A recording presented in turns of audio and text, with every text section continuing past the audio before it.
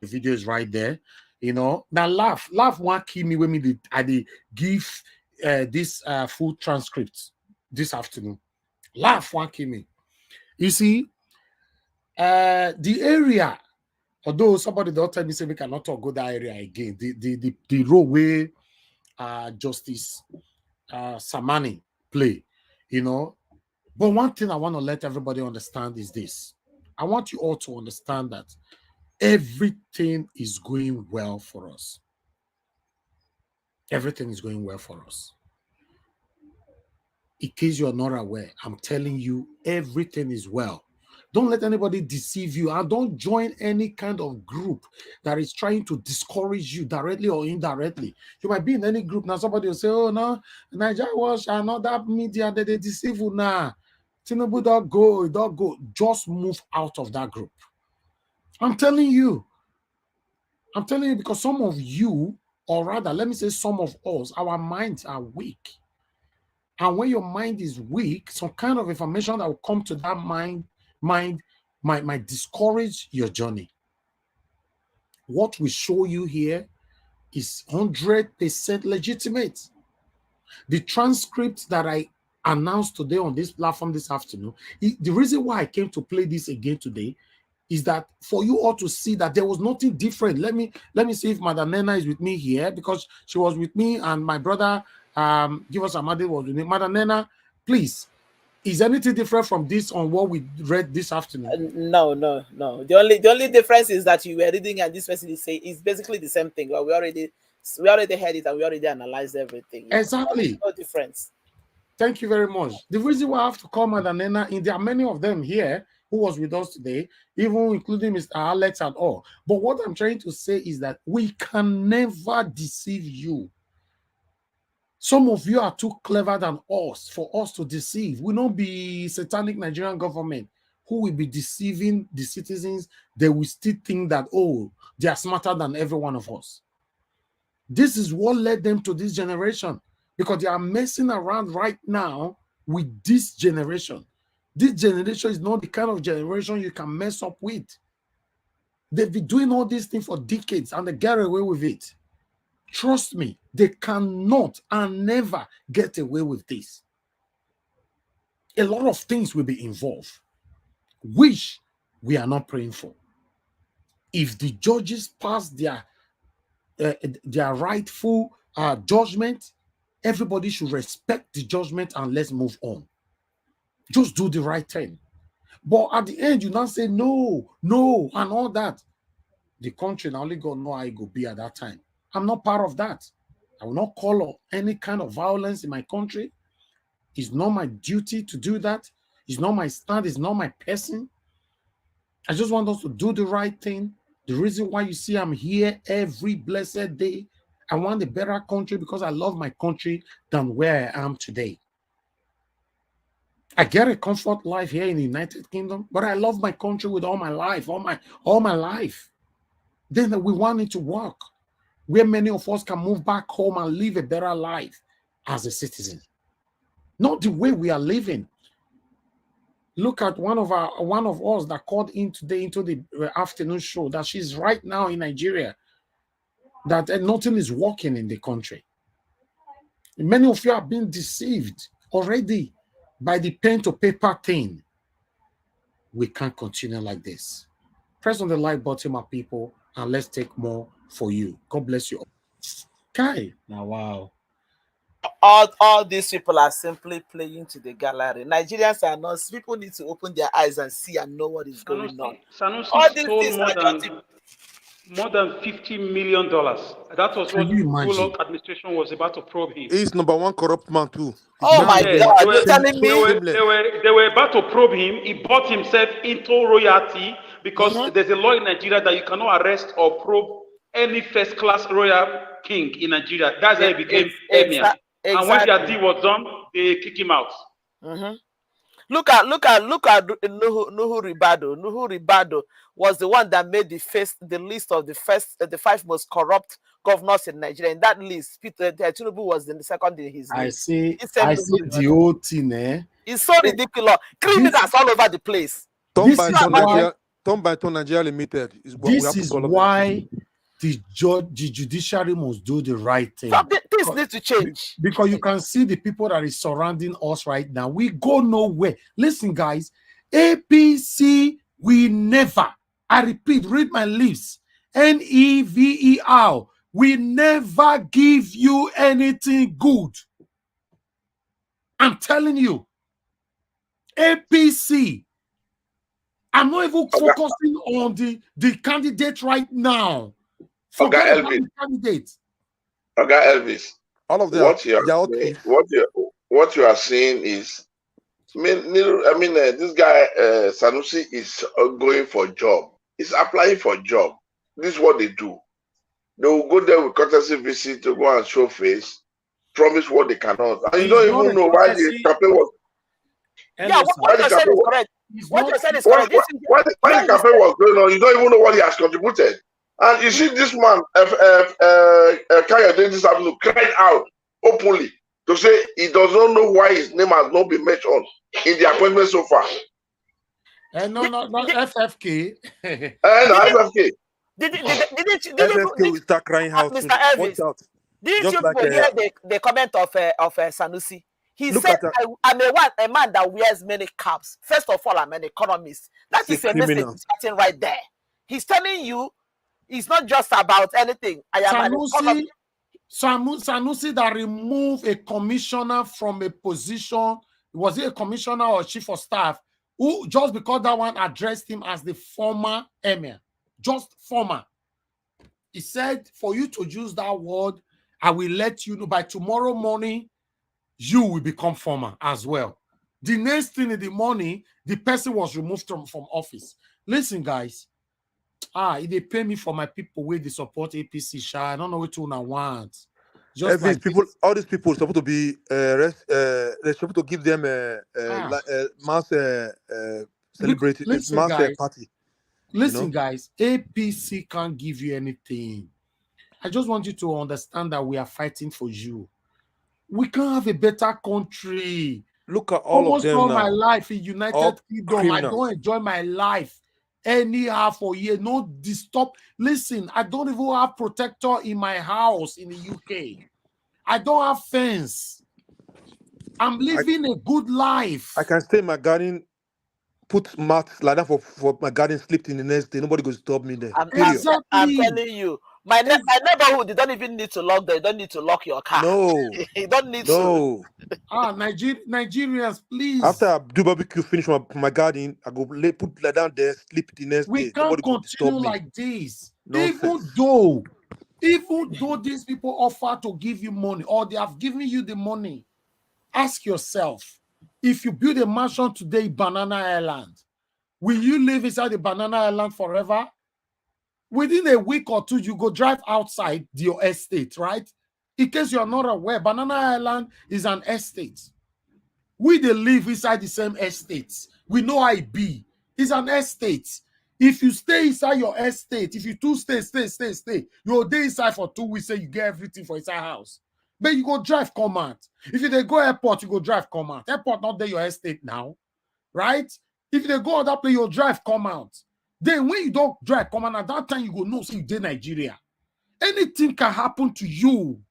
Nothing is working. Nothing is, you can't get anything good from APC. PDP and APC are no good for Nigeria. Mr. Elvis, I'm so sorry for interrupting you. Did anybody see the interview of Asani Dokubo Kukumago Asorok? Yes, I'm going there. I will do that just now. Yes. Asani Kubo is crying out. I'm going. Let me just take his. Mr. Elvis. Yes, madam. Yeah, everybody talking about you can even put mouth in your terrace and sleep there and nobody will trouble you, whatever. Listen, even in these places in Scandinavia, it doesn't matter what you order, even when you are not home. It doesn't matter what you order, how much cheese it is. They can leave it at your doorstep. Oh, not only in Scandinavia, in the UK, yeah. Everything where I order from app. As they bring out, they leave out for door. How many million when it be? Nobody will take them. They leave out for door. Not in London, though. Not in London, though. You say? That is not in London. No, I don't live in London. Because I live in United Kingdom. Exactly. Yes, I don't live in London. You can't do that in London. Oh my God. You know? So to be honest, my people, APC and PDP can't give you anything good. Forget whoever be president for that day. Look at the characters that is going to rule you. Look at Bola Ahmed Tinubu. Look at that character. Look at the names that they just mentioned. Then look at Asari Dokubo, for example. Let me play. Listen to this video. Listen to. He said, "My daddy, my father. I came to see my father." And people are excited. The man is revealing truth. Revealing with truth. Let's see. I beg, don't worry, we go talk about them. They go. He just to come and say hello to my father. I've congratulated him before this time, and to give a word of support for what he has achieved and what he has done so far. When I'm speaking about the president, I'm speaking from a personal point of view. I will do everything, I can stake everything to make my father, in quote, succeed. And that is a promise I had given to myself and a promise I've given to him. Oil theft will be stopped. There'll be zero oil theft in the Niger Delta, inshallah. Can you imagine? He is a thief himself. This you is see, like lunatics are promising us that oil theft we because stop. He is the thief himself. He's nothing looking for is working. He's looking in for. Nigeria. He's looking for an appointment. It's like a thief telling you, "I know where your stolen good is." He's the one that stole it, so that you give him the. Elvis, let me help you with what just happened now. You see, he's there. He said he's there to help him. You see, he brought his people to come and start committing nuisance in Abuja. After they've committed their nuisance and he has taken them back, now he has gone there alone to go and see this man. Just watch what Calarabari boys will do with this man. Hold on, let me say this, my people. Thank you, sir. Thank you. Ladies and gentlemen, I have other video to play, but I think I just need to stop. Let's stop and start talking. But before that, let me say this. You see, I'm privileged to be doing what I'm doing today. I'm grateful to God that I have a platform. You know, should I call, if you have more than 15 platforms, what do you call it? It's not a platform anymore. There's something they call it. Somebody help me out. What do you call it? It's a brand for me. Yes, a brand or an empire. I don't know what to call empire. it. Empire. Yes, that's the word. Is empire. Yes. That's it. I have a media empire. I have over 1.8 million followers across all my media platforms. Across. And I'm grateful to God. I studied film and media. You know why I'm grateful to God? Because I did not use my brand for corruption. From the day I started, the years I spent in university, till date I'm speaking to you right now, I did not use my brand for corruption. Dino Melaye wanted to come to my platform the other day. I came here, I asked you guys, everybody raised the alarm. No. Then I listened to you people, but the part 2 of it, I'm not going to tell you now. You know why? Because I just want to keep some things to myself. I know I have been, do you know how many times I've been approached? I don't come here to talk to you guys. I know who I am. When I say I know who I am, doesn't mean, say, in terms of wealth, but I'm a comfortable person. But the reason why I'm saying I know who I am, I can never stain my name. I've told you guys, I can never lie to you. And I will repeat and reiterate again. APC, PDP can never, ever give you anything good as long as you live. As long as you live. Now that you're still living, you're breathing, you are seeing things. What the right time to be alive. You can make the right decision today to tell yourself you want to stand for something good, even though you stand alone. I don't have anything against these people personally, but I knew long time ago, because I was born into politics. I knew long time ago that APC and PDP can't give us anything good. I don't know how to spell them. I don't know how to spell Antona. Just look, Nigerians have moved on. Most Nigerians. Some people say, no, not Agbado people, my people. Let's say things I raise. Most Nigerians, gullible Nigerians, many of them have moved on. If you want to know, now social media we do now is our job. We see informations. We receive informations from people. Despite we doing our research, informations that come to me every day is more than 3,000. I now select the one I want to look at. Make my brain not go bust. Go to social media yourself. Put full tank. Buy full tank for your car. Drive around social media. Make sure it's a full tank you get. And see what the people are currently doing.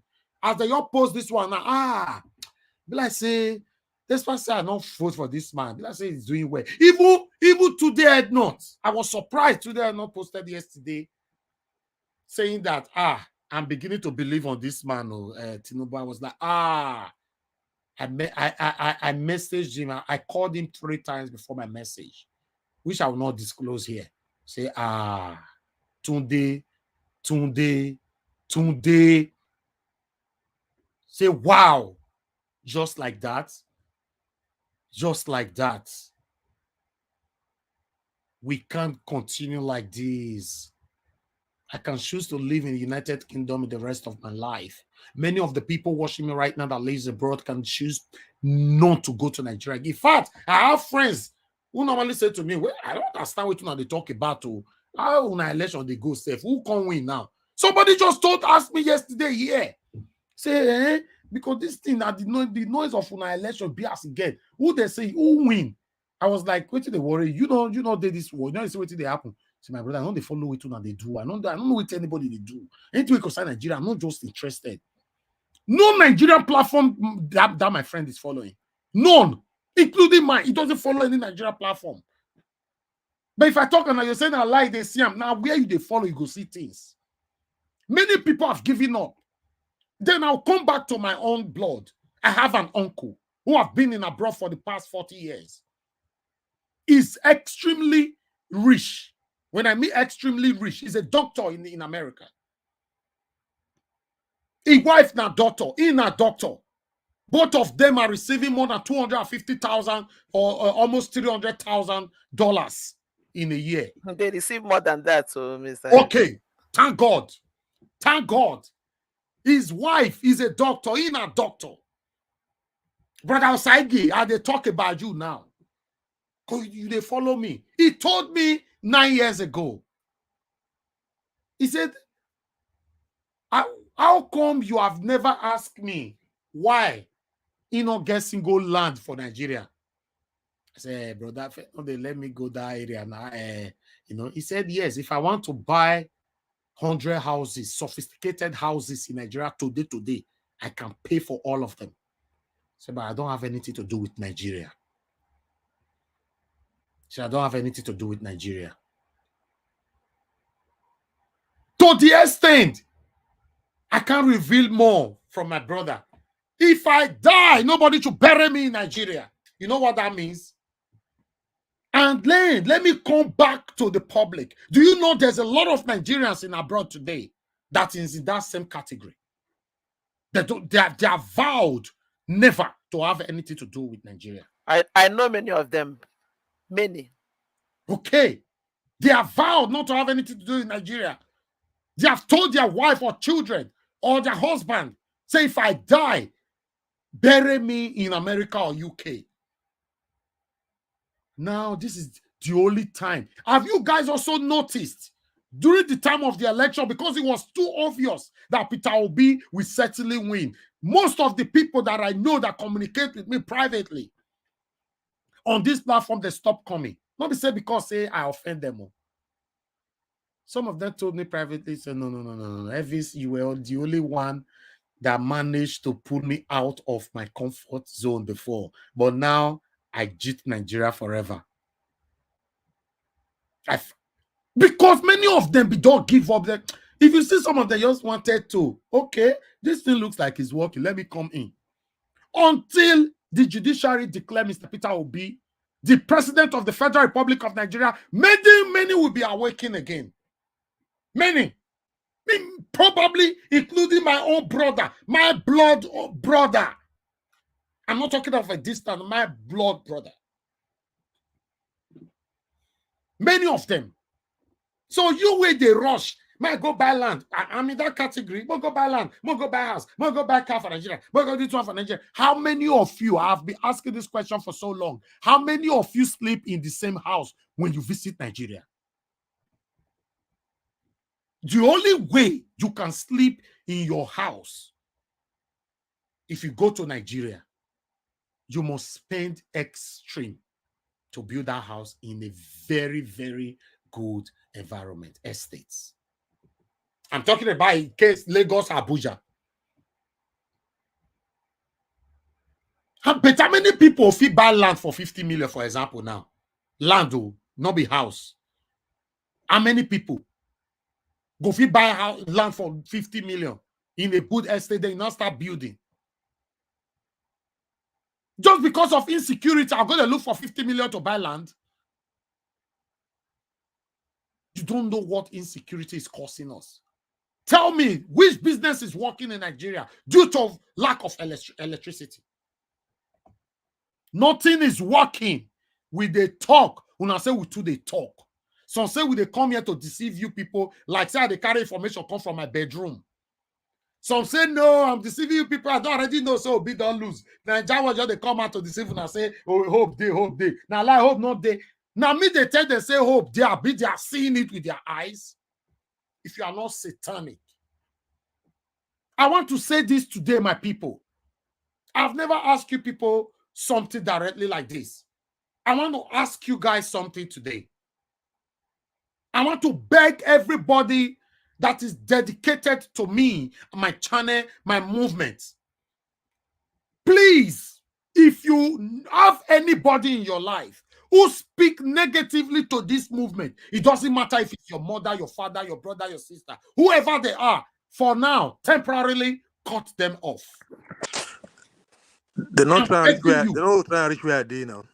So they're not getting one way near me, like that kind of thing. They don't say I did this movement. For now, my temporarily cut them off. Yes, anyone who did negative, fine, go somewhere else. Yeah. Do this for me, please. Do it for me. You cannot receive a message here today, then you have confidence, you speak to that your brother destroyed the confidence, you come back next tomorrow, you say that was, if you like say this thing not go work, I just talked to my brother said, you got to stop that. You got to. Look at that lady that called from Nigeria today, I don't want to mention her name again, who spoke about her mother. She shows that she have 100% sincerity with her. She said, even my lovely mom, despite that my mom is an educated woman, my mom is telling me that everybody have moved on. Tinubu is already doing well. Then she went as far as saying, even my own brothers. She's still in Nigeria. She said, Mr. Naija, I'm disappointed. She's in Nigeria. She called into this afternoon show. Watch the show later on. We can't continue like this. Unati say, I don't have a better thing to do with my life by coming out every day. Sometimes 2, 3 times, 4 times a day. I'm a very young man, but I started life very early. A normal human being, Elvis, let me cut you 1 minute. A normal human will not say, let's move on. When you know, deep inside your heart, that this election was rigged openly, you say, let's move on. Only a fool will say something like that. Only a fool. Please, guys, do the right thing. You're not going to live forever. Now, Percy danced day before yesterday, die yesterday. Somebody who danced there for yesterday, everybody applauded them with so much love on social media. Then yesterday they posted that it's gone. So what makes you think you now Odunga now? Just do the right thing. Just do the right thing. Let people remember you for. Let people mention your name. They'll say, "Wow, that guy! Oh my God!" Let love they fly. The Western country will run the go. Not if somebody fight, make them better. Not people stand to make them better. Not people stand, speak. Who will run the go? Stay America, UK, whatever. Let's just do the right thing. You know, let's just do the right thing. Let's just do the right thing. We can't continue like this. And I repeat, I beg you people for something today for the first time. Passionately, I beg for this. Anybody, indirectly, because some of them come indirectly because they don't want to offend you. Why some come directly, they don't care how you go feel. Now, my appeal is for indirectly or directly, try to discourage you from the stand right now for a better Nigeria. Cut them off temporarily. Block the person. I'm not interested who the person is in your life. If you have a mission, you got to achieve that mission first before you look at anyone. We can't continue like this. APC, PDP can never give you anything good. If you allow this to stand, I bet you, whenever they are done with Nigeria, PDP will take over again. I mean, whenever they are done, they might be done in the next 50 years. APC. They, PDP, who will start their cooking from now to that next 50 years, for example, will take over. Then those ones will still do 50 years. You and I, where they speak today, both you where they listen to me today, none of us go do this word again. In the next 100 years, none of us go do this word again. If you are hearing my voice right now, 100 years from now, none of us go do this life again. If you are hearing my voice, because obviously, except now 2 years old, now you did. If you know you are already adult, you are listening to me now, 100 years from now, you will not be alive again. Because if you are 18, the minimum, you'll be 118 years. If you are 20, you'll be 120. If you are 50, listening to me now, you'll be 150. If you are 30, you'll be 130. So 100 years from now, none of us will be alive anymore. Then do the right thing today. God bless you all. Thank you very much. I'd like to move on to the first person on the platform. Let's go for a quick break. When I come back, we go on. We start talking about all this. You are the pillar that holds my life. You are the pillar that holds my life. Master Jesus, you are the pillar that holds my life. Lily of the body, you are the pillar that holds my life. You are the pillar that holds my life. You are the pillar that holds my life. Lion of the night, you are the pillar. Chickadee, you are the pillar. Daddy, you are the pillar that holds my life. Lion of Judah. You are the pillar that holds my life. Walking the way. You are the pillar that holds my life. Hey, yeah. Master Jesus, you are the pillar that holds You my are, life. you are the Master pillar. Jesus, you are the pillar that holds my life. I said, Jesus, unibu kalabati sinduwe. Nibu kalabati sinduwe. Ojo biende, nibu kalabao. Nibu kwa kalabano. Nibu kwa kalabati sinduwe. Ojo biobi ko nibu kwa kalaba. Chikani nibu kwa kalabamo. Nibu kwa kalabati sinduwe. Good morning, good afternoon, good evening to every one of you. Thank you very much for joining us. We need to start right now. Please hit on that like button and let's take it from here. Currently, we have 374 likes. We have over 1,200 people watching us. Please press on the like button. Let's take the like further and take it from here. It's very, very important. Thank you very much, people. I appreciate you all. I would like us to start with the first person on the panel. Guys, press on the like button. I can see more of you coming right now. I can see Mr. Tony Africa is right there. Alex Saradion is with us as well. Thank you for joining us. Seven girl there in the building. Thank you, Madabella. Naomi once again. JD, I can see you. God bless every one of you right there. I can see Emilia. Thank you very much for joining us. Thank you, my good people. I wish I can mention all the names right there. Abu Aziz is with us. Modias Academy, Powers Moye, I can see you. Ivy Jack, thank you. God bless every one of you.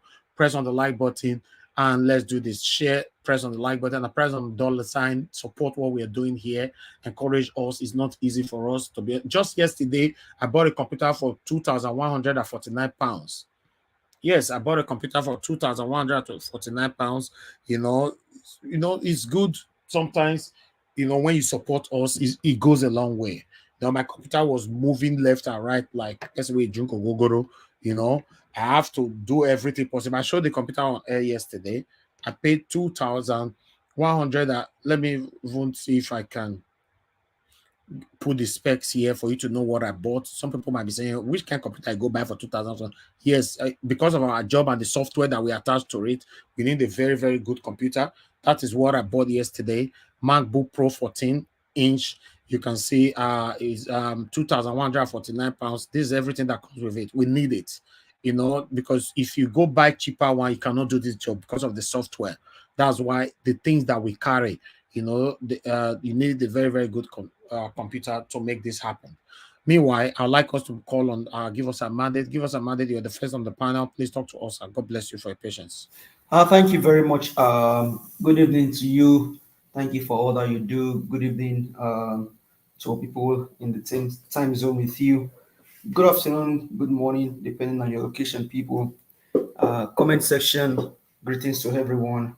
Please, guys, let's hit on the like button. Let's probably step on it for like maybe another 40 seconds. Let's just basically like say you want press the pedal, just basically the like button and then share. Let's do this. Nigeria must be better in our days. Regardless of what they are doing, we're sure of getting our victory. We're sure of getting the mandate back. Going to the videos that you played, so interesting to see what is playing out in court. I think what the APC and INEC activists were trying to do is to probably try and see where they can put words in the mouth of the mathematician and query him, and then maybe just dribble him off his foot, and he's going to say some things that will be of their own advantage. But he's a professor, and he knows what he's doing. Wonderful responses from him, and everything done was so good. Maybe time go even reach Peter will go say, go bring doctor come or bring nurses come. The kind that lady that was stabbed in the face, he'll be asking. I mean, it just very interesting to see all of the things that is playing out in court. Like we continue to say, the judges honestly have no reason not to do the right thing. The judges, they have no reason not to do the right thing. No reason for them not to do the right thing, because the evidences are overwhelming. When somebody flood you with evidences, with supporting documents to show that this election was rigged, it was stolen, the rightful owner was not declared as the winner, but Mahmoud Yakub selected a drug baron, a man that lied that is 65, is 71, and a daughter is 65. The guy that went to Chatham House and say, your power is not served a la carte, you either snatch it, run it. And we all saw the story, and we see everything that plays out to the point where people had to buy themselves because of this election and things like that. So I think for me, the all of those people that Peter Obi is bringing to court, he brought in an IT person, now he's bringing a mathematician. Let's see what the next one will be. And all of this is just telling you the importance of the election, coupled with the fact that it was rigged out. So, but you know, the mind that actually did the shenanigans of trying to rigging the election, they lost their mind because they did a bad, I mean, a dirty job for themselves. Even though I don't support evil. I don't ask anyone to do evil. These guys, they what they did is just a sham, is a sham. Like they disgrace themselves and their families.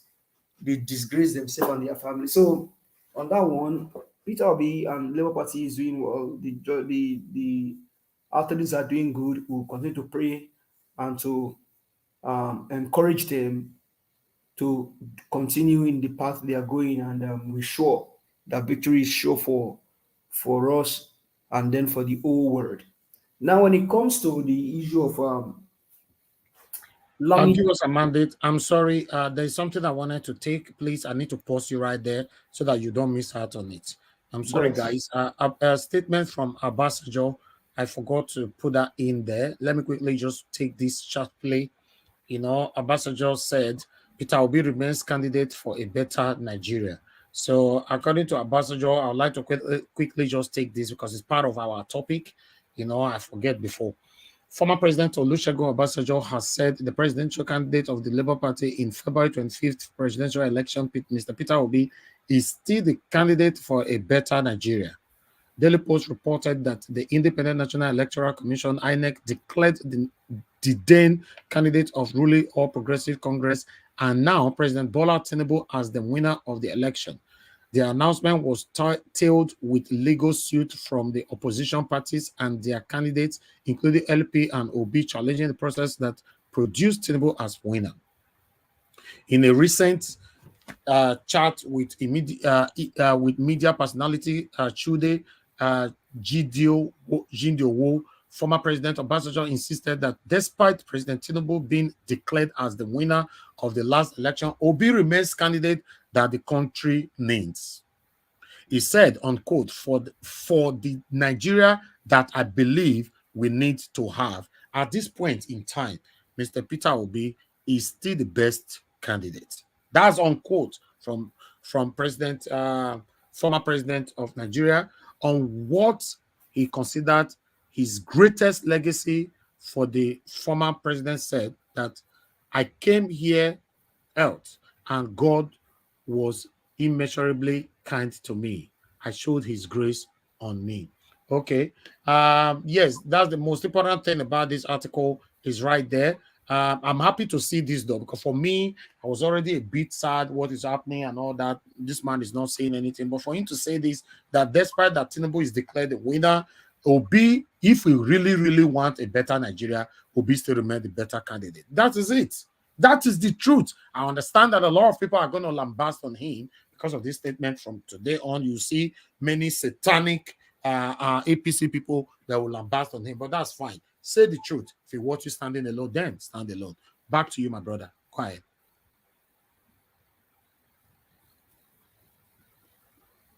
Are you there? Give us a mandate. Yeah, I'm here. Well, thank you very much. Can you hear me? Yeah. Yeah, I mean, so to the video of Lamido Sanusi, you know, all of these guys are just they are just the apparition of evil and lack of conscience. That guy is under CBN governor, I think, was so brilliant, did well when he was there, and I think he was supporting Peter Obi earlier, if I'm correct. I think Sanusi was supporting Peter Obi because during the campaign and everything, he was like showing support for Peter Obi. So what has changed? All of a sudden, you are going to Aso Rock, and I really don't really understand what's going on. But also I'm not surprised because they believe that everybody have a price tag, but they also forget the fact that there are many obedience out there. There are many people that voted for Peter Gregory Obi. And so part of what they are doing is to look for a way to legitimize their illegitimacy. That's why someone like they will bring someone like El-Rufai to come, Lamid to come speak just to appease the northern people and all of that. Hey, all not trick, all not trick. But then just the play, then go so serious. Then Asari Dokubo, I think somebody did a naming ceremony for Asari Dokubo. They did 8 days naming ceremony for him, and they said his name is Asari Oragotang Dokubo. That's the naming ceremony that we had here for Asari. The only thing that he didn't attend the naming ceremony. What he is just doing is, and that's why as human beings we should be careful when people are doing you good. Why are they doing that good for you? He believes that when he was in exile, Tinubu helped him and maybe helped his family, but all of those things are nonsense. And like we've constantly said, you cannot support Tinubu and not be foolish. You see the foolishness the lawyers are preparing in the court, because they themselves know that Tinubu is a bad market. They know that Tinubu is a bad market, so they want to do everything possible to just create shenanigans. And come on, you cannot support Tinubu and not be foolish. And so Asari Dokubo is just in that class. Put Asari Dokubo. I mean, is like a grandchild to maybe his grandchild or child to Pa Edwin Clark. Pa Edwin Clark is standing for the people, but this one is working for his own pocket and his belly. You know, see how the guy be. So when they said his name is Oragotang, I mean, I didn't doubt it. So he is just trying to probably create a scene out there. His own father is, come on, Asari, enter house. We don't see enough of you. Enter house. Go, if you don't get something to do, go sit down for Sapele Junction. They blow breeze for body. Peter Obi is coming. We are sure that we will get the mandate back. Evidence is everywhere. Honestly, this election cannot go down like this in history. The evidence is overwhelming. Evidence is just everywhere. Except if you're a wicked human being, except if you have lost your conscience, except if you're evil. That is when you will say, oh, let's just forget and keep moving. No, there's nothing to forget. A 19-year-old boy acquired himself because of this election, because he believed so much that Peter Obi was going to win the election. And he did win. Peter Obi he won the election. But somebody declared the fraudster as the president. And Nigeria, let's be wise. All they are trying to do now is to probably just quickly do something, even though those things are not legitimate, they are not sure, just to want to create a scene out there. But even if they like, let them tar all the roads in Nigeria. Tinubu is not the president, because you cannot legitimize illegitimacy. If you must be addressed as His Excellency, the way by which you get there must be excellent. So for me, I think this is just a charade of nonsense. And when it comes to Obasanjo, sometimes I wonder if Obasanjo, I think I said it about 3 days ago, when Obasanjo sits down and then reflects on his own life, I am sure he will bite his finger, because these are people that have the willpower to have put Nigeria on a better pedestal, but they connive with the evil people to ruin that nation. And Obasanjo is not exonerated, regardless of what you say about Obi. He's not exonerated. I mean, whatever you say is in as much as we are saying something good about Peter Obi, it's not a new thing. We all know that Peter Obi is the most qualified candidate. The political saint is a political saint in Nigeria. So Obasanjo, I don't know what he's saying. I don't know. We know that Peter Obi is the best man. So you telling us, maybe I don't know, but for me, we'll just continue to follow the court. The lawyers are doing good. Let's continue to chair them, and then give them the roses and the flowers where needed. And if we need to call them out to speed your processes, let's also do that. But all in all, I think everything is looking good. Judiciary did the right thing. We all know that Peter Obi won this election. He's the president of Nigeria. Bola Ahmed Tinubu he's not a president. He's not the president of Nigeria. He's not my president. I don't know him. I don't want to know him. All I care about is arrest yourself, Tinubu. Arrest Mahmoud Yakub. Turn yourself into DSS. Turn yourself into Nigerian police or wherever. Just turn yourself in, and then surrender. Take Mahmoud Yakub. Take Bayo Nonuga, Femi Fanikayode, Festus Keyamu. Put all of them together. All of you turn yourself into DSS and let Nigeria have peace. Thank you. Thank you. Thank you. Give us a mandate. Thanks for your submission. Guys, press on this like button, please. We are still on 445 by now. We should be at least already 700 or 800, compared to the people watching us. We have over 1,000 people watching us. We should be having more than this.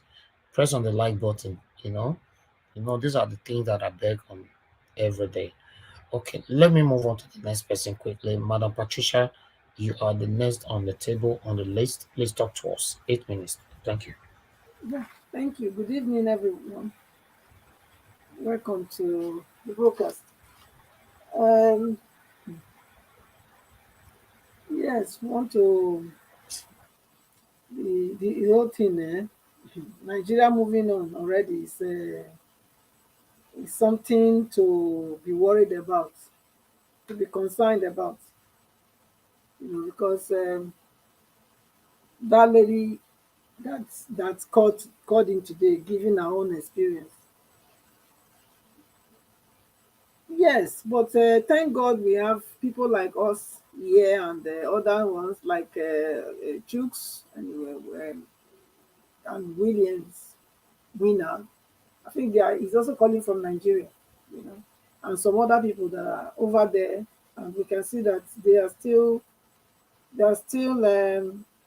on the matter. They've not let go, and despite the fact that maybe many people has decided to move on, it doesn't mean that nothing is happening on ground. People are still working. I believe people are still working behind the scene, even in Nigeria, to ensure that the mandate is restored back to the rightful owner or person. So anyone that is losing courage, don't be, because this thing is as sure, like as I have always said, and many of us have always said, that there is no way that the APC and their cronies are going to get away with this. It's not going to be. It's not going to be game as. It's not going to be game as usual. They thought so, but I believe they are getting to find out that, in fact, they have. They are dealing with a new breed of people, a new kind of species, not the one they used to know. So anybody that think majority are giving up, just know that the few that are not giving up, those are the catalysts that will trigger the whole thing and bring our mandate back. So just be rest assured that it would definitely happen. So if you are discouraged, don't be discouraged. Be encouraged, because we are not going to let go. We are not giving up. And those in Nigeria that are fighting, the handful of them that are still determined to have this thing, to have their mandate back, they are not going to let go. So I want to encourage you with that. Asari Tokumbo, Wow, that I mean, I saw him which day was crying bitterly, and today I don't know whether that video was from today.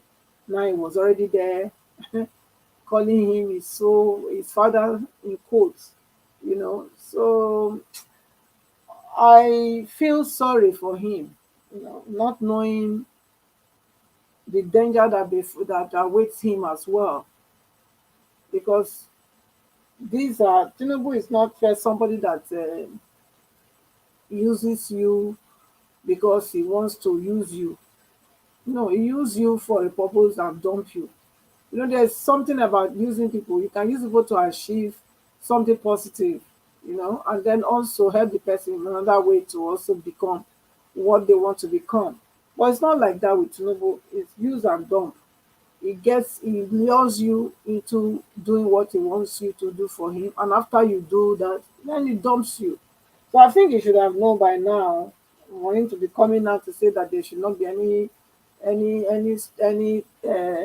oil theft anymore in the Niger Delta. Which Tinubu has already appointed people to go and I think he has already appointed security over the creeks and the oil rigs in Delta State. I mean, Delta in Niger Delta, and I believe Asari was not among one of them. That was why he was crying. So for him to be coming out and telling us there will not be any oil theft anymore, is he trying to say that is he thinking we don't know what has transpired or what is happening in also Rock, or the Nigerians are not getting those news, they are not getting information, because I don't see where he's coming from by saying that there will not be any oil theft any longer in the Niger Delta. You know, yes, there will not be anymore because Tinubu has already appointed security to take other form of security to take care of that aspect. So him and his gang, this is Aseri Tokobo that was stealing the oil before, they will not have any more loopholes to take the oil anymore. So it's very correct.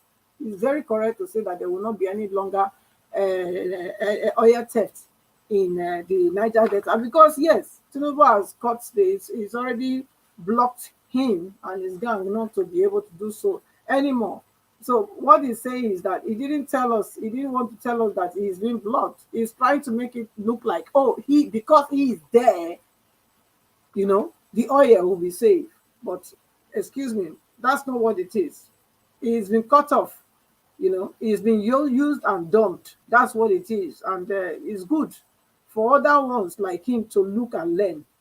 See him and learn. See him and see or sorry to Dokumbo, and learn that you cannot be, you cannot be allowed, you cannot allow yourself to be used by these wicked people. At the end of it, they dump you along the line. They dump you, and that's it. And I'm glad that that's his position at the moment. Yes, our principal, Mr. Peter Obi, that Obasanjo made the remark that there is no that he still stand the best candidate for the job. I believe so. And I don't know why people have it so, how will I say, misunderstand the role of Obasanjo when he was first, when he was a civilian president. I believe Obasanjo fared well with Nigeria economy because I believe that, yes, because he's a good negotiator. He made a lot of debts, when he came on board. But before he left, Nigeria was not owing anybody any penny. So for that alone, even though he stole, according to what many are saying, but the fact is that he left Nigeria better off than when he met it. And if all these other people, his predecessors, all these people that have come after him, has kept that same track by leaving Nigeria better than they met it, not putting Nigeria in further debt and debt and debt, I think we all would have been better off by now. So for me, I will want to give credit to those that deserve it and also blame those that deserve to be blamed. For me, Obasanjo did well. For me, yeah, because it takes somebody with some kind of capacity to take Nigeria from where he met it and bring Nigeria to a place where they were not owing any money at all. They were not owing anybody. So for me, it's still one of the best that we've had, if you want to look at it.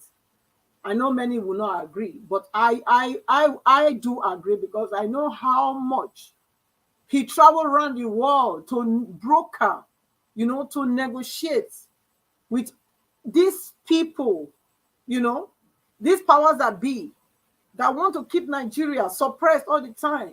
I know how many times he was always on the air, not because he was sick. No, he was going to negotiate. He was from one country to the other, getting Nigeria out of the clutches of these people.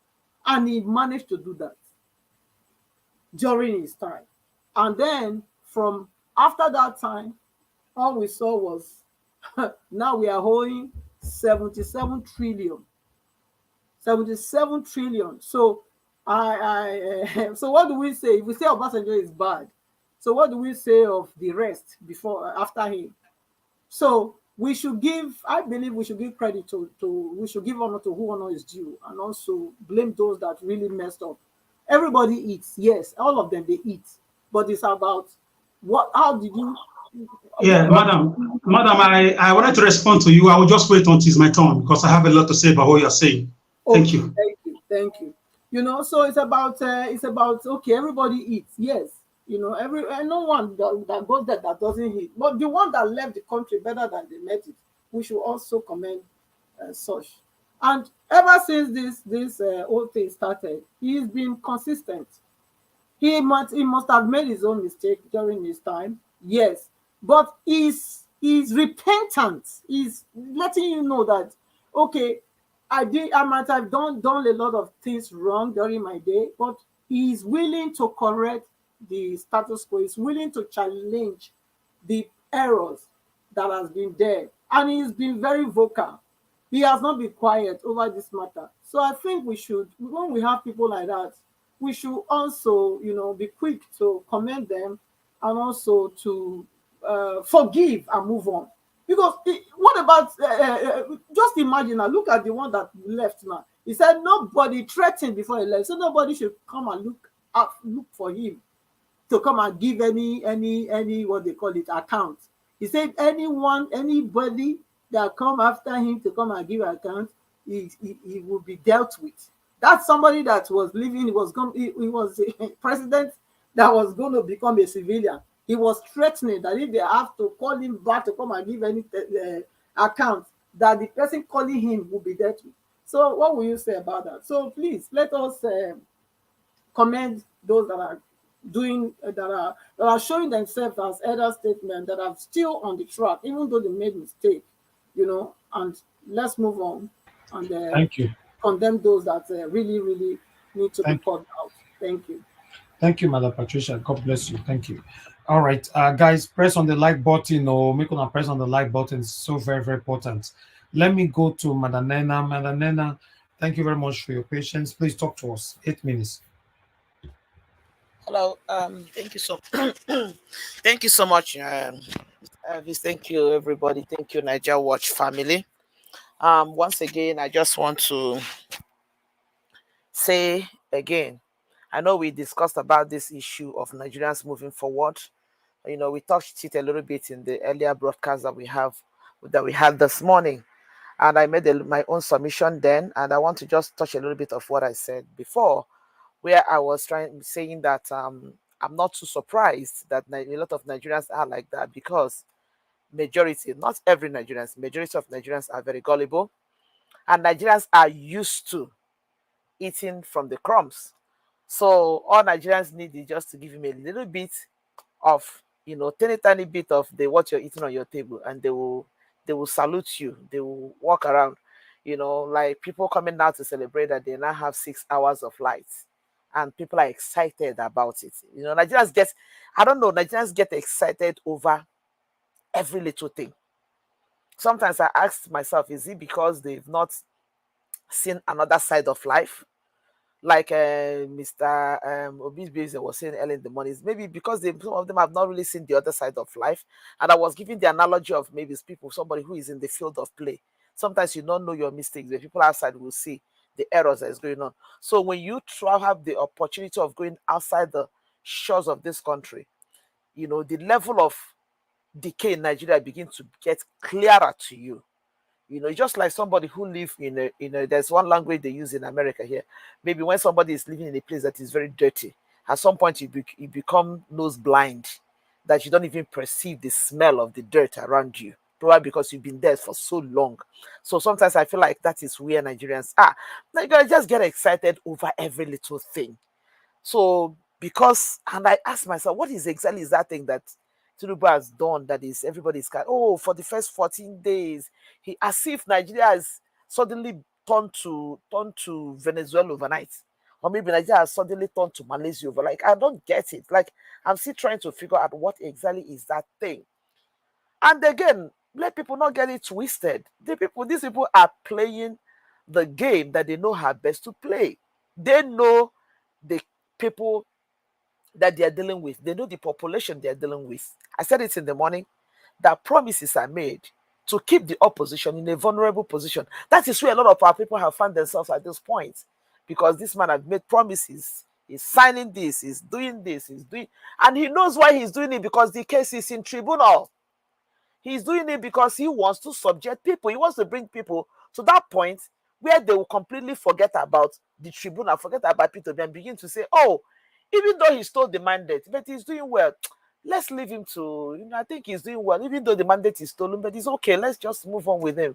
No, that is like legalizing stealing. That is legalizing criminality. And that is one thing. And that is one thing that we cannot afford to.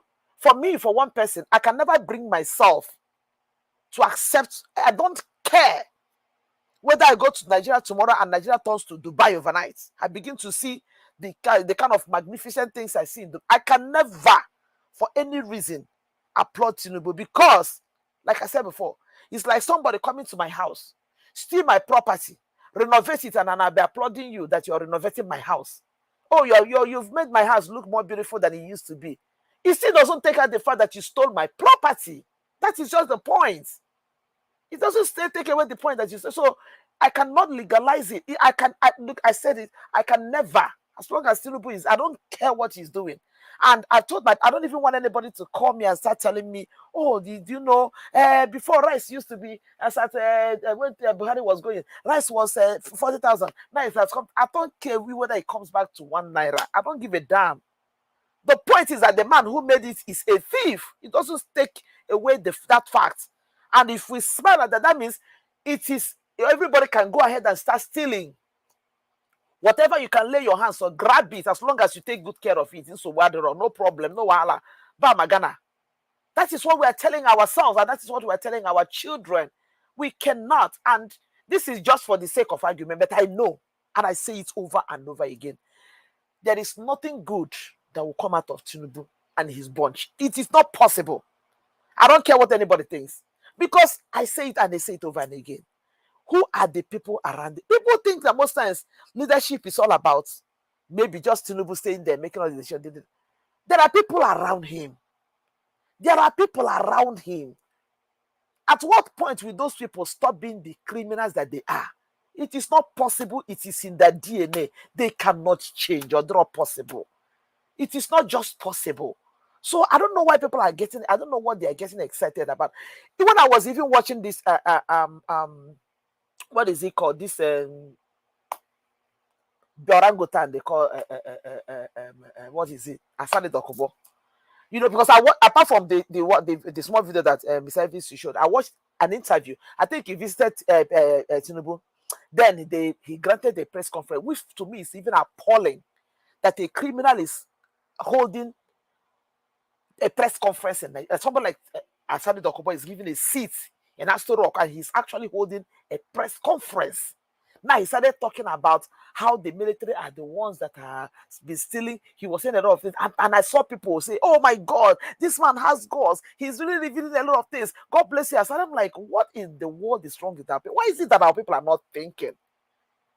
Why is it that our people are not thinking? Asari Dokubo is the thief who is telling the owner of things, nothing that is stolen. I know where your stolen property is.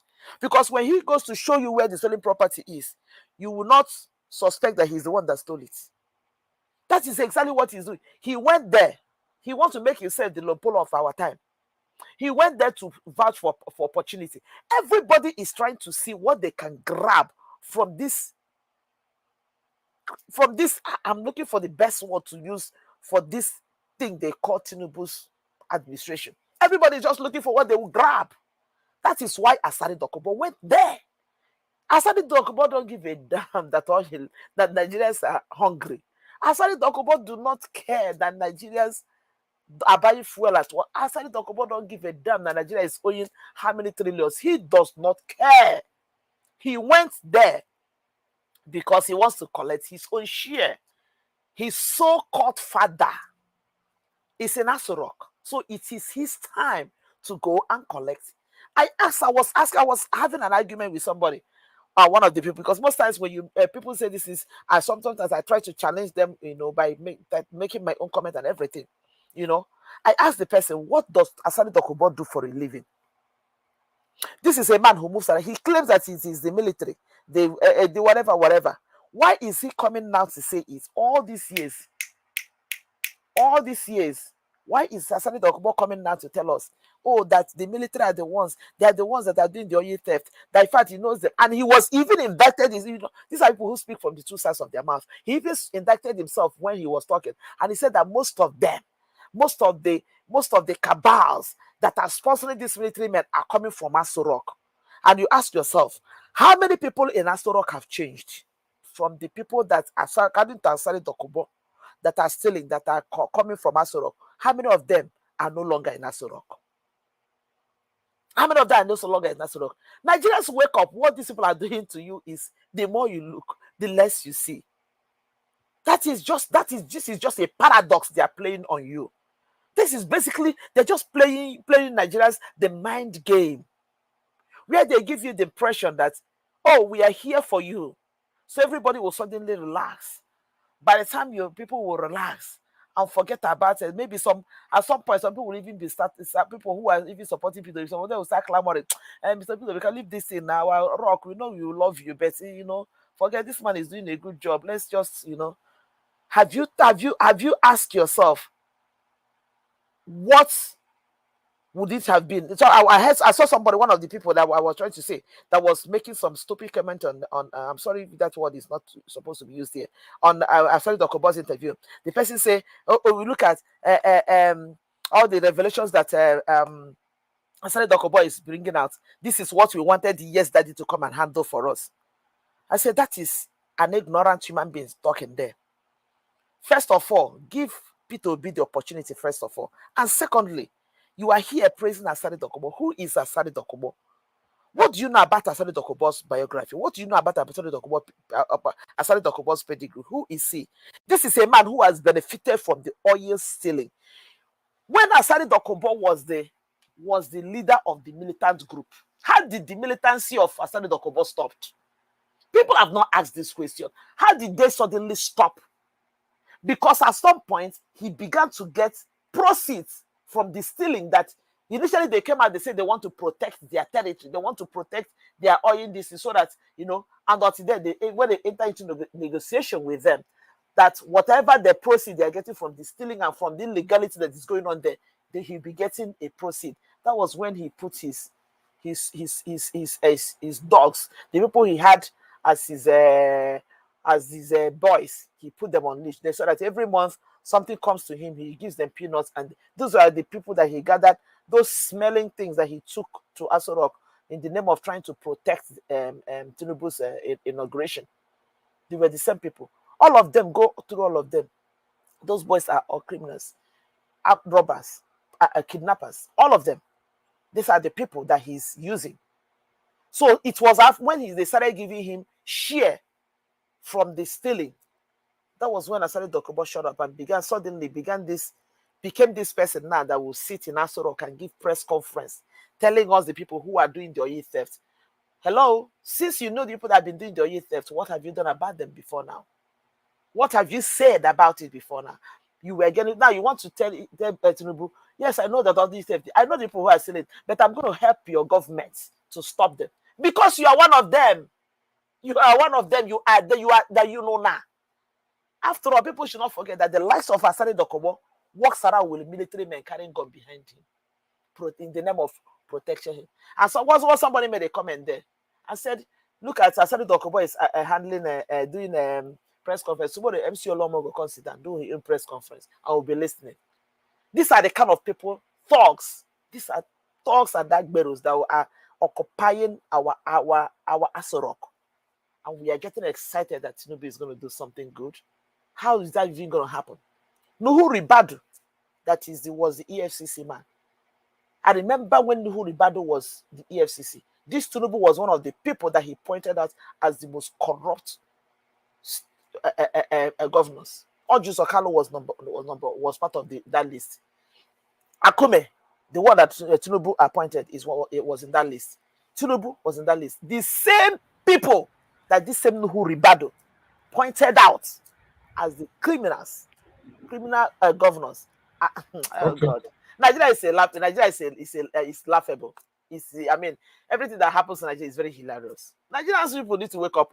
See this game they are playing. By the time our eye go clear, hey, what happened in Tinubu's case? I mean, Buhari's this thing will be a child's play to what you're going to experience because when I never see anything.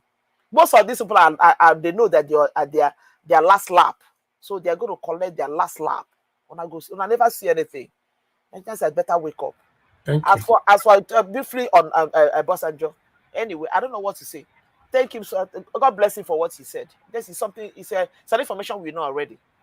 That is what we know already. Exactly. I like that. We know that already know. already. Yeah, we know that already. Thank you so much. You're right. We already know that yes, for Nigeria to be better, it has to be Peter Obi or nothing. That's it. Thank you very much, Madam Nena. Thanks for your submission. You've been with us this morning. Thank you so much.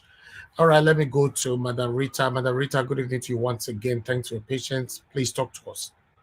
Yeah, good afternoon, good evening, Mr. Elvis, everyone in the panel, Mommy Diaspora, and then everyone watching from home. Thank you very much, Mr. Elvis, for everything that you do. God bless you, and God bless everybody here too. The court case, it's pretty straightforward to me. And I know people like Mr. Victor would probably analyze it, or even Mr. Elvis or Mr.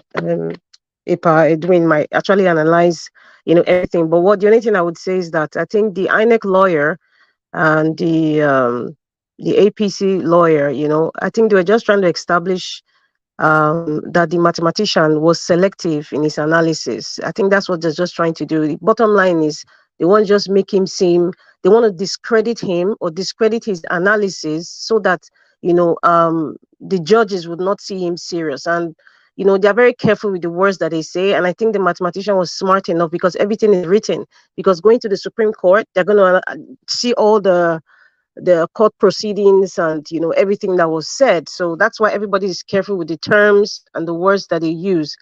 Finally, for the court case, I would just say APC, INEC lawyers, Agbado's lawyers, they're one of the most confused lawyers I've ever seen in my entire life. Very unprofessional. And then for the Nuhu Ribadu, I was just laughing. I was like, this man is going to be the NSA of well, maybe in Agbado's world, certainly not in my world, national security advisor. Like, seriously?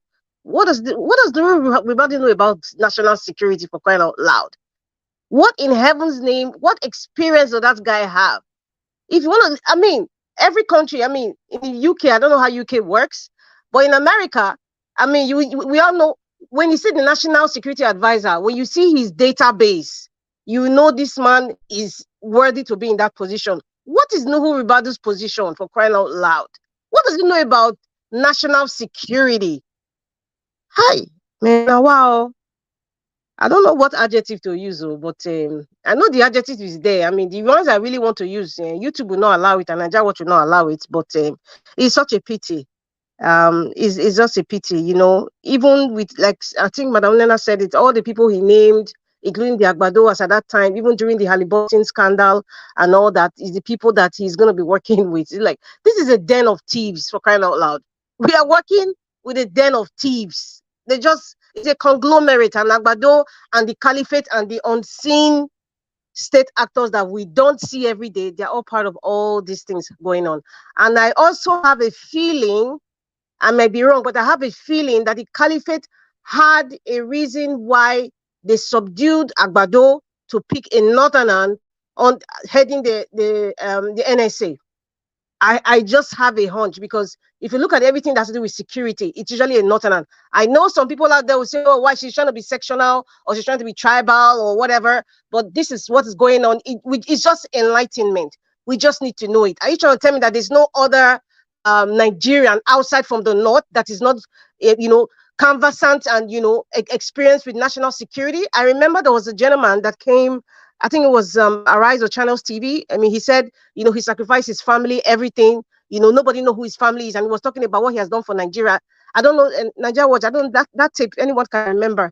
It's last year's tape, and he was talking about the national security of Nigeria and the things that was going on. I think he was a Yoruba man.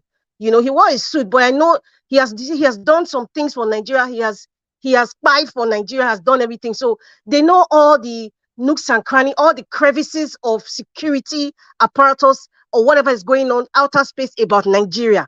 They know. So who in heaven's name is Nuru Ribadu? It just shows you that the caliphate deliberately coerced, in collaboration with Agbado, coerced and put this man specifically to hold that position. Is for a reason. Number one, is a northerner. Number two, he has a history with so-called fighting economic and financial crimes, and he was popular in the heydays, and the people want to use that hunch and not look at the other indices surrounding him. And so I'll just put it out there. See, they don't see Nigeria finish. Nigeria is a very easy country to govern. It's a very easy country to govern because people are very subservient. Maybe it's our culture. People are very willing to forgive. This forgiveness, please. That's why I get very irritated when people now try to mix, the Holy Bible or Christianity and just say, let's forgive and forget. Listen, I will fight you to that argument wherever you are. This is not a case of forgiveness. The country where you live in, it is not forgiveness that built the road that you drive on every day. It is not forgiveness that made life comfortable for you, that most of you were mentioning. Oh, I can sleep in my yard, I can lie down, somebody can drop something at my door, nobody will steal it, and all that. You have all the. It is not forgiveness that created those things, people. Fanatic Christians out there. I'm not going to talk about it. I'm a Christian, so that's what I'm saying. It is not forgiveness. There's nothing like let us forgive and move on. I just get very irritated because this is a case of criminals, taking over Nigeria, and then you see people are so gullible, they are falling. Like Nigeria, what you mentioned today, no, it's not just him. I mean, there's so many influential people. When I see the comments that they make, I just laugh. These people, they never really understood the ideology of Peter the Rock Obi. Nigeria Watch and many of us here, we understood the Peter the Rock Obi project. We understood the Obedient project. Those people who were just shouting, "Oh, obedient, obedient," and now they are singing Hallelujah prayer for a drug baron. You will now understand that they never understood the ideology. They never understood it very deeply. They were just on the surface. They were just a cosmetic show glass to say I'm an obedient, but they were really never obedient, and they never understood it. So they go back to the status quo of peaches and cream, alaye life or enjoyment life. Let's move on. Let us forgive. And one year pastor. I'm using the word yeah. I'm deliberately saying one yeah pastor that the GO will not, or Mama GO will not tell me and tell the people who have lost their children, with this struggle, and say, let us move on. What betide them? What betide you? And then as for Sanusi, oh my God. Oh my goodness. This is another, and I'm not missing my words. Sanusi is another religious bigot. Take it or leave it from me. And this is going back into the Islamic agenda I was saying. And I'm still going to say it. It is a shame that at this moment in time, Well, it is expected, and I think I said it before. I think last 2 months ago, when we were talking about, all these so-called celebrities like Joke Silva and the rest, I said time will come. They will start looking for influencers, influential people in the society to come out to legitimize their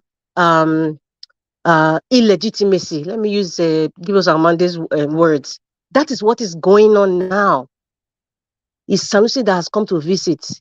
The whole social media and the media has to take a picture. They will do all the paraphernalia of pictures and blasting it out on social media. That speaks to some certain fanatics who are worshiping Sanusi. Tomorrow, they might bring Daddy Adeboye, and then you will not say, oh, even the Christendom supports. Another day, they might even bring, with all due respect to him, the Oni of Ife. You come and that would like legitimize the entire Yoruba nation. Another day, they might bring one serious or bishop, even Pastor Chris. Is possible. They might just bring and they're just trying to use influencers. They're just trying to use, people that people look up to, because we are in a gullible society. They might even bring Davido. They might even bring, big celebrities that we see as celebrities, or people that like, for example, you could see, what's his name? Odetola went to even thank him. You see, the other one was saying the last man standing, Elumelu. Dangote will come. Who else again? All the big people in industries, Jim Ovia will come. IG Mokwede will come. All the banking juggernauts will all come out. It is like that. They will start bringing influencers to send a message to the people. And that will give rise to people like Tunde Ednot, or people that don't understand the trickery of everything, and say, these people are coming to legitimize him. The man is working. Because listen, they understand the body language of Nigerians. They can predict how Nigerians would accept them. And that is the card they are playing. And it's sort of kind of working. But really, half of it is not really working, because I know there's a lot of people on social media, people like Nigeria, people who are listening to us. And that is why you need to forward these videos, share these videos, so that some people who don't understand the game will listen to my voice and they will understand what is going on. The ignorant ones or the gullible ones. That's why you all need to share this video. You need to share it. Share it, God damn it. Just share it. Because we need to change Nigeria. We need to shake some people. Shake you to have sense. You need to share this video to educate people. It's not, listen, it is to educate Nigerians. Education is key. Education would make you know who is ruling your country, the games that they are playing. So far, we have been doing a good job, but we still have a lot to do, because Nigerians need a whole lot of education about governance, about their rights. Nigerians need to know that. So that's why we're saying share, so that to educate people. Even if you cannot share, or for some reason you don't know a lot of people, you have one or two persons you share, and you're not such a sociable person, if anybody you speak to, try and educate them so they can know the tricks of what is going on. And for the overfed orangutan, yes, give us a money, Mananena. He's not just an orangutan, he's an overfed orangutan. That's what Asari Dokubo is. And, if you go to his biography on Google, there are certain things about himself that he deliberately took out. One time, I think he was the president of the Islamic Youth of Nigeria one time. I remember very, very well. And if you go to his, his Google, the Wikipedia page about him, there's some things that he left. I just laughed and just smiled. There's a lot of things. Listen, this is partly part of the Islamic agenda. Take it or leave it. It's partly part of it. I will say it confidently, because if you just look at the crop of people coming around, they're just playing they're playing a game called, I would say, Panya game. There's a game that's going on, and the sensible ones and the ones who are not gullible will understand what's going on. All the people visiting, those are visiting in the dark, those are visiting in the daylight, those are visiting maybe when they are in the tree at midnight in their witch meeting. There are people like that are existing with Agbado. So, and the end game is to pull Nigeria down. The end game is to Islamize Nigeria. The end game is to subdue the Southerners, especially the Igbos. Yes, I said it. That is the end game. Everything that's going on now, I don't care about who is crying or who is a crying senator or FFK or Professor Akamu. They're not calling that. Let me tell you, when you're in an administration, as soon as you enter, it doesn't mean that you will start to employ everybody. Sometimes there's a position that's never announced. There's some position that's never announced. There's some SSA that you will never see their name, but they're getting alert every month. So if they're quiet and you're not crying out, trust me, they're getting something.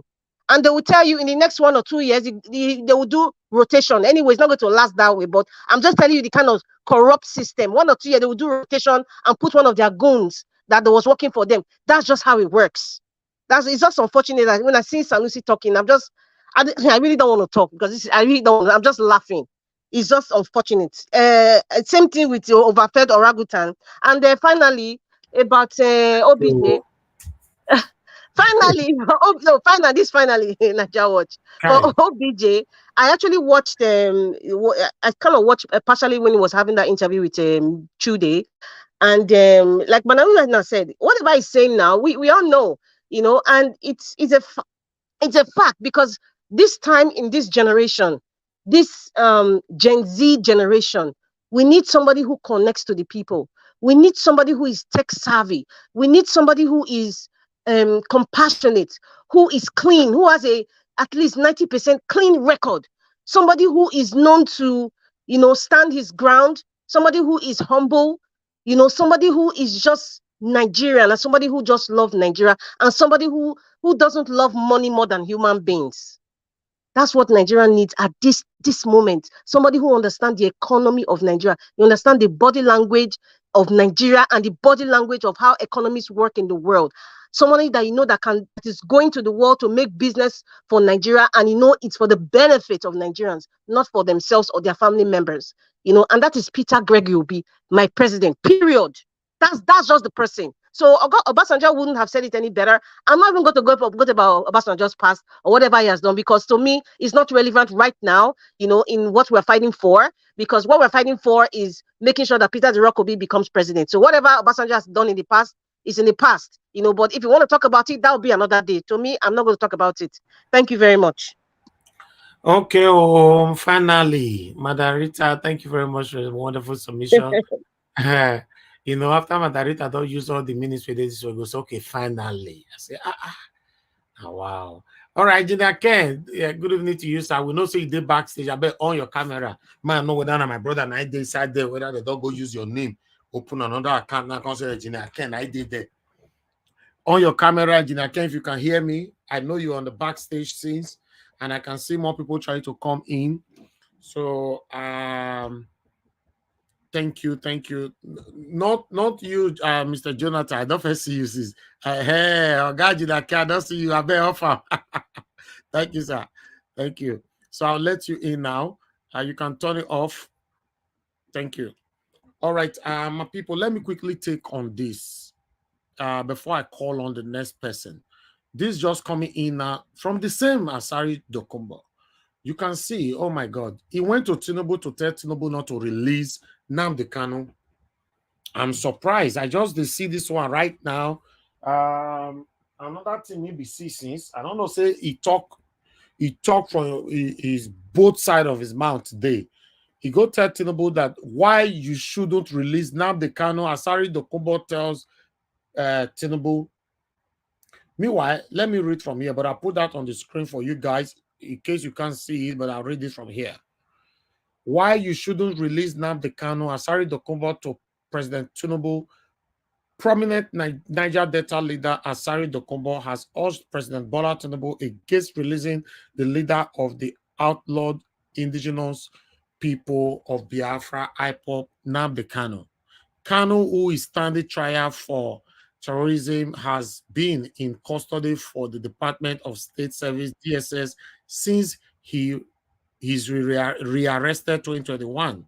Oh, he don't take it like that. No. Wow. Recall that a federal high court in Abuja had granted him bail in 2017, but he flouted the bail conditions and subsequently fled the country. Okay, Mr. Jonathan, okay, let me put you back again. Hold on, guys. Sorry for the distraction. Okay, yeah, he subsequently fled the country.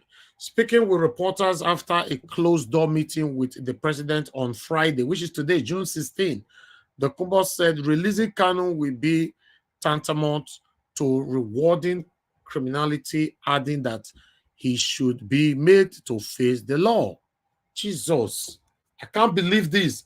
All right, he said his release would fuel impunity during NSAS. Nnamdi Kanu was walking free. What did he do? He poured petrol on the flames of NSAS. Now he has been caught. What of the people who have died? This is criminal. He should face the law. Releasing Nnamdi Kanu is rewarding criminality and rewarding gruesome, whatever bad word we use for there, of innocent people. He should face the law for the actions and instigations he has carried out. He said, wow, this man did not only go to the Aso Rock today to go say, my father, my father, my father. He went there to tell Tinubu, you see, our prayer for life, may God let your enemies, may they speak out. May you fulfill, see them properly. You know, this is, I'm not happy with this, but I just try to bring it in. Unfortunately, now we don't give an submission. Now, if you talk on it later, if you want to, on the second segment, but people will never talk and add this to your own contribution as we move on from here. Thank you, guys. Can we have more lights? Can we have more lights? Currently, we have 523. Can we take it to 600? Please press on the like button. Guys, help us to press on the dollar sign. Support us on what we do here. I really do appreciate that. Thank you. Okay, I'd like to call now on Mr. Edwin before Mr. Alex. Mr. Edwin, thank you very much for your time with us. Good evening to you. Thanks for your patience. Please talk to us, sir. Thank you very much, Naija Watch. Thank you very much. May God continue to bless you. Amen. Bless your family, and may God continue to protect you and guide you. And the same prayer I pray for all my fellow panelists, Naija Watch family, and the comment section. I greet everyone. Happy weekend to all of you. Thank you very much, Naija Watch. 1985, Babangida took over by overthrowing Buhari from power, from office, and then sailed through to Abacha, from Abacha, then goes to what is this called, Abdul Salam, then Sholekan. We now left there. We have to come to Obasanjo to Yaradua to Goodluck Jonathan. From 85 till when Jonathan gave power to APC was exactly 30 years or 35 years thereabouts. And in 1983, dollar was still 1 naira to $1. Until 30 years later, when Jonathan was in power, the dollar only rose to 158 to 160. And then Nigerians was complaining in a period of 30 years or 35 years. And then PC took power in 2015 from 158 naira to $1, 160 to $1. And today we are having 800 euro, 700 euro to $1. I want all Nigerians to know how good and how superb and how economical and how good the APC can build an economy of a nation. How good they can stabilize the economy of a nation. Because the Buhari said when he comes into power, he will bring it 1-to-1. This same Jagaban also now told us when he comes, he will bring it 1-to-1. Where am I driving at? What I'm trying to say is that now Jagaban has now devalued Naira as at yesterday. It's now officially 668 official. Then you can imagine how good these people will be able to build Nigeria economy, build up a good nation, and then bring Nigeria from their pains. I don't understand. Now he just came in, he has decided to appoint 8 ministers, and people are hailing him. Now, with his arrangement, 8 advisors. he appointed 8 advisors, and from one time, and anyway, I will cross-check. Thank you very much, my brother, for coming in to correct that. And special advisors, and those 5 special advisors, 5 are the Yoruba-speaking people, 2 are from the north, and one is from east. Is it now that the same thing that Buhari did to us, is that not what we're about to see again? And he says his government is the government of the Nigerian people. Peter Obi will not do this to Nigeria, and will not do it to Nigerians. You can imagine now, he has not started. From what we are getting, he's getting 5 Yoruba-speaking special advisors, 2 northerners, 1 easterner. If this is a man that is going to give rule on the dispensation of Nigeria is for all Nigerians, I don't think it will be this. And painful enough, Femi Fani-Kayode this afternoon cried out that he did everything to make sure he wins this election. Until now, his name has not been called in anywhere. May his name never be remembered again in the mighty name of Jesus. Amen. May he walk like an elephant and have to feed like ant all Amen. the days of his life. Amen. Amen. Because the people of Nigeria have been denying, putting to pains, some even going beyond living to meet ancestors at a tender age does not bother any of you. And you have the guts to come out, started crying. May tears never depart your life. Amen. So, at the end of the day, today again, Sanusi, who has been crying by saying he was demoted as an emir, he's not been happy. And he was only supporting Peter Obi because Ganduje was there in in Kano, because he knew the struggle was between him and Ganduje. Now that Ganduje is like not having any front runner role in APC and in Tifnubu government, he wants to start now laying ways for himself because they are not tired and they don't see Nigeria to be a country that is weary of what they have been doing. Like they normally say, Nigeria is an elephant, no one can eat it finish. But other Nigerians, by his grace, the portion of other Nigerians that people are consuming in a wicked manner, may the Almighty Lord also made one evil spirit to consume your wealth and your prosperity, your health, everything that you aspire for good, may be consumed out of you. Because Nigerians have not done anything wrong. For you people now to think you can always make this country and then do whatever you want to us. No, it's not good. Now, we now go to the court sittings. The court proceedings has been going on since morning, and it became a laughable and a joking issue. But inside me, it was serious. It was serious because these people had wanted to now start to introduce technicalities in most of the argument they were bringing. But the good thing is that the mathematician was so okay and was so careful of what he was doing. He knew the game they were about to play. They wanted to play into some of those things. And there are some that wanted him to make mistake, to lie or say something that was not possible. At the end of the day, they will not discredit his statement as somebody who lied under oath. Whose statement wouldn't have been useful. And that was why that guy, he followed them up in a very good manner. I was happy. I was happy. And now, we are not saying we should forget about all these problems. Most people today, if you watch the court sittings, you discover that a lot of things came out to surface today when the representative, the commissioner, and that the INEC chairman sent came in there. The issue of the certificate resurfaced. The school certificate resurfaced as F, as Bola Tinubu. Now, people are not seeing it to be a serious issue. The issue of age from his affidavit resurfaced.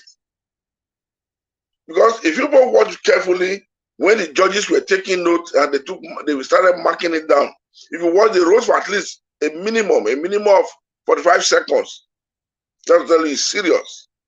Then the Guinean nationality was not addressed.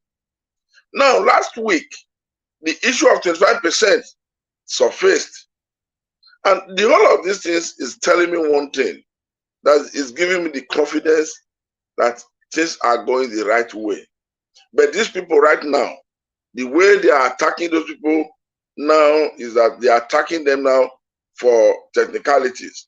I believe the lawyers, they are equal to the task, and that was why the other guy hurriedly up today objected, because that guy was already pushing the mathematician to technicalities. And the other lady that came to represent AIT, she was also another intelligent lady, because that thing was in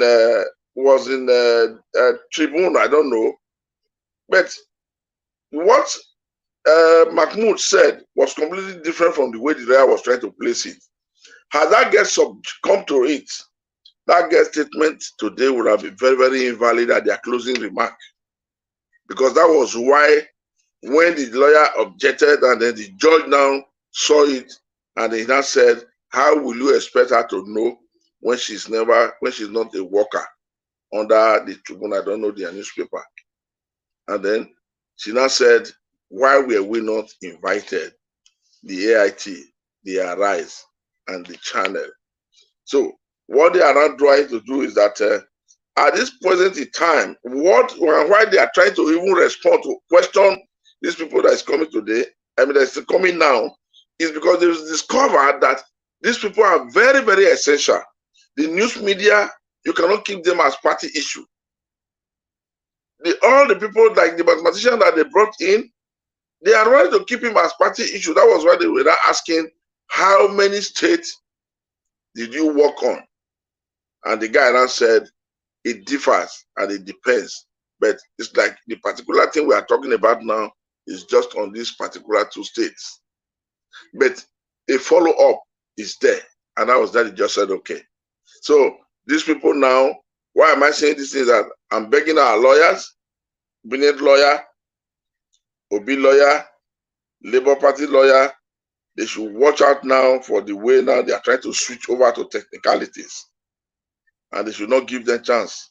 Because if they go into technicality and they have 1 or 2, they will not have a way to use the influence of the stupid equipment which does not belong to them as an equipment power to now run down this thing. Now they must be very, very careful. Wherever they are now, when they are hearing us, they should please be careful, and be careful. They want to bring in technicalities at the point of accepting most of these documents and most of their submission and interview. So I want to use for here so that other people can continue. I wish everybody a happy weekend. May God give us our mandate and give us the opportunity for a Nigerian strength man to come and lead our nation. Thank you all, everybody. Thank you, Mr. Edwin. God bless you, sir. Thank you. All right. Yes, I think somebody just left the panel. I'm sorry. A lot of people want to come in. You might lose that spot. Meanwhile, guys, no, sir, I go ask for this all the time. Before that, we have 533, 536 lights. Can we take that to 600? I asked earlier on, do that for us, please. Let our voices go far. Press on the like button if you know you've not yet done so.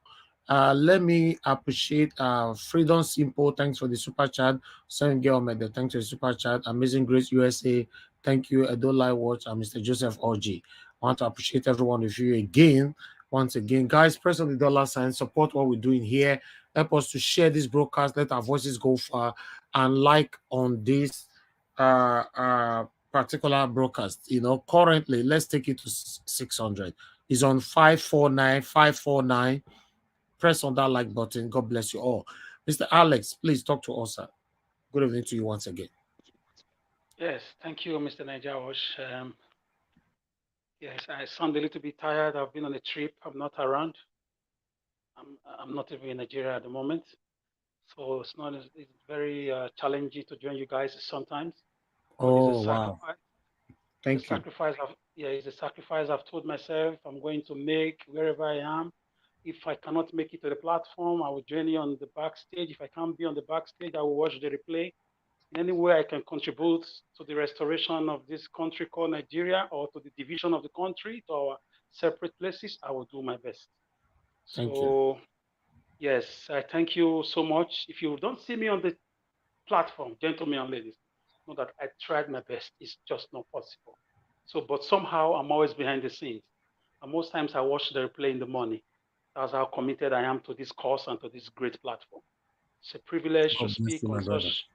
on such a far-reaching platform. You have given me a voice. I'm grateful to you. I wasn't there when you were building your platform.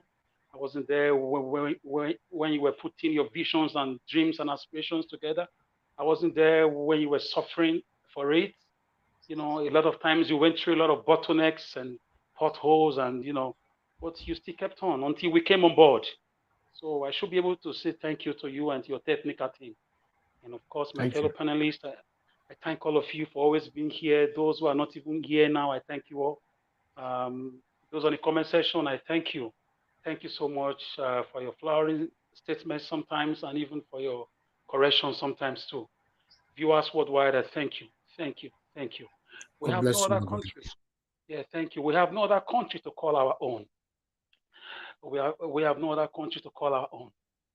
No matter how beautiful the Buckingham Palace is, if you stay there, after some time, you just realize that you are not at home. No matter how Washington is, how the Capitol Hill is, when you stay there after a while, you realize you are not at home. It's natural for you to realize east or west, home is best. So these are some of the things our leaders don't know the meaning of home. Because if they understand the meaning of home, they say, you can buy a house, but you cannot make it a home. A home is, naturally attached to you. Anywhere you are, you just want to go back home. It's natural. Italians, Greeks, Spaniards, they walk around the world. At some point, they want to take their bags and go home, either for visit or for something. There's something about home. You can't fight nature. So if if you see people behave in political leadership the way they behave, it's because they don't understand the philosophy of home. Because you want to do everything that your home is comfortable. This is why you see Europeans build Europe. This is why you see Americans build America, because that is their home. This is why you see Japanese build Japan. It's part of the Hiroshima and Nagasaki bomb blast that affected them, that is still affecting them till tomorrow. The Chinese built their home, and they are still building their home. Rwandese in Rwanda, they are building their home. These guys know about Dubai, they know about America, they know about UK, but they build their home. They invest in their home because that is where you are going to be buried. That is where your ancestors came from. Even if you have passport, you have property in other countries, when the chips are down, you're going to know that you are not from there. So everything you are doing, fighting for your country through electionary process, through tribunal, challenging the forces of darkness, you are fighting for your home. So when you've read books like this and you are convinced about home, you are willing to give it all out. To give it your best, to see the best for your country. In Benin, there is a parable that says, "A woman will run a meroyi." That means we are always happy when it rains on our land, because the rain is a symbol of blessing. The rain is needed for farming activities. The rain is needed for irrigation. The rain is needed for weather change. The rain is needed for climate change. The rain is very important. So it is foolishness for you to take your wealth and take it elsewhere in the name of looting. You see these people that call themselves doctors, professors, they're all in National Assembly. Some of them are governors. Some of them are ministers. They say they are sons. Some of them say they're educated. But you see them taking their common patrimony from their home to somewhere else. When you buy one house in another man's country, you've contributed to their economy. It will reflect on their GDP. When you patronize them, you buy a food street, you open a business there, you've given labor to their children. You've already deprived your home the shining light of employment. These are insights because people don't read. Once they venture into politics, they forget about reading. Reading prolongs your lives. It makes you live longer. You see people inside the buses, inside the train as I travel around the world. You see people reading, even at old age. They have books. They are going to 5 stations, 10 stations. You see them bringing out a book to read. Why? Because There are things that are new. Life is, is dynamic. Things are changing. So because our leaders engulf themselves with materialism that we don't need to take out of this world. Vladimir Putin said, African rich people, they are sick. He didn't say it this way, but I'm saying it this way. They only see Africa as a burial ground. And he made an analogy. Once an African man becomes rich, he goes to Dubai to trade. He imports his goods from China. He takes his children to Europe. He buys houses around the world. And when he dies, he's buried back home. That means his home is good for burial, for funeral services. When an African man is in politics, they see Africa as a funeral ground. Why can't you develop your land the way Russia developed their land? Why can't you develop your land the way Ukraine developed their land? Why can't you build schools for your children to stay in this home of yours? This place that your body will be buried at the end of the day. It takes philosophy to think like this. It takes you reading books to reason like this. This is why I just look at myself sometimes. I'm tempted to question God. How was I ever born in Nigeria? How was I born? Although sometimes I'm tempted to think I'm not Nigerian, but I'm from the great ancient Benin Kingdom. With what is going on just now, we have to keep pushing. I just want to give you a background of the mentality of our politicians. They think marrying 20 wives is what makes you a good vice president. They think marrying 20 wives is what makes you a good minister. They think buying a house in Dubai, buying a house in America like they are doing and flaunting it on the internet is what makes you a good human being. They forgot that we have a lot of great people. The pharaohs of Egypt, the Mamelukes of Turkey. We have the Alexandra the Great, Cleopatra. Recently, we have Sani Abacha. We have NKO Abiola. Where are the stolen activities? Where are the wealth? What shall it profit a man if he gains the whole world and loses his own soul? So what is making the Europeans develop their home?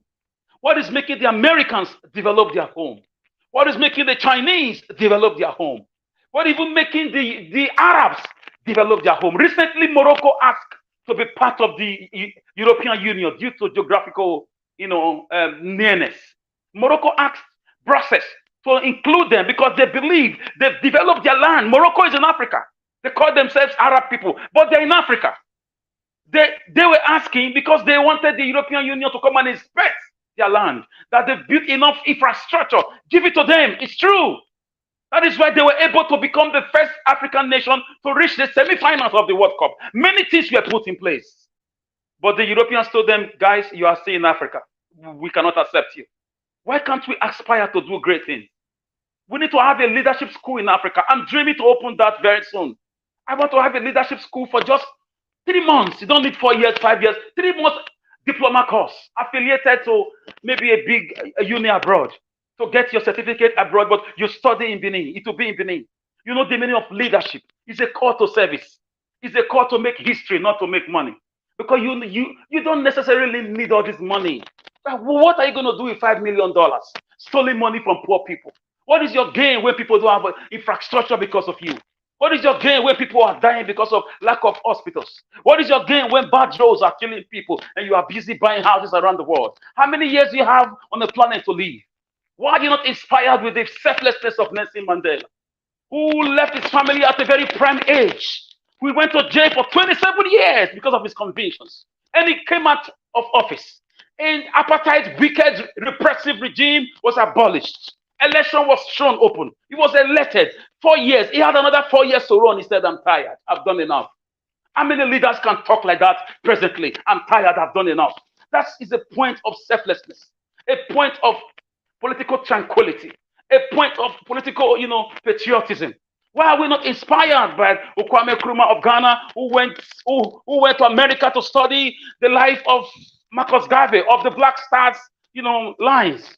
That's how the word Black Star came about of Ghana, Black Stars of Ghana. He went there, he got inspired, he came back to Ghana, set up a movement, dislodged the colonial masters. He went to jail anyways, but he came out and became a president. He laid the foundation with his friend Patrick Emery Lumumba. Why are we not inspired today? Why are we not inspired today? Emery Lumumba also, he did have a dream for one Africa. We need to talk about inspiration. Inspiration on the right, for the right reasons. Never you go into politics, according to Julius Nyerere of Tanzania. Never you go into leadership to make money. Go there to make history. Because life is transient. You're going to give account of your life in the afterworld, negatively or positively, depending on your faith. So if you have this belief, you will do everything to serve your country if you are given the opportunity. If you see position of office as an opportunity, you would give it your best. Julius Nyerere died. The CIA and the opposition party went to check his account. They couldn't find more than equivalent of $5,000. Those are men that forgot to pay their children's school fees because of selflessness. Building the nation, building agriculture, building education, building security, building social life, building sports. These are people that we should look up to. Our name should be in the history books for the right reasons. Today we mention Colonel Bemudia in Edo State. Today we mention Professor Folonsho and Bruce Ali. These are people whose legacies we are still resting on. Until we start thinking like this, we continue to have corrupt and wicked people, people who do not believe in competence. Let me come back to the nitty-gritty, gentlemen and ladies. Obasanjo, for me, what he said is a man I respect. I'm a big fan of his because under him, the country was in peace. Under him, he didn't tolerate too much nonsense. But I have something against this man, Mr. Obasanjo, in case you are listening to me. You had the opportunity to turn this country around. You had what about the 11 trillion naira you shared with Atiku for electricity? Why were you quiet during the SPV Gate saga with Atiku? You shared this money with him, and you know it. You guys fought. You guys did some that, but you guys share this money. How did you guys sell all the government properties? You say it's your vice president that did it. Will he do such a thing without your political imprimatur? From my political studies, I know the vice president is a silent position. Exactly what Obasanjo played out for 8 years, with few months exceptions when Buhari was not around. Apart from those 2-3 months, Obasanjo played it out. But as a radical lawyer, I expected more from him. But the Nigerian vice president is a silent position. You don't have too much power unless it is delegated by the president. So how did Atiku Abubakar become so powerful that you had to kneel down before him for your second tenure to be completed? So you failed us in the military, you failed us in your government, although not totally. I applaud your statement, but I'm sure you never thought you were going to be old like this. We are all going to be old. You are lucky. God gave you longer life. How do you reflect? Now you feel like doing more, but it's too late. So that should serve as a lesson for us. When you are in a position of authority, do your best. All the monies, all the women married, all the properties in Ethiopia, in UK, in America, what is all this vanity about now? That your nation, your grandchildren were fighting you during the elections, that you had the chance to build this country. You cried out in London that your children, your grandchildren are fighting you, that you failed Nigerians. You only gave us GSM, mobile phone. Thank you for that. But in the 70s, you were busy with Abiola looting Nigeria's money, the $12 million for the ITT that Fela's mother was fight for. So Obasanjo, for me, the illiteracy he had in 1977 or 1976 played out. He didn't know his left from his right. The Queen of England laughed and said a mechanic has become Nigerian head of state in the 1970s. So we have to pray to have leadership who are intellectuals, who can engage the international community in a patriotic style, not as a cappy hand going begging for recognition. Obasanjo's comment is coming too late for me. Capital Jetamenta should keep his comment to himself. He's a private citizen. He should remain like that. I salute his work of nation building all this while. But he taught all these guys all the games they are playing. Who among them did not serve under Obasanjo? Tell me. Is it not because they stole 11 trillion naira under him that is that where Buhari took 22 trillion naira? These are his boys. These are his people. They are friends. They meet. That's why somebody told us, let's not die in their war. They meet. What will give Buhari that boldness, whether the real or the fake Buhari, if it is not the stealing of 11 trillion naira electricity money that Obasanjo stole? Buhari had the boldness You can't do that in a nation where the previous heads of state were really up and doing. If you check that as an American president, there are people that will ask you, but they can't ask in Nigeria because they were also corrupt. Anyway, as for Nasari Tokubo, for me, this is a guy I used to respect as a militant leader those days, standing eyeball to eyeball with the federal government on the pollution of of the waters of the Niger Delta over oil spillage. But at the time, he was in prison underground for months upon months, and everybody, National Student Association nationwide, including my school, those days, people came out to beg for this guy. People came out to demonstrate for his release. But at some point, the guy became compromised. I was told offers were made to him allegedly to leave the country and remain quiet for some time. Obasanjo refused to take his life and made him offers that made him build a university in Benin Republic. His university, according to the data present before me, has more than 16,000 students from all over Africa. And the guy has been vocal recently because the money is out. He's not as rich as before, and he wants recognition again. So these are people, these are characters that are not really nationalistic. I don't know the kind of education they have. I don't know the kind of books they read. I don't know the kind of ideology they stand for. But this man, for me, is just seeking for another political appointment to recoup the money he has spent. And I heard when he got, as a Muslim, you can marry as many wives. When he got that payoff that sent him into exile for years, he got more wives from Egypt, from all Muslim countries around the world, from Yemen. He got wives in Benin Republic, a lot of them. That's his personal life.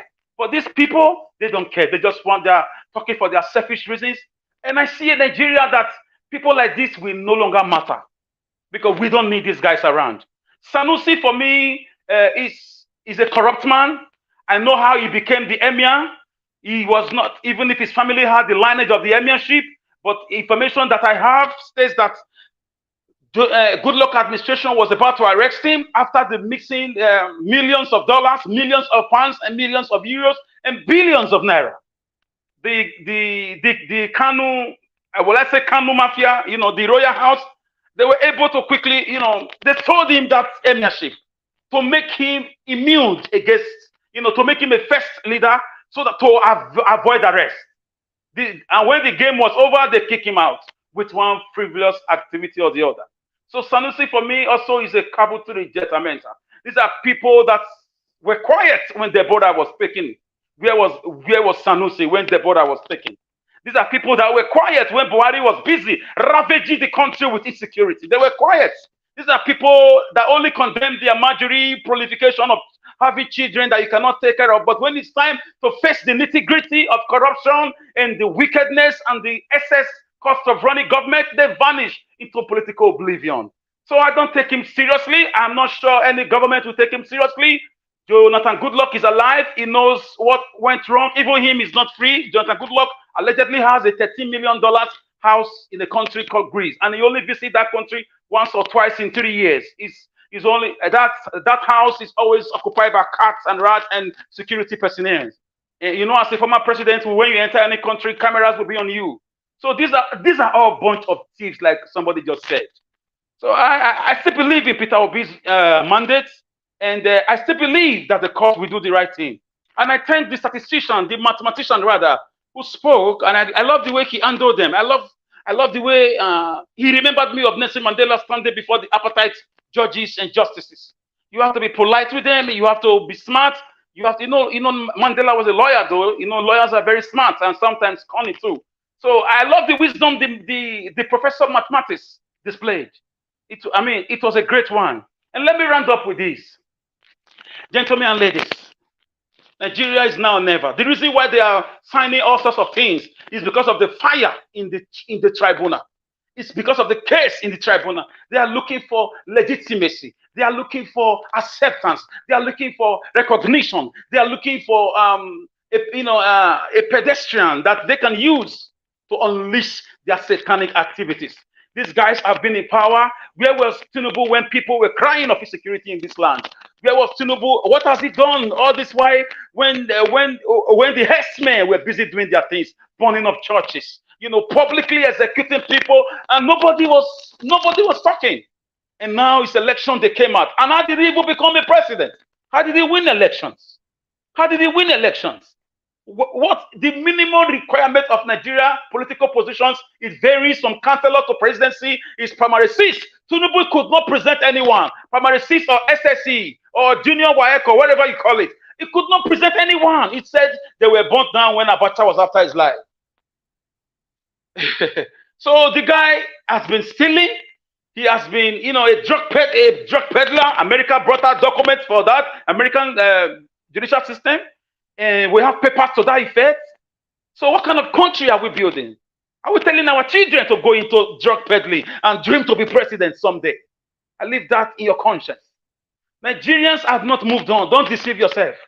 They cannot move on from the prices of Gary in the market. They can't move on from the prices of rice. That reminds them on a daily basis. They can't move on from the prices of transportation. That used to be 100 naira is now 500 naira. They cannot move on from the insecurity that is starting to rear its ugly head again. Nigerians have not moved on. They are just waiting for the signal. Who will give that signal? Peter Obi ought to give it, but he said we should calm down. And I know if they don't do the right thing, they will by themselves set the country ablaze. And a hungry man is an angry man. A man that lives for nothing will die for nothing. They don't care anymore because their life is like walking dead, like zombies. So the country is just a few people that are living. The rest of them are just existing. Never you make that mistake to think, why is APC trying to appease Nigerians? If you think Nigerians have moved on, logic. Why is APC trying to appease Nigerians? Why are they bringing student loans? Why are they bringing whatever? Why are they sacking Fulani and bringing Yorubas? Why are they doing all sorts of things?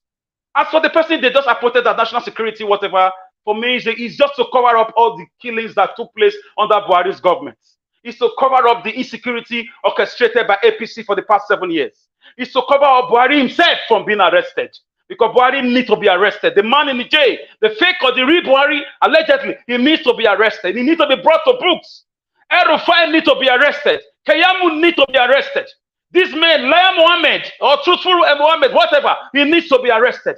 All of them, even all the governors who kept quiet when people were being taken out, rampantly throughout the country, they need to be arrested, including my governor of Edo State, Yossi Sele Baseki. Once his tenure is over, he needs to be handcuffed for investigation on accomplice of genocidal activities that took place in villages like Kuronigbe, in Ekiadolo, and so on and so forth. Nobody's above the law. They need to be arrested. And I'll leave it here, Najawash. Thank you so much. Thank you. Thank you. Thank you, Mr. Alex. Thanks for your wonderful, wonderful, wonderful submission. God bless you. Yes, the sins of APC is not for the last 7 years, for the last 8 years, and it's still counting. So I just wanted to correct that. Thank you very much, my brother. Let me take calls before I come back to the next person. Thank you very much, Mother Joy, for calling in. Good evening to you. You have 2 minutes. Talk to us, please. Oh, I can't wait to get to this panel. Look, stop pushing me. Hello, everybody. Yeah, when you're on the panel, you get more minutes. Yeah, I get more minutes. That's what I'm saying. When you say these 2 minutes, my heart jumps. I'm like, oh, goodness me. Oh, Obedient Nation, Niger Watch Nation, my good people, the ones that are on the right side. I maintain my word. This battle is between darkness and light. That's something I sent to you this time. I don't know. I would have loved to base what I want to say. That is the crux of what I want to say. I want to talk about the Tinubu Nigeria, if he is allowed to linger. I want to show people what the Tinubu Nigeria is. Now, we can't afford it. It is too dangerous. It is too expensive. It is a Nigeria that the upright are living in bondage. So when you look at the antecedents, I want everybody, because why I'm saying this is we talk about, I know that some people want to move on or they are moving on, but the larger majority are still like in this shock. I talk about PTSD. A lot of Nigerians are going through PTSD. If you have a book on PTSD, go and buy it and read. You will see what these people are going through. When you have a nation where the leader and the leaders, the group of them, when you mention anyone that is in at the helm of affairs in Nigeria right now, the only word, as like I told you people, everybody please begin to research, read about our history, educate yourself as much as you can, spread this, send to people. Don't worry if they're listening or not. Keep sending these messages out so that people will begin to know what is going on. I keep repeating it. We have a group of boogeyman, phagocyte, kleptomaniacs. These are the people that are the corridors of power. And what they do, insecurity is what they use to create this fear. Everybody, everyone that is there, I don't care who they are. If they say they are not, they should come and challenge this word. If you are at the helm of affairs in Nigeria, if you are not a boogeyman kleptomaniac, if you are not a mopper, if you see money and you don't grab it, come and challenge this word. Please, you people should get out of the seat of government. What we have, allow whoever that we have voted in. We voted a man in, and that is who we want. And nobody should start preaching to us. I have said it. If you are at the seat of government, or you're a preacher, or you are anywhere you are, if you cannot defend truth, if you betray truth, if you begin to tell us how we need to move on, I tell you, you are a betrayer of truth. Everybody needs to wake up. Pastors, wake up. If you are anywhere you are, wake up. We can't give up. We can't be slaves in our own country. We can't continue like this. Something needs to happen. The highest office in the land is the office of the citizen. Nigerians, wake up. Remove the power you have given them. It is the power we have given them that has made us where we are. Begin, however you do it, think. Use your brain. Begin to think. Thank you. Think out what you can do. There is something you can do. I believe every Nigerian has something they can do to redeem themselves from this evil. All right. Thank you. I rest my case now. If you have that thing I sent you, please, let's play it every day. Let us remind ourselves of the Tulumbu Nigeria. Okay. Thank you. Thank you. Thank you, Madam George. God bless you. Thanks for your submission. All right. Thank you very much, people. Let me quickly come back to I can see Mr. Festus just joining us right now. Good evening to you, Mr. Festus. We'll come back to you shortly. Okay, let me go to the next person right here, which is Engineer Francis. Engineer Francis, please unmute yourself, sir. Good evening to you. It's good to have you back on the panel. Please talk to us, sir. 8 minutes. Unmute yourself, sir. Okay. All right, good. Thank you, sir. Thank you, my good people. Thank you. And thank you very much, Niger Watch, for some observations you made. Let me take this first. Let's not be deceived. PO has been through this before. Do you guys remember Ngige? Ngige knew that his governorship was not right. So, during that period PO was going to court, Ngige was building roads, was doing everything, to the extent that the people of Anambra were like, hey, PO, just leave this court case. It looks like this man is doing what you said you would do. PO said no. And eventually, when PO came and took over, we saw a difference. We saw that Ngige was sort of pulling a wool over our eyes. So let's not be deceived and think that this man is doing the same thing PO would have done if it's PO. He is not the originator of that idea of what to do for people, so he cannot be as effective. You know, PO, outside of one of my uncles, PO is the only person I can tell you, especially in the public eyes, that when you look at him, you will see the seven spirits of God in one man. That's PO. So when they are fighting him, they should know that they are not fighting just man, that God is with this man. The easiest thing they can do is to throw up their hands and let this thing be. Because PO definitely is God ordained. Now, let me go quickly to that area about those people that discourage doing for Nigeria. I think it was K.O. Mbadiwe who said, as one gets older, one grows inwardly. And at that point, one starts to look for the roots from which he sprouted. Believe me, all those Nigerians in diaspora that have been out there and are getting older, and they are trying to make you feel, oh, that they are happy out there, and they are not. I'm quite sure they've had those reflective moments when they have grown inwards and they are looking for the roots from which they sprouted. Unfortunately, they could not go back to that roots. So they are not happy. Now, there is that something that I did. That was before the February 25th.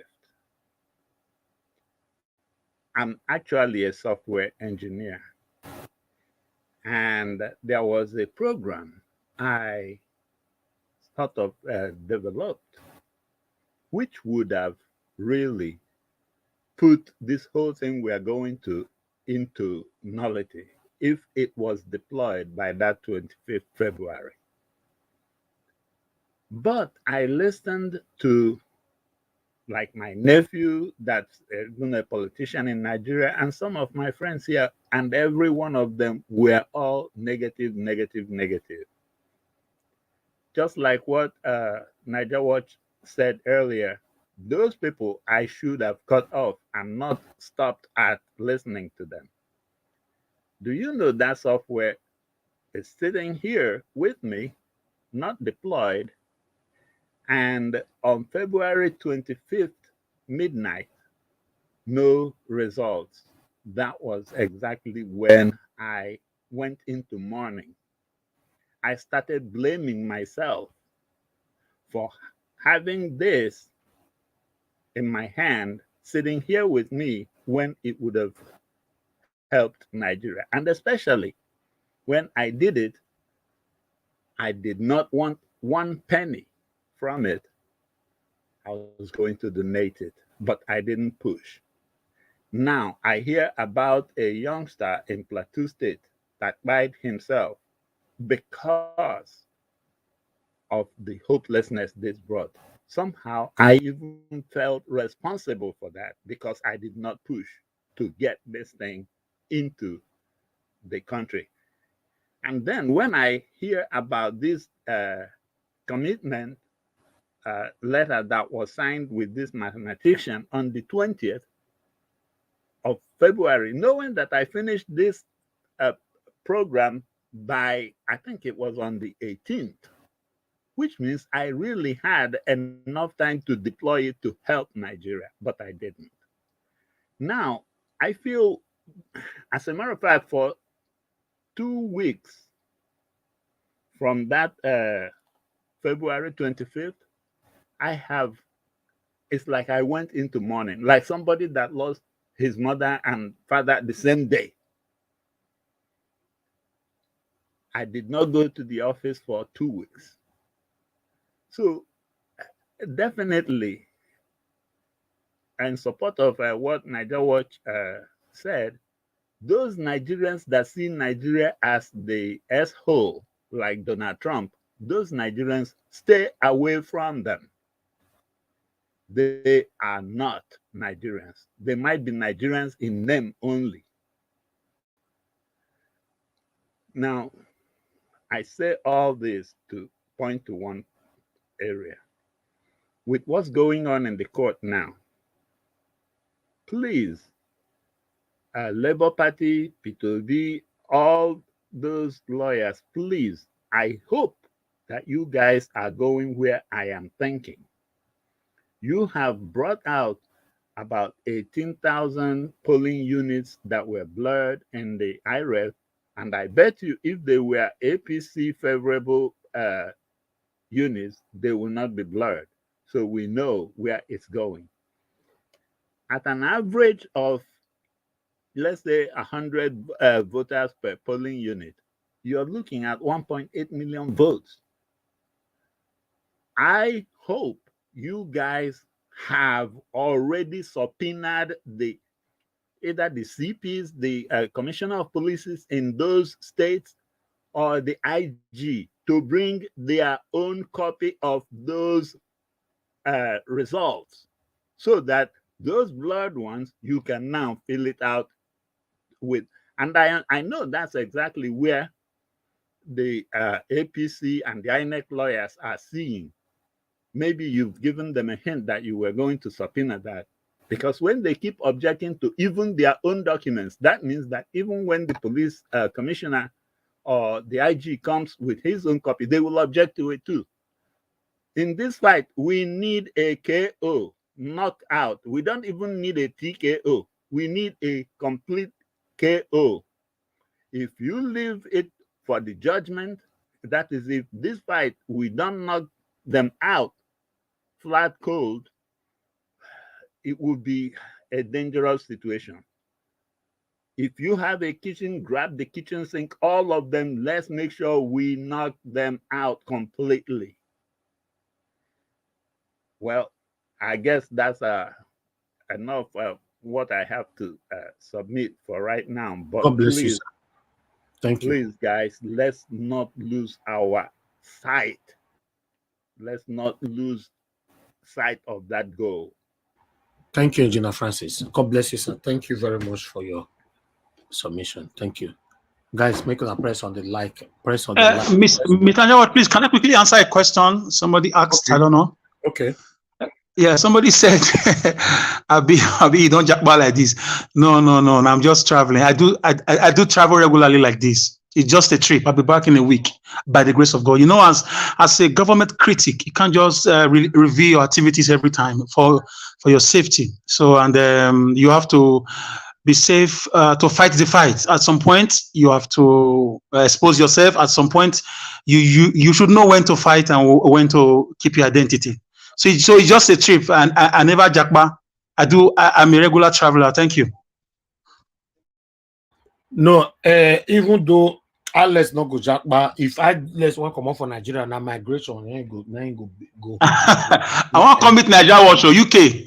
Yes, I'm very close to some of you now, Madam Rita. I'm not far from you people. Oh my yes, corner. Where's everybody? So now migration, not be jackba. You know, not people they follow backyard, they come out. You know, so yes. Thank you very much, my people. I appreciate you all. Please like and share. You know, press on the dollar sign, support what we're doing. We have a join button. Let me quickly put that on the screen. 1 minute. Let me put this here.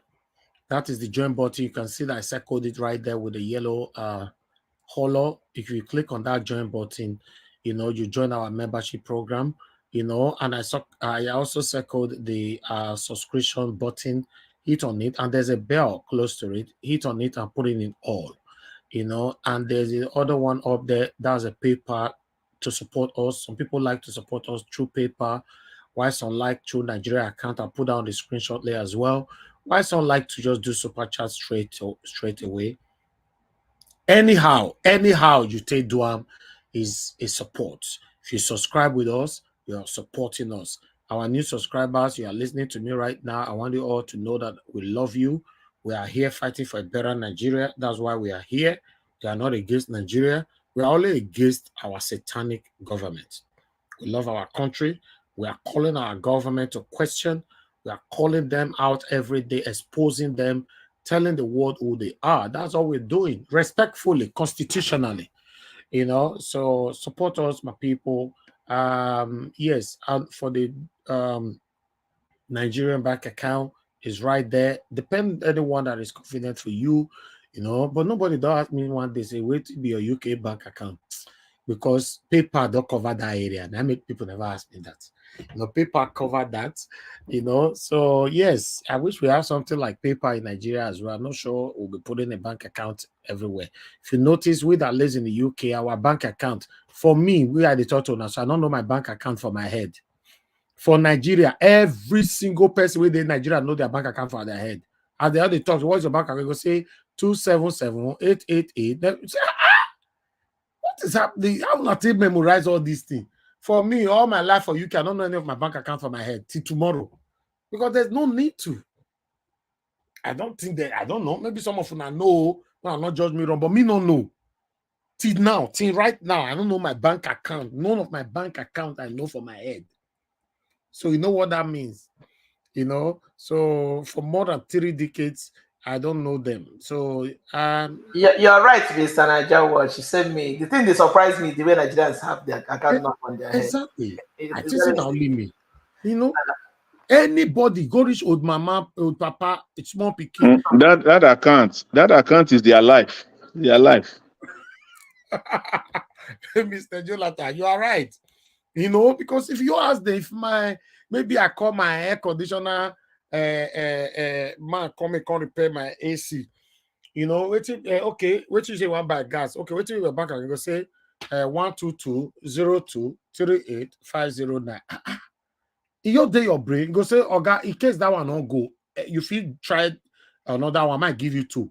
How you will take get 2 or 3 bank account for your head? Now wow.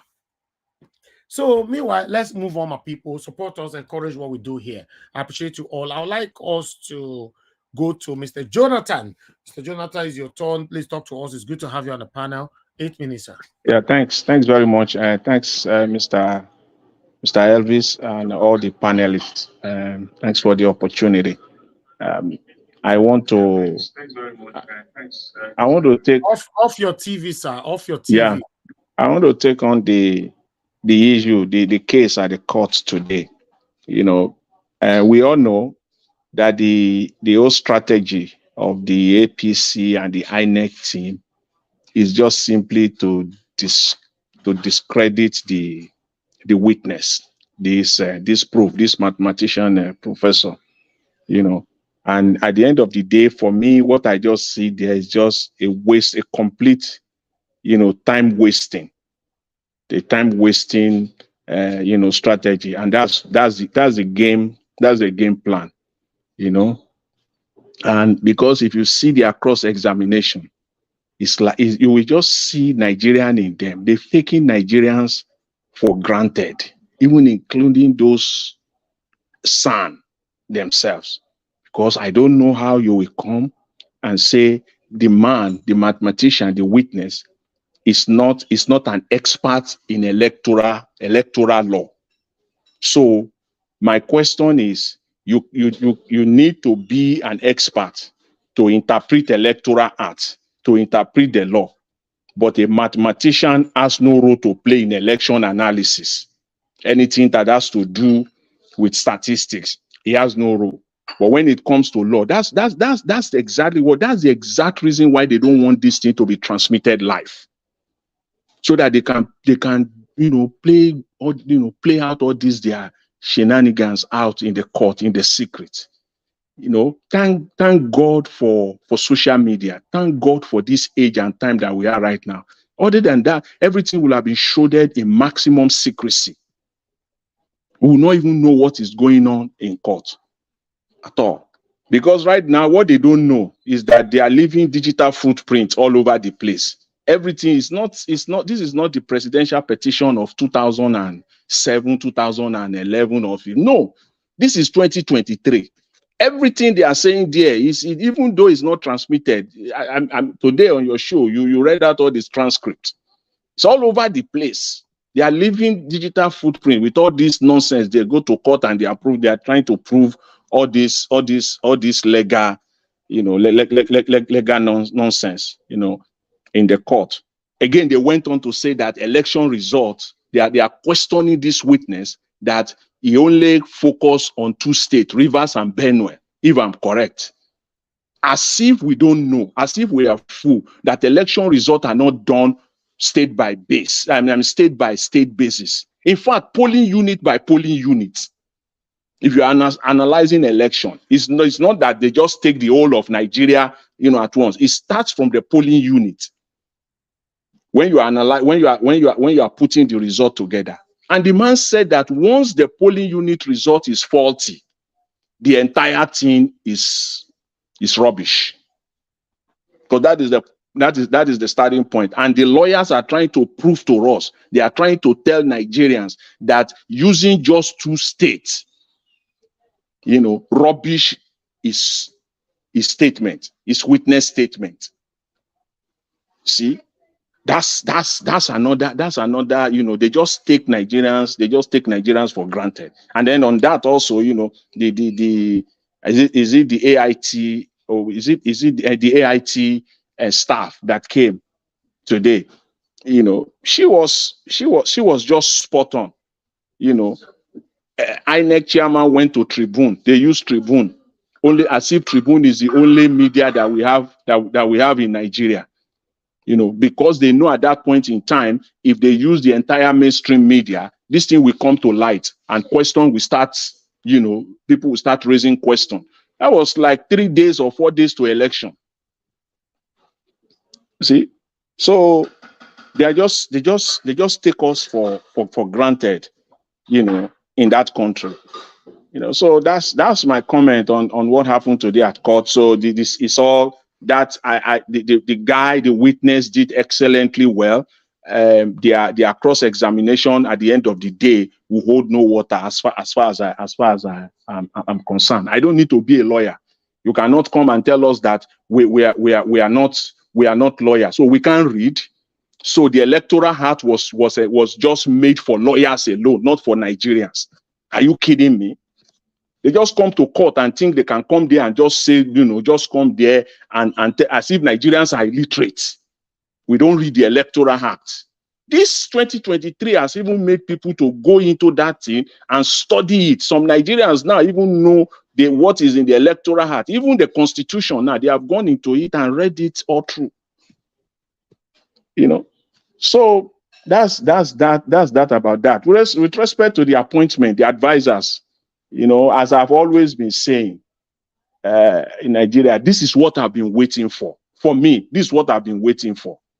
And I've asked Nigerians, from time to time, whenever I have the opportunity, that this is what they should look out for. That any Nigerian, if you are a Nigerian and you want a better Nigeria, for this, their illegitimate government, wait until the time he start appointing people. Because why? He cannot bring the right people on board. Because they will have to cover up the previous atrocities. And in order for you to cover up the previous atrocities, you have to bring crooks in that will do the dirty job for you. That's why we are now having the likes of Ribadu on the board. That's why we are now having the likes of Wale Edun, who was the former commissioner of Tinubu in Lagos State now, is the one that will cover up all the mess.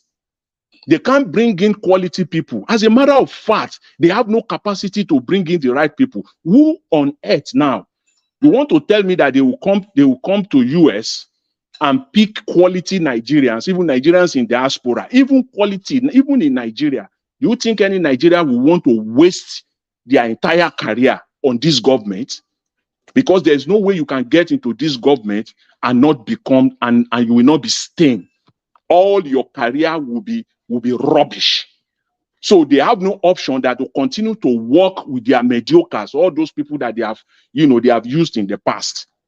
I'm waiting for the ministers that they will bring on board. Because there's no way you can bring a quality technocrat. Any technocrat that come into this government is coming to rubbish his entire career, everything he has worked for the last 20, 30 or 40 years, because they are going to rubbish it for him. So they can't see any of those people coming on board. I'm waiting for them. And I'm waiting for, the likes of Fani Kayode, still waiting for appointment. He will wait tire because most of them will be disappointed. They will not get anything. They won't. And that is what will bring the infighting. And then they will start fighting each other. Just wait. We will start seeing that in the coming days and weeks.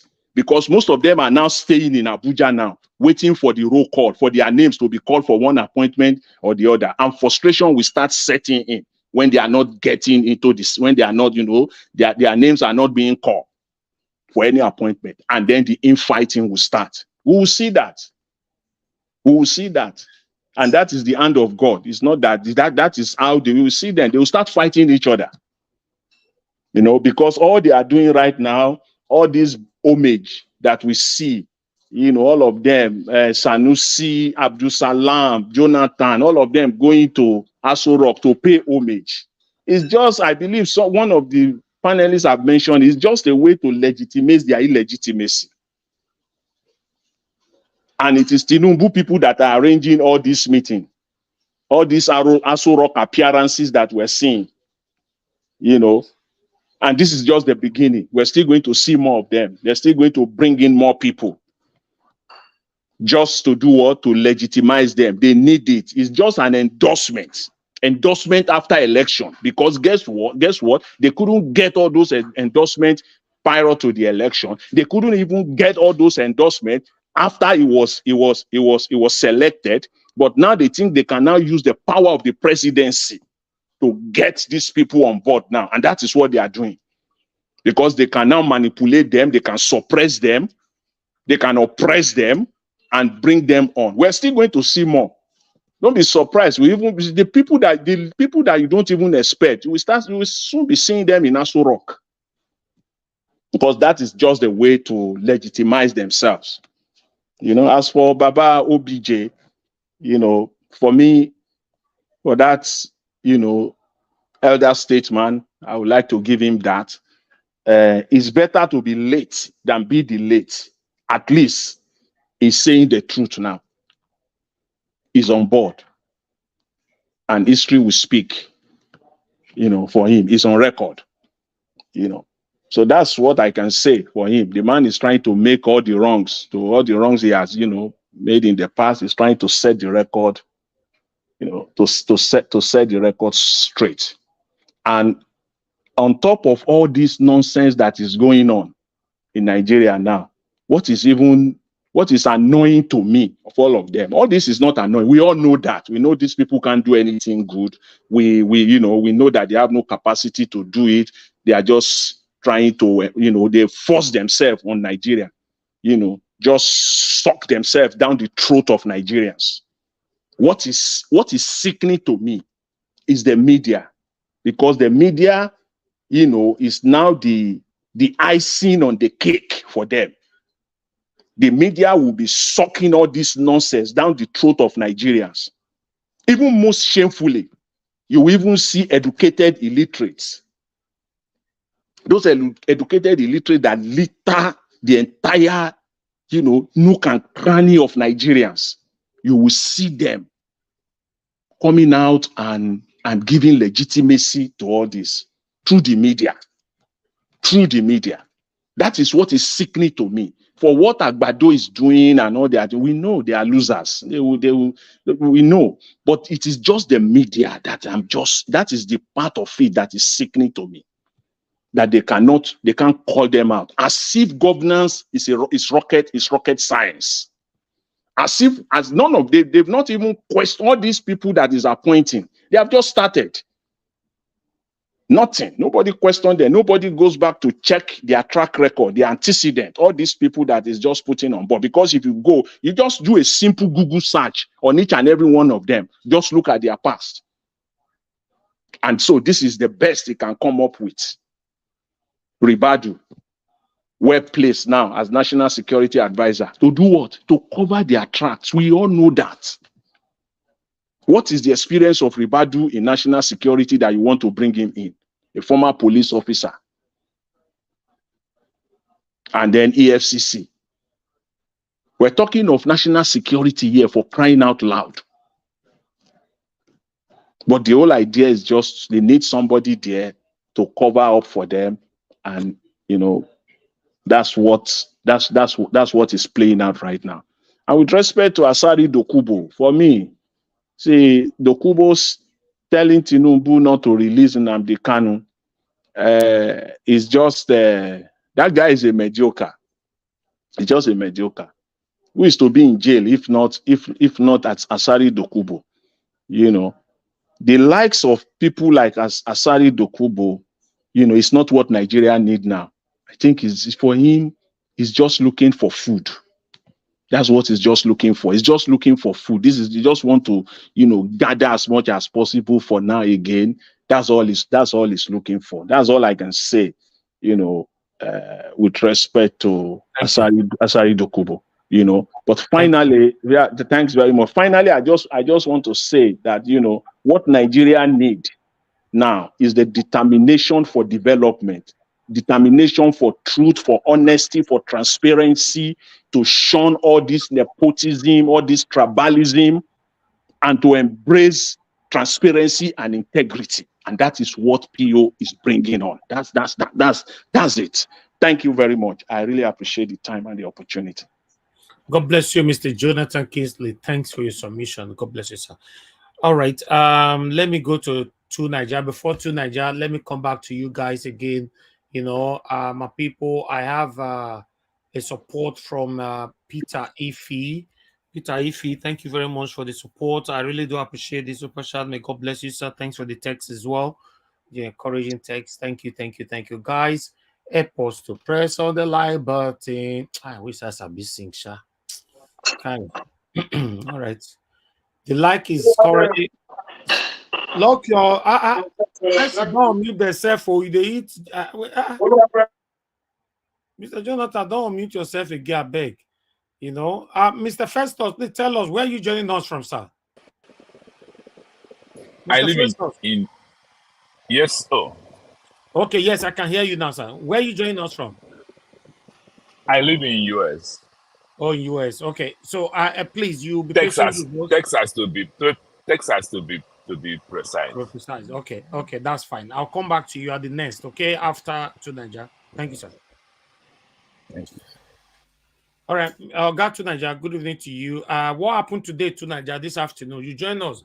We call you more than 375 times. You know, answer. Sorry about that. Greetings, Nigeria Watch. I just got called away, and I got called away. I knew that I was going to get kicked out sooner or later. Sorry about that. All right, talk to us, sir. Thank you. Yeah, greetings to everyone on the panel, the chat, and to the viewers.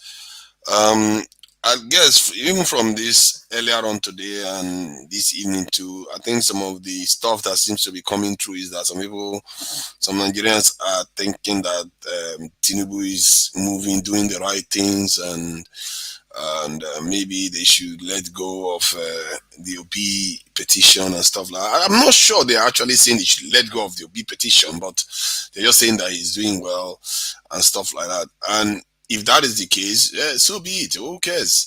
In the end, it's what he intends to do with it. We know that they tend to do things to deliver some things, but in the end, they take away a lot of things from you. And everything that they've done so far, if anything, Nigerians are feeling pain. It's nothing that has done anything positive. Nobody has gotten 1 penny of the student loans. Nobody has gotten any benefit from the fuel subsidy removal. And I don't even know whether anybody has gained anything from the Naira, the exchange rate, unification yet. So some of the stuff that he's done, it's just that he's doing things. He arrests Mefele or suspends EFCC, this thing. So most of those things happen by default anyway. Any new president that comes in, they tend to remove people. So that's not a big deal. And most of these laws that he's the subsidy is already done by Buhari. Buhari just didn't do it himself, which is odd. This is the bill. The student loan bills 2016 was already passed. That was already in place. It's just that Buhari didn't do it. Why? God, I don't know. Mr. Tunaja, please. Sorry. Mr. Magzi, turn on your camera to allow you to the show broadcast. Turn on your camera. Let me see. Then you can turn it off later on. I just want to authenticate who is behind that. If you can do that now, that would be nice. Go ahead, Mr. Tunaja. Yeah. So, and the tuition fee one, Buhari, it was done during the time of Buhari in office, but Buhari didn't pass it. So most of the stuff that has just been done in the last 2 weeks are things that have already been done and put in place. The only one that has not been put in place are the people that he fired. And however, even this in the unification of the exchange rate. So those are the ones that have not been done before you go into office. So one can argue. That's fine. Turn it off, sir. Sorry to that, John. It's okay. Right. So one can argue that it's okay for him to unify the exchange rate. So that's not a big deal. If that's the only thing he's done in the last 2 weeks. But that said, in theory, are you? I'm sorry. Are you aware? They just devalued the naira so badly. Yeah, he devalued the naira. That's the first phase of the devalue. It's crazy. Yeah. So how much is the dollar now in Nigeria? Anybody know? Yeah, yes. From what? But they say it came down from that's officially now it's over almost 1,000 naira, nine something on the street market. No. Right now. Yeah. Street market, I think it's about, I don't know how bad it is now, but I think it's almost 903 is when I changed yesterday. Oh, okay. 903. It's 906. 906 as at today. Naira? Yes. For naira per dollar, yes. 906 to $1. It was 7 something now. They just devalued it, Niger Watch. They said they should change money at any rate. So banks are changing before 450. Now it's not 700 and something. So street market is 902. The last time I sent somebody to change. Wow. Alex, when I checked, it was 906. It has gone up again, you see. So I told you guys that before these guys leave power, if they even succeed, it's going to be 5K. Bloomberg exchange rate will give you 906. Mr. Tunaja, I'm sorry. Continue. Somebody just Tunaja, hold on. This one is very important at your time. Don't worry. Somebody just wrote that and said it's 756. That's official in the bank, in the banks. That's in the bank for businessmen, for students who are going abroad or whatever. For businessmen, and it used to be. That one used to be 450 or 460, even when Peter Obi was campaigning. 460 or 467. That is the official rate. The power now is now 7 something now. The power market is 906. The last time. Thank you. Even the pounds have gone up. Pounds is 1,000 plus. Una way they write for comment section 754, 756. Is it bank or the street? Put your details there for us to understand what you're writing. 754 today. We don't know where the today comes from. Just put it today from where? For our parlor, for market, for kitchen, where? Thank you. Go ahead, Tunaja. Please talk to us. Go ahead. Thank you. Tunaja, are you there? Yeah, I'm here. I put a link from one Nigerian this thing. It says Nigerian black market exchange rate. So it's showing 760 for today, and the pounds has gone up to almost 1,000. The whole thing is spinning out of control, and that means the dollar is still 7 something in black market. Yeah, 7 something in black market. Yeah, and people say that 9 something. How? Because I don't know. When I sent somebody to go and change $500, he could not even see a place to change it. The only way he saw was 900 and something. I used in changing to send money to my dad to do something. It was 9 something in Benin. Oh, wow. Anyway, Tunaja, go ahead, sir. Talk to us. Yeah. So either way, Nigerians have not benefited from any of these things directly. It's just statements, and we have to be guarded. Just because somebody is moving stuff around doesn't necessarily mean there is progress that is happening. Otherwise, somebody can dig a hole and cover it and call it work. So that said, the obedience should not worry about that at all. The important thing is what's going on in the court, and how the evidence is coming across, and that is very, very important. And I think this week is going to, it's a shame this week is gone now, it's next week again. It's going to be shedding more and more light into these things. And who knows, you know, some people are saying using Ngige as some kind of example of what is happening now. It's possible. That is what is going on. They are moving quite fast, making it look like they are doing a lot of stuff to make Nigeria, convince Nigerians that it's a good thing, as if that is going to be exchanged for legitimacy. It's not going to be an exchange for legitimacy. If the evidence is what's going to be this thing, the exchange, and the good thing is that the PWB has experience of this. And this is the part that, you know, I like what the previous speaker said. The PWB has experience of doing this. This is not new. That makes it, and that's why one has to give him a lot of this thing, confidence that he knows what he's doing and he's been through this type of dance before. And for me anyway, from when I look at Tinubu sometimes, I think that guy doesn't care too much about whether he stays 4, 5, 8 years in office. The point is he just wants to be president, and he's president now. Even if he stays 3 weeks and they kick him out, I'm not sure he's going to cry too much, as much as his followers will cry. He will just like, I've been president above. That's the impression I get. I don't know whether he's very, very serious about staying there for 8 years, but that's the impression I get about Tinubu sometimes. And for me, he can be in office as long as he wants. If he doesn't do, for me, the critical thing, he's not done anything. And Nigerians should be careful about just saying he's doing a lot. Not much has truly happened yet. It just looks decisive, but nothing. If this is what it counts for accomplishment, God help us. We've not seen anything yet. Not one person has gotten a student. Nobody has gotten any benefit. If anything, life has just gotten harder in promise of a good future. Okay. Nigerians should be waiting for that. And I'm glad that, you see, the good thing is that Nigerians show a sense of willing to make the sacrifice that needs to be made for a greater and better outcome tomorrow, because that's what they are giving him credit for now. They haven't gained anything. Nigerians haven't gained a penny, but they are giving him benefit of the doubt, because they, for once at least, they believe that something is happening, when in reality what is happening is easy things that are just happening. The Naira unification, that the exchange rate, I don't think it's a big deal. It's just a rule. Just change a rule, boom, everything just goes wherever it goes. So I don't see how that is a big deal. And if anything, the international people are very happy, because now they are buying their money even more expensive. In other words, it's devaluing Nigeria. That's what is happening. When people say Naira devalues, what it simply means is that every single thing in Nigeria has become devalued, including the people there. That's what is happening when your country currency becomes this thing devalued. You are worthless. Not worthless, but worthless. So that is the point. In terms of for me anyway, the security aspect is the key one. And I saw some program this morning and I was quite livid. They were discussing national security strategy and they were just talking about synergy. Oh, they are not cooperating with each other. They are not doing, that's the argument. I just feel bad for Nigerians that these are the kind of people, and how are these people to hold the government accountable? These are national channels. They promised us something up for security. You are not holding them accountable. Who is going to hold them accountable? Who is going to tell them where are the things where are the people you say you're going to recruit? Where are they? You have not said one thing. You're talking about synergy. For how many days now?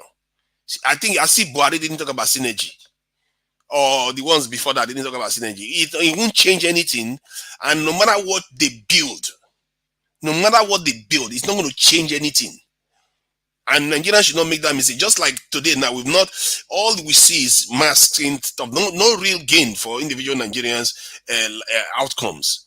The only thing is just many things that just off smoke, so smoke and mirror constantly that they give to us. They don't really give us substance. And until I see anything substantial happen and the gain starts kicking in, I see a lot of poor people's children getting student loans, going to school comfortably without worrying that loan sharks are going to show up at their door. Yeah, I'm not going to consider that anything. And I think Nigerians shouldn't consider anything, and they shouldn't be too quick to jump to conclusion that this will mean well until we start seeing something substantial that you can feel in your pocket, that you can see with your own eyes. If you cannot see that, don't believe it. And all he has just done is make us make sacrifices, because I'm buying petrol now in Nigeria for something I used to buy. I used to buy for 20,000. Now I'm spending almost 50,000 buying it. So it's not funny. The Nigerians are going through it, and they say Nigerian petrol price usage has gone down because the neighboring countries are gaining from it. Maybe because people are not using their petrol, their cars that much anymore. Maybe people are not turning their generators on anymore. Maybe that's where most of the decline in usage of petrol has gone down. That is the area it mostly has gone down. Tunaja, you are very right. A lot of cars left the road. A lot of cars. In fact, before I left the street, my street that used to be bustling with generator noise, everybody's quiet. My God. Yeah, many people park, even my neighbors park their cars. Everybody's not using transport and Uber and everything, which is a bit cheaper for them compared to the money to fill your tank. A lot of cars have been parked. Thank you. Yeah, so that will reduce the usage. So it's not necessarily that the big chunk is because people were making money from the subsidies and all the rest of it. Nigerians have been slowed down, and some of them they are even telling them not to go to work. They should go to work for 3 days a week. If that happens, that's another reduction in people using petrol. So all this stuff is what is happening in this. Nigerians are making sacrifices. The question is for what? Because we've not seen the for what yet. He says he's going to do something about security. I'm watching the space. I've not had anything concrete. In terms of healthcare, I've not had anything concrete. All he is asked for is people making sacrifice. But you can understand human beings are what they are. They are very easygoing. I've said it before. Our people are actually very good people. They try to give people benefit of the doubt. And this is what they are doing. And remember, we shouldn't necessarily think that they are being gullible and all the rest of it. This is what even P2B said. It's about the solutions. When people feel that something is coming their way that is a solution, they will gravitate towards it. It doesn't matter who is providing it. That's the thing. And you can forgive them for thinking that way. They are not into politics. They don't care about politics. They just want their life to be better. If they feel that he's doing something to make their life better, they will feel it. Especially that student loan one, because that's the one they feel like is targeting their children. The rest, how many Nigerians buy dollars? How many Nigerians, if anything, the petrol price has gone up, so they're not going to thank him for that. So everything else is not very, very good in terms of the way Nigerians are looking at it. He just is a new guy. They want to give him the benefit of the doubt and all the rest of it. It's not going to amount to much in time. If 3 months, Nigerians are spending 500 naira per liter buying petrol, and nothing has happened, Dangote refinery, especially if Dangote refinery comes on and the price still remains the same, and they are alive, they are not still student loan. In September, the student loan that they promised them is coming in trickles. Yeah, you're going to see that the pattern will change very, very quickly. You're going to see desperation, and this desperation is going to amount to something more significant, because the previous one was happening when petrol price was around 190 or so naira. Now it's 500 and something naira. So the anger that will be coming through will be very significant. But I'm sure they know, at least they pretend to know, because what the other day was saying, they are the ones that asked for the job, so they better do it right. They better do it right, because Nigerians are making a sacrifice now. This is something when I was telling Nigerians last year, where they are willing to make one sacrifice to create security in their country, not one person agreed that they should do it. But yet, look at Nigerians doing it today. They were willing to more than double the price of petrol to take it on and still call that person a good person. That is just astounding. It's unbelievable how human beings behave. They will tell you physically when you ask them, are you willing to pay for security so that Boko Haram will not be killing you anymore? They say no. Why would we'll let the government do it? That's what they will tell you. Tunaja, can I interject you for a minute? Tunaja, please, if you allow me. There is no such word as insecurity in Nigeria. It's the wickedness of leadership. They imposed it. Let me tell you why. Ask me why. I will explain why. Nigeria is the largest infantry in the whole of Africa. Nigeria went on peacekeeping missions even in Zaire during the death of Patrick Emery Lumumba. That's when Aguiyi Ironsi came back and he was made head of state in Nigeria during the coup. So Nigeria government security is your leaders, your military generals, and some senators and some northern cabal that was running the show? Why were no Boko Haram people or X-Men arrested or prosecuted during the church massacre or during the insecurity rampage under Buhari's government? Why is even Buhari not questioned right now? Why are they arresting his ministers like CBN governor and the rest of them? So there is no insecurity anywhere at all. It's the government that is orchestrating it to collect money to buy fighter jets and weapons that we don't see. Dasuki went to jail. Why? Money made for gadgets. So this is the show of your leaders, your wicked leaders, your senators, your former president, your vice president, all even Jonathan Goodluck government have a show of this blame. So there is nobody who can infiltrate Nigeria freely like that and go scot-free, if not the leadership. Thank you. I think please round up. Yeah, the leadership is behind some of the insecurity. Obviously, they are supposed to protect the country, but they are not, and that is the problem. And most of the people that he has asked to step down or suspend, I think it's mostly for personal reasons. Because last year they were looking for these people already. They were looking to arrest Emefiele with DSS, and the court blocked them, and Buhari protected him. And the EFCC chairman too, they were looking to remove him from office too. I won't be surprised you hear that they go after the Inspector General of Police, because I remember the court wanted to arrest Inspector General of Police too. So I won't be surprised to hear that one too, except he goes and start begging and genuflecting for the president, so that doesn't happen to him. That said, in summary, for me, I'm looking out for what is going to be the biggest advantage to Nigerians that the government can do, which is security. If they can move on security, you are going to see that country start changing dramatically.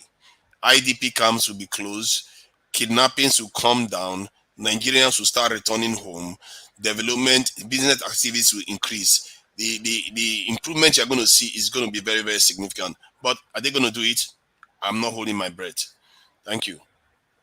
Thank you, Tunaja. Thank you. Information just reaching me right now.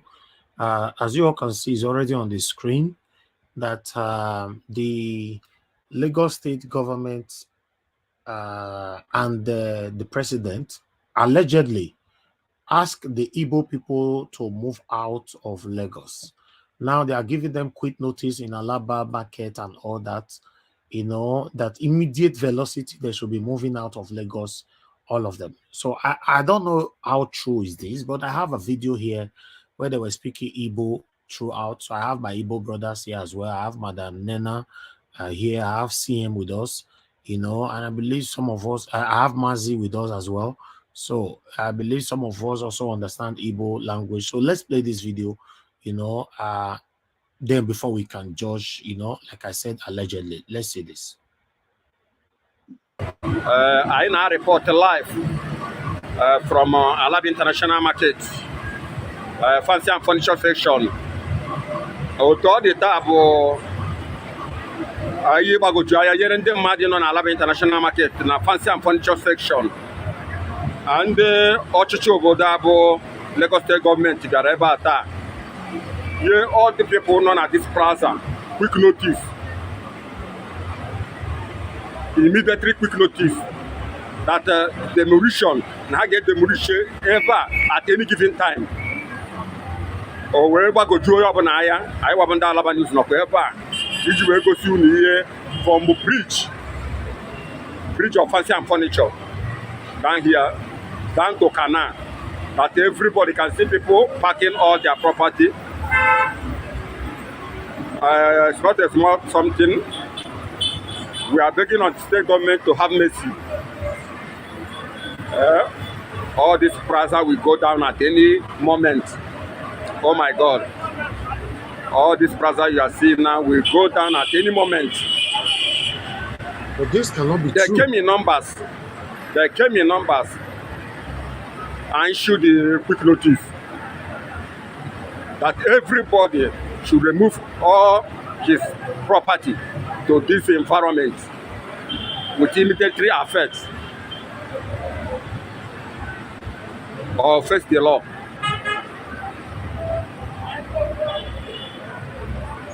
Alaba is reporting live from Alaba International Market or John Lagos. Thank you and God bless. You are here live. This is Alab International Market, Fancy and Furniture Section. We are reporting, and God bless you all for watching. Ndị Return of the King unu anya n'afọ ọbụna dịka nwanne anyị Nchekwube Ogbuọgụ na-eti na mkpu anyị wee kpalitezi ka anyị mee iwọchi efu ndị be anyị na-ebi ihe aghala apụ ọbụna dị maka ebe a chọrọ ịkụkọ shop tomorrow morning. Ọ bụ Jagdi Obigo Junior from Return of the King na-ewutere na ọbụna dị ka o si gbatakwuru n'oge awa dị otu a. Anyị wee bịa ebe a fụ nwanne anyị nwoke Nchekwube Ogbuọgụ nna wee na-asị nwanne anyị ka ịgwa anyị nke na-eme eme ebe a. My brother, the issue with the governor of Lagos State, Nandibo, atụnyere ọrụ ya votu na o nwetara votu from Lagos State. Yeah. Alaba International. Tinubu na onwe ya na-ekwu na Alaba atụnyere ọrụ ya. So na ije je tụalụ our brother. So wee jezie ipraise ya. Today ka anyị nọ, o wee kpọrọ ndị polisi bịa more than 150. Wonderful. With a Monday hammer. Monday hammer.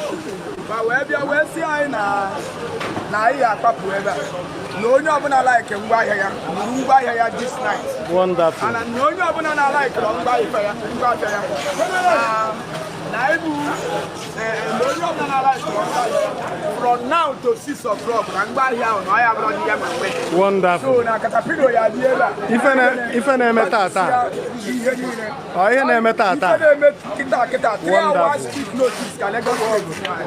Wonderful. 3 hours quick notice. Onye ọbụla wee na-ebu ngwa ahịa ya ụlọ wọchị afụla afụ ọkwa nwanne anyị onye ọba nwanne m ekwu ọ gbafelu nwanne m bịa gwa ya okwu ọ ndị Return of the King nọ n'iru gị platform na-agba mbọ ka ọba dị na mma nke na-eme nwanne m kọwalụ ndị ọba onye ịbụ. That's good. You're welcome. Nke na-eme n'ụbọchị taa na afọ ka ndị mmadụ na-apach ife na-ebu. Anyị nakọtara ọzọ na anyị nyegbu anyị akwụkwọ anyị na-eje ije anyị ejegoro n'ije jegide ije enye 24 million onwe first payment asị anyị eme asịnọ penalty 6 million plus Apto ya 6.something million ha. Kpodo ha mekarị 100. Wonderful. Wee bịa wee sign na ha nya today. Ọ bụrụ ibu kwuru ihe gị today. Na ha bịa ebe na nwa ya na-eme ala. Don't anything back. Okay, my question is, I don't really, although the first video, that one speak English more, Augustine, I'm not to hear anything from you if they talk to us. So I'm not sure if they talk to us. You know, cannot be us if they talk. You know they talk to Nigeria Watch. Okay, that's fine. Augustine, are you talking to us or you talking on the phone? Okay. All right, let me move on now to Festus. So, hello? Were you talking to us? No. Okay, I thought you called me. I was confirming the story. No, I've not called you. Okay, I was confirming the story. But you were talking to yourself. You muted yourself. Yes, I was talking to somebody. I was confirming the story from somebody in Lagos. It's true. Okay. Is that true? Yes, because I didn't know. It's true. It's also true. On this in Vanguard and different. It's true. I wanted to confirm this because some of these things. So you don't first see them before then. No, I just saw it and now I'm just reading through it now. It appears to be a plan. Naja Watch. It happened earlier today. It happened earlier today. I saw it on Vanguard. It was earlier, I think around 8:45 a.m. in the morning. It happened today. Oh my God. And you see, I just feel let me just read it so that it give everybody context. I feel is the heat coming from the tribunal for me. Let me just read. It says, according to Oki, the buildings were identified. I say, according to Oki, the buildings were identified and marked for demolition several days after the state government identified locations of over 340 distressed buildings across the metropolis to be demolished in order to prevent loss of lives and property in the state. So that is their explanation for why they are doing it. That it's not only these 17 buildings. They said it's 17 in this market area that they targeted, and that there are about 340 that is looking to be demolished. The question is, where are these 340 going to be demolished? Is it only in Igbo areas or everywhere else? How many of them are in Makoko area of Yaba? That's Barega, what we don't know now. Shomolu. That's the problem with all Anyway, these things. forget. Anyway, I We will don't have see a clue. too. Let me. But it's not all the Alaba market. It's not all the market that is specific buildings, 17 of them. I don't know how many buildings that are there, but it's 17 of them that they are taking down from what I gather. And very, very soon, because they fear that the structure is not very safe. The question is, are they going to be allowed back? Tunaja, for me, that is their explanation is a boogaboo. We should not even pay attention. It's a continuation of the election rubbish that happened in Lagos. And are you aware? A few days ago, the State Assembly of Lagos, the Speaker, opened his buccal cavity to say they want to make a law to protect indigenous properties, to prioritize indigenous over the Igbos or whatever he said it, and everybody lashed at him. So this say continue. Let's not make it. Let's be honest. No. We have to be careful. We don't generalize things like that just because one person said that. Nigeria Watch platform is a platform where honesty prevails. We are not fools. We are not fools. So for me, Igbos are the targets, and I say it without any apologia. Igbos are the targets. That's it. Critical question you have to ask is, who owns the buildings? If you check, the government have they've done their research, and they are doing all this. They will not just start like this. Igbos are the target, and the tribunal also is not helping. Alex, don't do that. You can't my dear brother, tomorrow next week you come and agree and say we didn't know. We'll tell the confirm what again? Confirm what? Is it not best you confirm first before you just start jumping to conclusion? What if you are wrong? All the conclusions we have jumped to have always come out to be true. Please. Alex, actually, you have not come out to be true. Can I I will catch you. You come out to be true. You have not come out to be true. I'm here. Can I say something here? But what I've no, hold on, Manzi, please. Hold on, sir. Hold on. Somebody is saying on the comment section that Nigeria Watch, the government wants to demolish the shops in. Please mute yourself. Noise is coming from somebody. Nigeria, the government wants to demolish the shops in the plaza and give all occupant notice. It is not saying all Igbos should go home. Some Yorubas have shops too there, right? This person is saying this. Although I never see this person for our comment section before, I don't know if it's true or not, but I'm just trying to. Meanwhile, let me move on to the person that's supposed to speak to us. Let me take this call first. Love of God is my strength. Thank you very much for calling. Or good evening to you, madam. Talk to us 2 minutes. Thank you, madam. Go ahead. Oh. I think I'm 6 minutes backward from here, from the live. And then if you once you watch us live, you can call back now. No, I'm watching you live. Only 6 minutes. I thought I can really say something. I was there. Okay, go ahead. You have 2 minutes. 2 minutes. Yeah, I want to go. I saw the Igbo something that you just shown. Now, if that is true, it's really bad. So we can't say if it's true. If it's true, it's really bad because that shows that Nigeria are not one. Because if you say because of election and because they voted for Labour and you are telling them to leave, then if the other people too want to drive the Yoruba people away from Igbo side, that means we have started separating ourselves. And everybody said we should come together. So I don't understand. This is wrong. What I want to say, I want to talk about Tulumbu. They say Tulumbu is working. Tulumbu is not doing anything. No. Nigeria, you people should open your eye. This man is deceiving you. They did the meeting before this man entered and said, you know what you should do. Impress Nigerians. Nigerians are easy people they easily forget things. When you impress them, they will think that you are a good person. And where did they say that, madam? Please say what you know. Look at the way you are interpreting it like you were there. Because you have to And no, but don't interpret something that like that. You know, please, we don't pack fake information here. The way I think, okay, let me say just say the way you think, exactly. The way I think. Yeah. Okay, thank you. The way I think, I'll change it. The way I think maybe that's what he's doing so that he will impress Nigerians, so that they will think that, oh, there's no need for us to remove him, so that he can still continue to be there.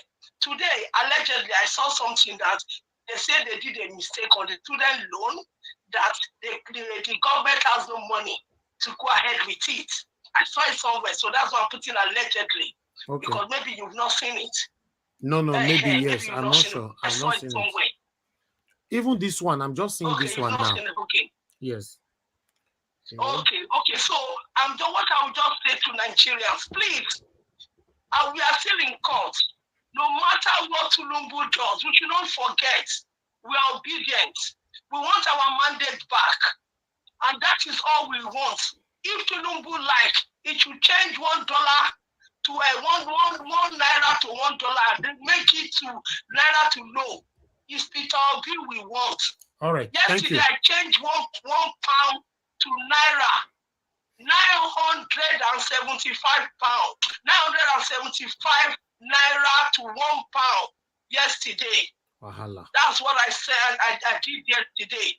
So where are we going? Since he came in, it is worse. The naira is going more down, and pounds is going up. So what is the changes that he has done? He has not done anything, because if he's a good president that people are happy with, the naira should go up. Thank you. Be coming up. Okay, so madam. Thank you. Going down. Thank you. So that's what I've got to say. Thank you. God bless you, thank madam. You. Thank you. All right. Yeah, thank you. Okay, bye. All right, Mr. Victor, thanks for calling in. Thank you very much, Mr. Victor, for calling in. Talk to us 2 minutes. 2 minutes. Thank you. Oh, your line not even go. Please, let's move on then. Hello, can you hear me? Mr. Victor, your line is bad. You are dragging us back, sir. Your line is bad. Your line is back. We can't hear you. Sorry. Let me call on the next person. Mr. Festus, thanks for your patience, sir. Please unmute yourself. Talk to us. Yeah, Mr. Niger Watch, thank you for letting me into the platform.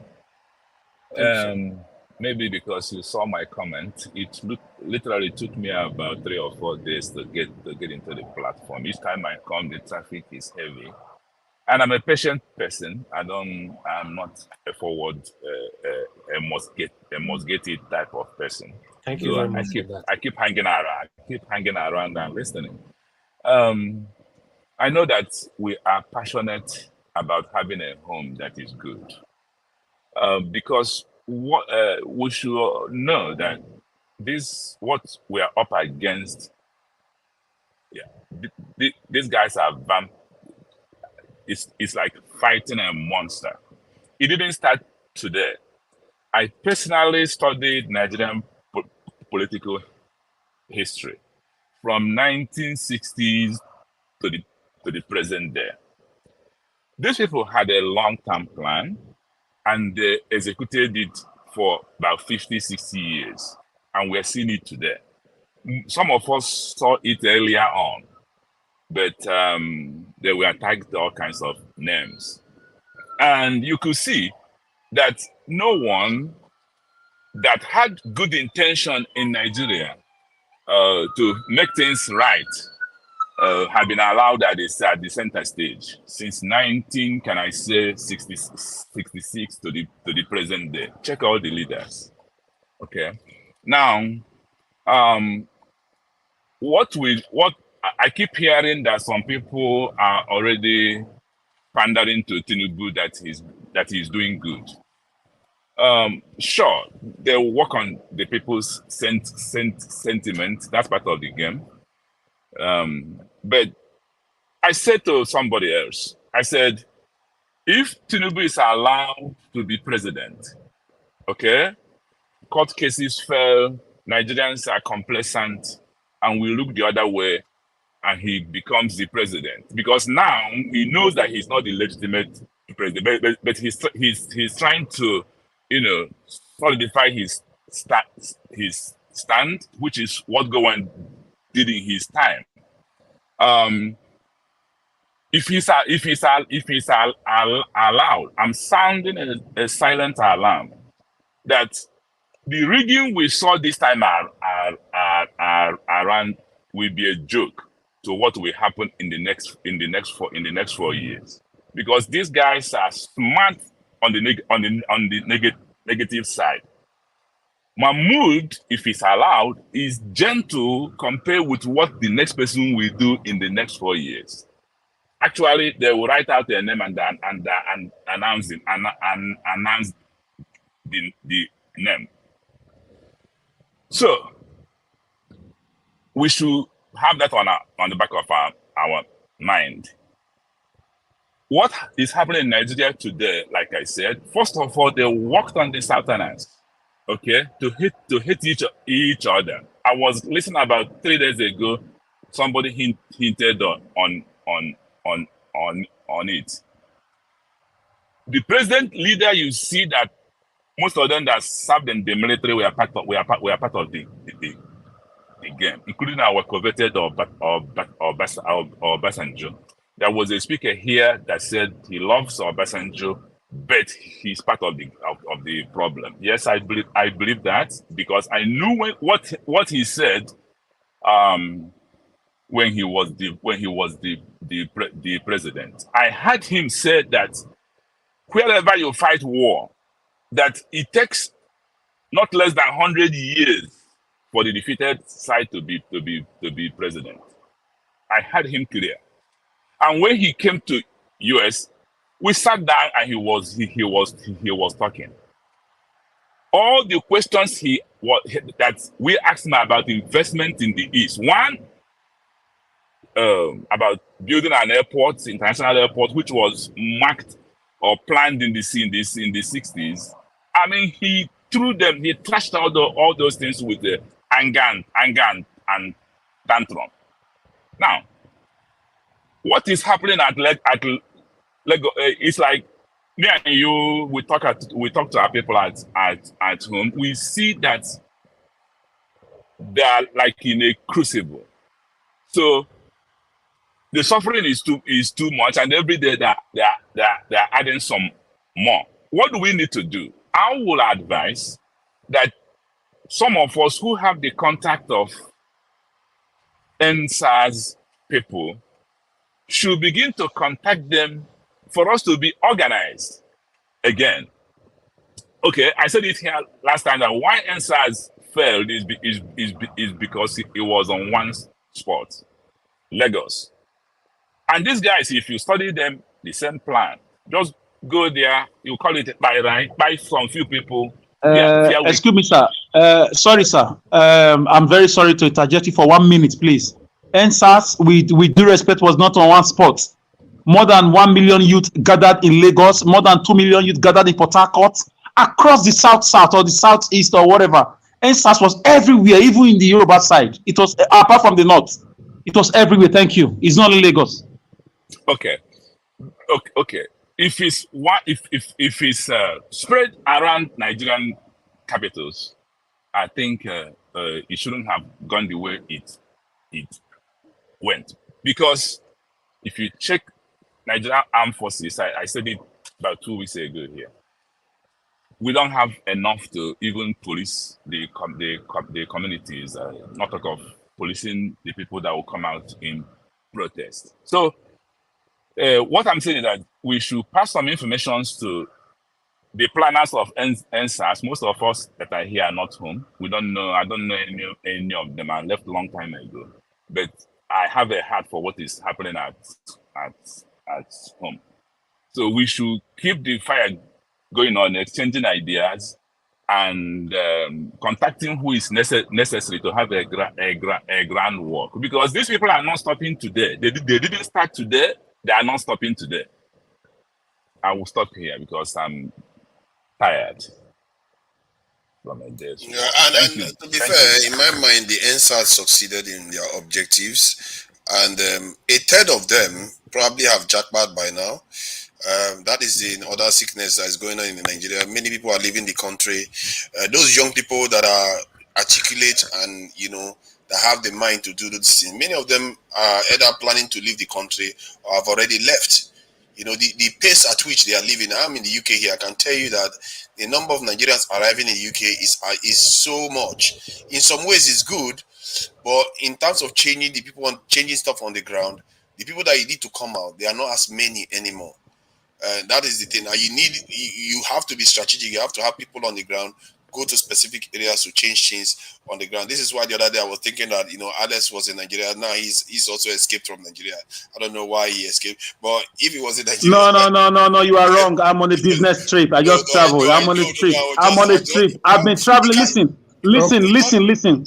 All right. Listen, let's set the record straight. Wait now. You just say something about me. Let me respond. Let me just respond for a second, You please. don't. You just mentioned my name. I was Listen joking. now. You listen. Somebody, Listen. hold on, but somebody is talking now. Now, too, just carry the platform. Oh, please, just for 5 seconds. Let me Okay, set the 5 record seconds. straight, Go ahead. please. Thank you, sir. Thank you. I do travel regularly. I do business, and I have siblings that I help to do things. That's all I can tell you. As a critical person of the government, I cannot reveal things to you about me. And if I get to Nigeria next week, I will also call you and put it on video call. I'm not like that. If I'm leaving, I'll tell you. I'm very straightforward. I Thank was you. joking. I was saying Okay, that. it's all right. It's all right. Please. Okay. Please. Thank you. Let's please, Mr. Festus, round off, sir. Yes, sir. I have rounded up. Thank you. Okay. God bless you, sir. Thank Yes, you sir. very much And for you coming. too. And you too. It's No good to have problem. you on the panel. Thank you for Thank having you. me. Thank God you, sir. bless you. Mazi, please talk to us, sir. If you're hearing me, Vine Maxwell. Can you hear me, sir? Yes, I can hear you, Niger Good evening, Watch. sir. Thank you very much. Please talk to us.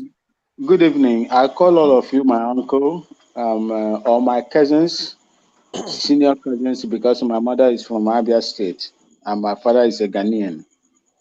I've been here for several times, even before the elections, and I made my points clear, my positions clear. You see, Niger Watch. You see what is going on in Lagos State in particular. Like let's say you have a house in United Kingdom, like my brother Niger Watch. You have a house, you bought a house either through mortgage or you bought it, build it, and so on and so forth. And today, that country is now introducing what is called indigenization law. How will you feel? All of us that are here, those in the comment section, how will you feel if you will not feel good if this thing happens to you in any country that you are living in? Why will it happen in Nigeria? Lagos State has the status of a state, a national capital. It attracts so many people of diverse cultures and so on and so forth. There you have one of the vibrant international airport.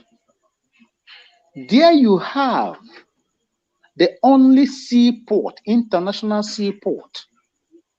I will give you an example, an illustration. I import cars from the United States and Canada. I am a registered member in Copart and Auction Export. Any car that I purchase from the United States will pass through Calabar Seaport, the Gulf of Guinea, the Atlantic Stretch, down to Port Harcourt, down to Lagos, where they will berth. Why is it that these ships will not berth in Calabar Seaport and Port Harcourt? even Delta State, if at all there is a port over there, why would they be channeled to Lagos State? So congested. And from there, if you track it, it will take you from there, Lagos, they will pass Cross River, they will pass rivers, they will pass Edo, Ondo, and the rest of them, then they get to Lagos. They will continue from there to Cotonou. They will now continue from there to Lomé, Togo, and now they will now bring my cars, my goods in Tema Harbor. That is the reason why people flood Lagos, because of proximity. Proximity. That is the reason why they go there. That is where their ship, the ship that carries their goods, berth today. And these people, for paying, let's say, rent, exorbitant rent, and warehouses, they decide to spend millions of naira to buy property in Lagos State and build. Stay there and do their business. Today, you are introducing a law that is so horrible that will affect the rest of the ethnic groups in Nigeria that make up, that gathers in Lagos. If United Kingdom or all the European nations, most of you are residing, happens to pass the same law, how will you feel? We are talking of Nigeria. This is horrible. I saw that video today and I was devastated that this thing is happening in Nigeria at this time and age. Niger Watch. What did these people do? They are not targeting the Igbos. Even if you are an Asian man or a Efik man or Ibibio or Bayelsa, a Zon man, it will affect you as well because you are not indigenous to Lagos. This is what is happening. The reason why I came in, you see, the problem is this. I looked at the exchange rate. Do you know that CD? CD that used to be 1,000 naira to 30, 1,000 naira to 30 Ghana cedi. 30 Ghana cedi is today 17. CD with the economic hardship and quagmire where we are going through in Ghana today, our inflation is 42 point something %. CD is now appreciating, is riding over Naira. That is the reason why I come here today. CD is 17.21 Ghana cedi for 1,000 Naira. And somebody will say, Ahmed Bola Tinubu, the drug baron, is making progress in Nigeria. No be juju be that, my people. All right, thank you, sir. Thank you. Sir, can I say one thing, please? Okay, yes. Go ahead, Mr. Festus. 10 seconds. I just want to encourage my brother that just spoke. Okay. Part of thing that is happening in Nigeria is that the people holding Nigeria hostage does not want it to develop. And it involves most of our past leaders. Because what he just said, if you come to Texas where I live, they have up to 10 ports in one state, most of them international. Then I keep asking in those days, why did everything concentrate at Lagos? One, they are afraid that Lagos will fail if you open Calabar Port. Jonathan attempted it. That's one of his sins. Warri Port and Port Harcourt Port. These are in the same country. This will develop bring job, develop the area. But because they don't want Nigeria to develop, that's part of their plan. They put wool over our eyes and begin to talk rubbish, heavy propaganda, and we bought into it, thinking that they love us. They don't. I'm sorry. I will stop here too. I'm sorry. All right. Thank you very much, sir. Thank you. I would like to take a call quickly. I appreciate every one of you guys. Help us to press on the like button. Please mute yourself. Stay mute. Okay, I've done that. Everybody, please always stay mute. Thank you very much, Engineer Ken. Thank you very much for calling in. Talk to us, sir. Good evening to you. Yeah, thanks so much, Mr. Najawaj. My network have been fluctuating since. Yeah, I noticed. Mr. Najawaj, I didn't want to say something. I want to talk about just two things. One, I want to talk about the Igbos and the Yorubas. Yorubas saying that Igbos should leave Lagos. They want to start demolishing their market. You see, in the other way around it's not good, but in the other way around it's good. Why? Ask me why. The reason why is this: if you go to the east, no other tribe in the east that own a business in the east as big as main market in Onitsha, Piweka. No other tribe has a store there that sells goods. If you bring in goods to main market, you have to give it down to an Igbo man to market for you.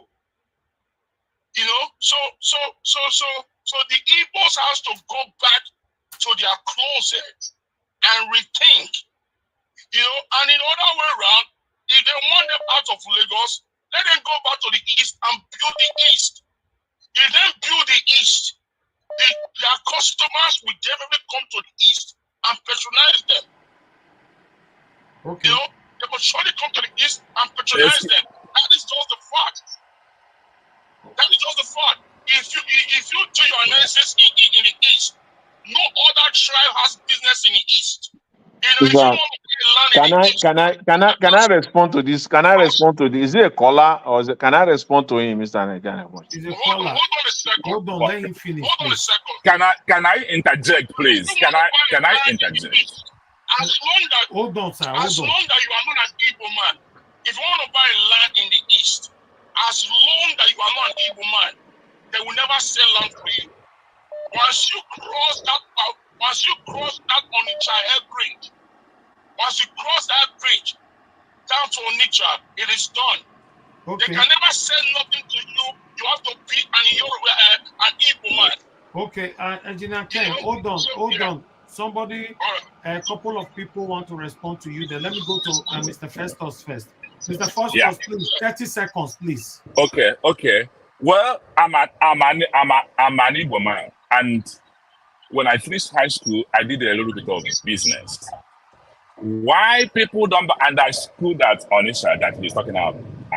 Onitsha is an international market. People in West Africa, the Ghanaians and others, they come there. Just go straight to the point. Why sir, people don't?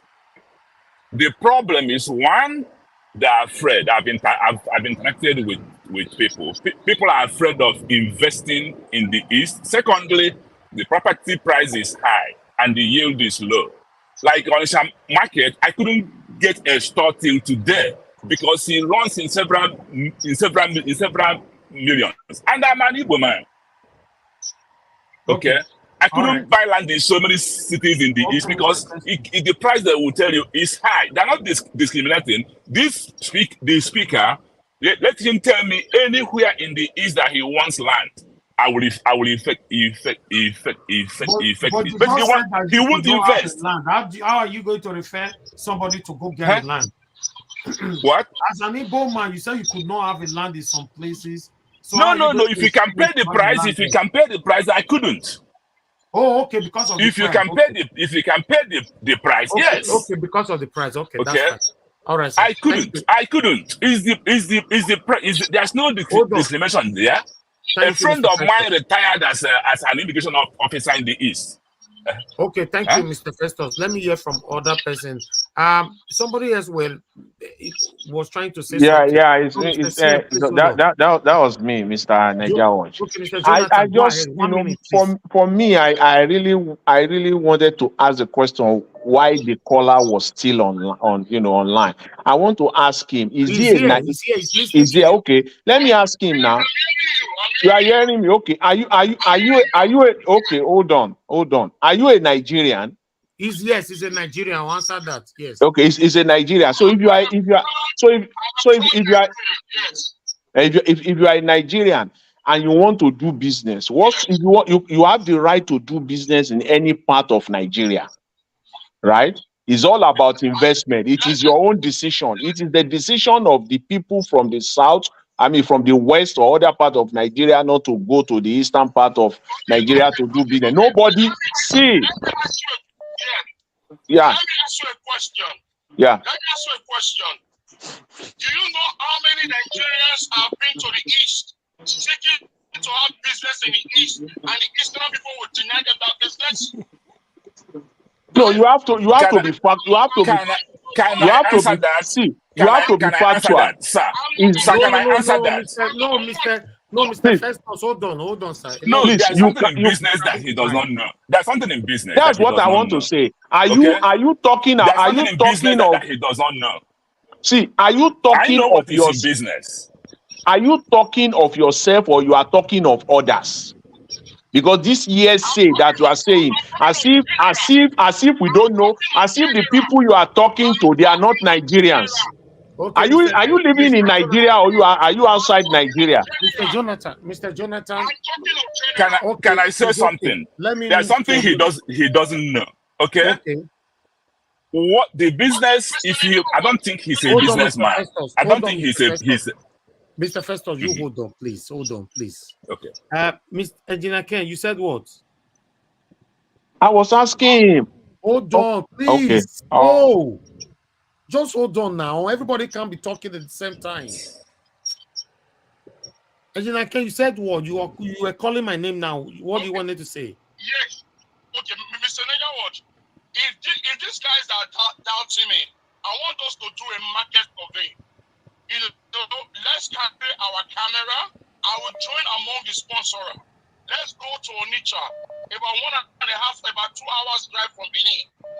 Let's go down. Let's start asking questions in the market of Opiweka in Onitsha. Let's go to Abba main market and let's start asking the questions. Engineer Ken, the topic where you carry console now, very big topic, which is already. It's not big. It's based on rumors. Sorry, sir. I will cut in. It's not big at all. It's based on propaganda and rumor. Okay. That is the truth. That is the truth. And if a man does not allow any other tribe to come to the east with their business. Mr. Nejawaj. Okay. All right, Engineer Ken. Okay. No. Let him in. This. Okay, Engineer Ken. Thank you. This is real. But you are. No, I want to you are generalizing. You are generalizing, Engineer Ken. Niger Watch. No, I don't Mr. know. Festus, you hold on, Mr. Festus. You are not the only one here now. Please respect the rules, sir. Please. Everybody want to speak. Najawaj, I raised my hand. I raised my hand. Exactly. Please, just hold on. Oga CM, you wanted to say something. Go ahead. Yes. From beginning, please, all protocols duly observed. This is my first time speaking for this. No, Oga CM, it's not your time to speak here. He's on the phone. Yes. Okay. I make while he's on the phone, or you wait. Let me call you when it's your time. I will make it snappy. The headline I want to cast, because I have evidence. CM is one of this. Is one of this matter right now. How is he one of it? How is he one of it? How is he one of it? Please, what do you mean? Because Mr. CM knows about it a lot. Oh, he knows what I'm saying. Okay, you can't say he's one of it. I just say he knows please, about it. Please. He knows about it. So that's what I meant. Okay, please, sir. Okay, please.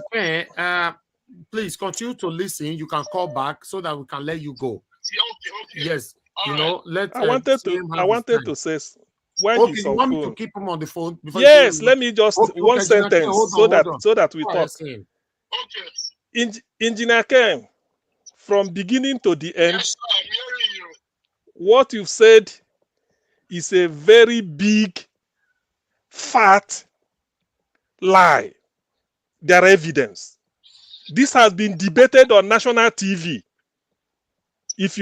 When I speak, I make reference. If you notice, when I'm speaking, either I quote somebody or I put it in context. At the highest level, there's a man called Dan Wanyanwu. He said on AIT that when he was chairman of Labour Party, Olusegun Mimiko was governor of Ondo State. At the level of governor of Ondo State, he accused him that you people don't give people land, you can't buy land. Okay, Dan Wanyanwu let went to him Imo State. go because this is story. He will be Exactly. Dan listening. He can Wanyanwu call went to back. Imo State and get a plot of land. He Okay, said, this is C of Engineer O. Ken, You you go can and pay call and back own if it. you want. Okay, thank you, sir. He refused. So all these No, are but just be lies. listening. There's Be nothing like listening, that. Mr. Engineer Ken, please. Okay, what will happen at CM? Please just hold on because I want you to use your time to talk properly. Just hold on. Let me pick 3 calls, and one or two persons were asking me number to call in. I want to pick 10 calls right now. Everybody, 1 minute. If you can't stick to your 1 minute, I will cut you off after your 1 minute. So I start with the first one right now. Hello, yeah, good evening to you. Your name and where you calling us from? Yes, Niger Watch. This is Prince Akwachi. Oh, Mr. Prince Akwashi, thank you, sir. Talk to us 1 minute, sir. Go straight to the point. Okay, so it's pretty sad that somebody in the caliber of Engineer Ken will say what he just said. I've said it here before. I am not Igbo, but I have lived in those people's land. What is he talking about that the Yorubas are not in Igbo land? When you go to Onitsha, they have a particular section where it is, they call it Obo Yoruba. No. You are getting. Hold on, sir. Please get this right. He didn't say Yoruba. He said anybody cannot get land in the Igbo land. So please don't bring tribalism here, please. But the caller brought in tribalism now. Yes, The I know, caller but himself brought in tribalism. Hold on. He didn't specifically say Yoruba. Yorubas and Igbos have been fighting for a while. People should focus on those two like that. He generalized. He said no tribes can go to Igbo land. Please don't focus on Yoruba. What I'm saying, just Niger Watch, you've taken all my 1 minute. No, it's the person on the panel. Go ahead. As a matter of fact, I am struggling behind CM.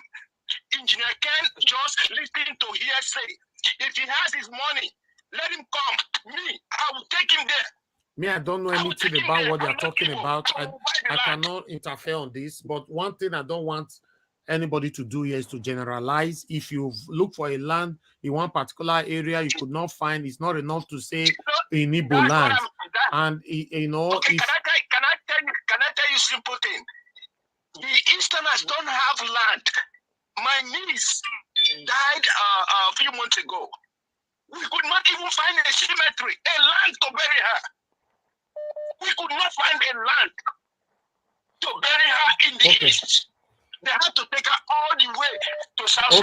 Okay. Thank you, sir. Thank you, Prince Akwashi. So sorry. I wish I have you on the panel. Thank you, sir. People shouldn't say things that are not right. It's not right. No.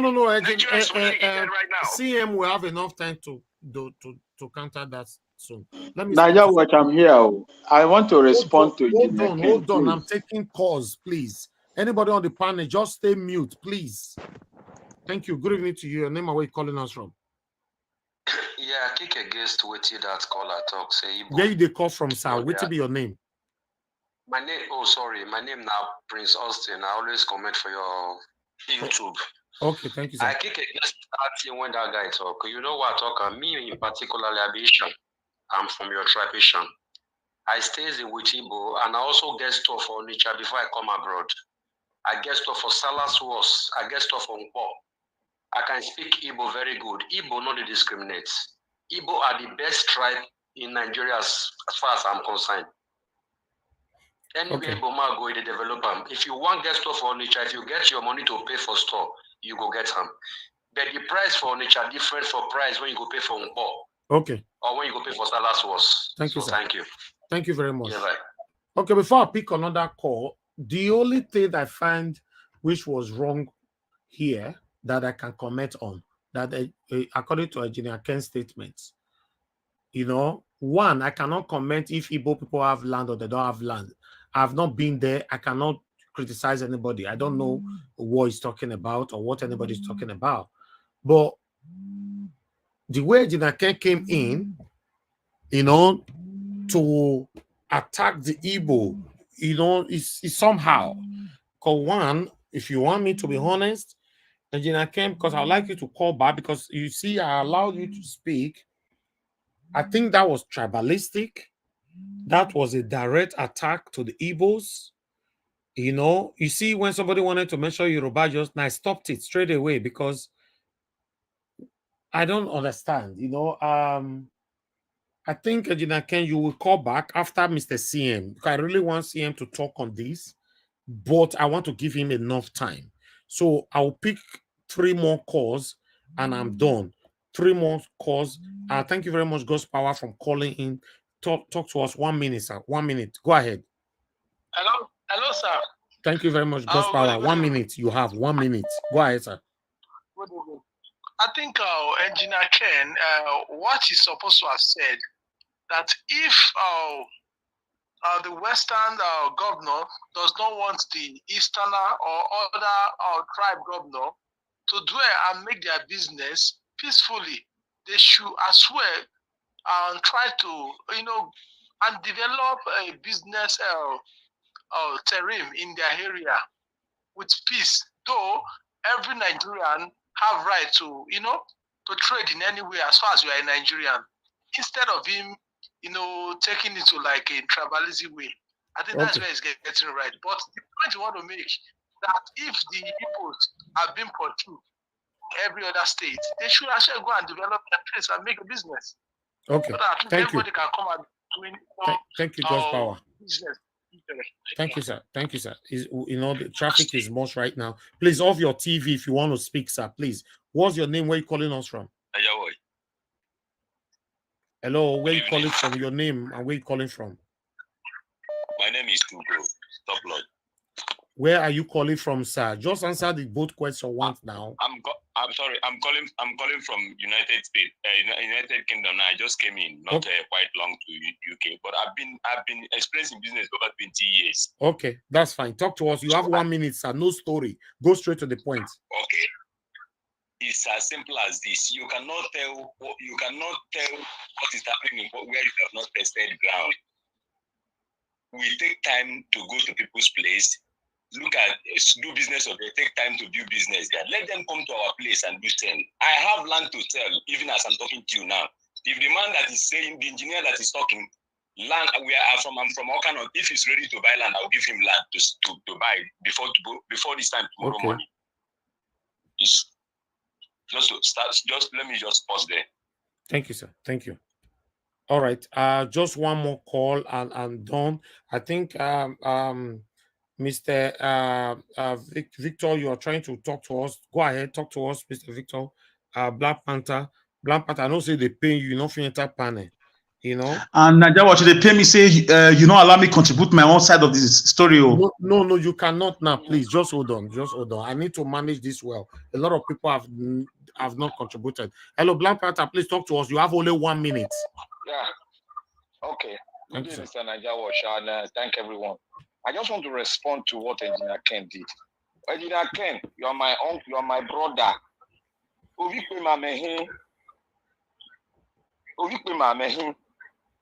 I come from the palace. What you have just said is totally wrong. My father was in business. Like Igbo man, I trained my father. I mean, Igbo man trained me for business. What I've lived in the East, I've been in the East. So what you just said is just a lie. The lands in Igbo land, they are expensive, which we know. If you have your money, you take the place. That is how it is being done. Land appreciates and does not depreciate. So you should not come here and you're making me think that you are being compromised. That's what you're making me to think. All right, thank you. All right, let me go back to the panel. To be honest, Ejinake, I wish you can call back. Me, myself, I'm surprised. Naija was The automatic Lao. switch from you, I don't understand. You Lao, know? can I say 1 minute, Lao? Okay, Please. 1 minute, Mr. Alex. Yes, for me, I can never ever, because I grew up with these guys. I ate with them. I know their character. I ate from their pot growing up. They ate from our pot growing up. Nearly all my friends are Igbos. So I don't know where Engineer Ken is coming from. I respect is my respected elder brother. So for me, I disagree with that. Though I've not bought land in Igbo land before, but the Igbos that I know, they are good people. Trust me. I'm not talking out of sentiment. My best confidant, my best friends, even my businesses, whatever I'm trying to do now, the people fronting it for me are Igbos. All right, So that's all my right, point. all right. Thank you. Thank you, Mr. Alex. Thank you. All right. To me, I would like to call on CM, but one thing I want to let you guys understand on this media, I don't support anything to do with tribalism. Anybody that is attacking the Igbos directly, I'm not part of it. Anybody that attacked the Yorubas directly, I'm not part of it. But we were talking about the people that gave quick notice to leave Lagos. The way Engineer Ken came in, I'm just saying that nobody is the Igbo people don't allow people to buy land in the east. Engineer Ken, you really need to be straightforward here, to be honest, because that was a direct attack. And I don't know, on this platform, it's better you say things with facts. When you don't have facts and you are just saying it, then I'll call it an attack. Yes, it's a direct attack to me. Is the only reason why I even take it easy with you to allow you to speak is because you are one of us here. That's why I'm saying that. Where is the twist coming from? Abi, I can't call in. Abi, the door. Agbado people, they don't buy you, they don't pay you. Me, I don't understand. Okay, Engineer Ken is calling back. Please hold on, guys. Hello, Engineer Ken. Thanks for calling back. Yes, Mr. Niger. Yeah, thank you very much. No, Engineer Ken, hold on, please. Yeah. It's not funny, Engineer Ken, because the reason why I'm taking it easy with you is because you are part of us. But the way you just spoke now, it looks like you are not part of this journey anymore. You are now in the side of APC, because that was a direct attack to the Igbo people. No, hold on, Engineer Ken. If you are not with APC, that means you have demonstrated your sense of tribalism. That's what you just demonstrated. That was a direct attack. No. Okay, let me put it like this.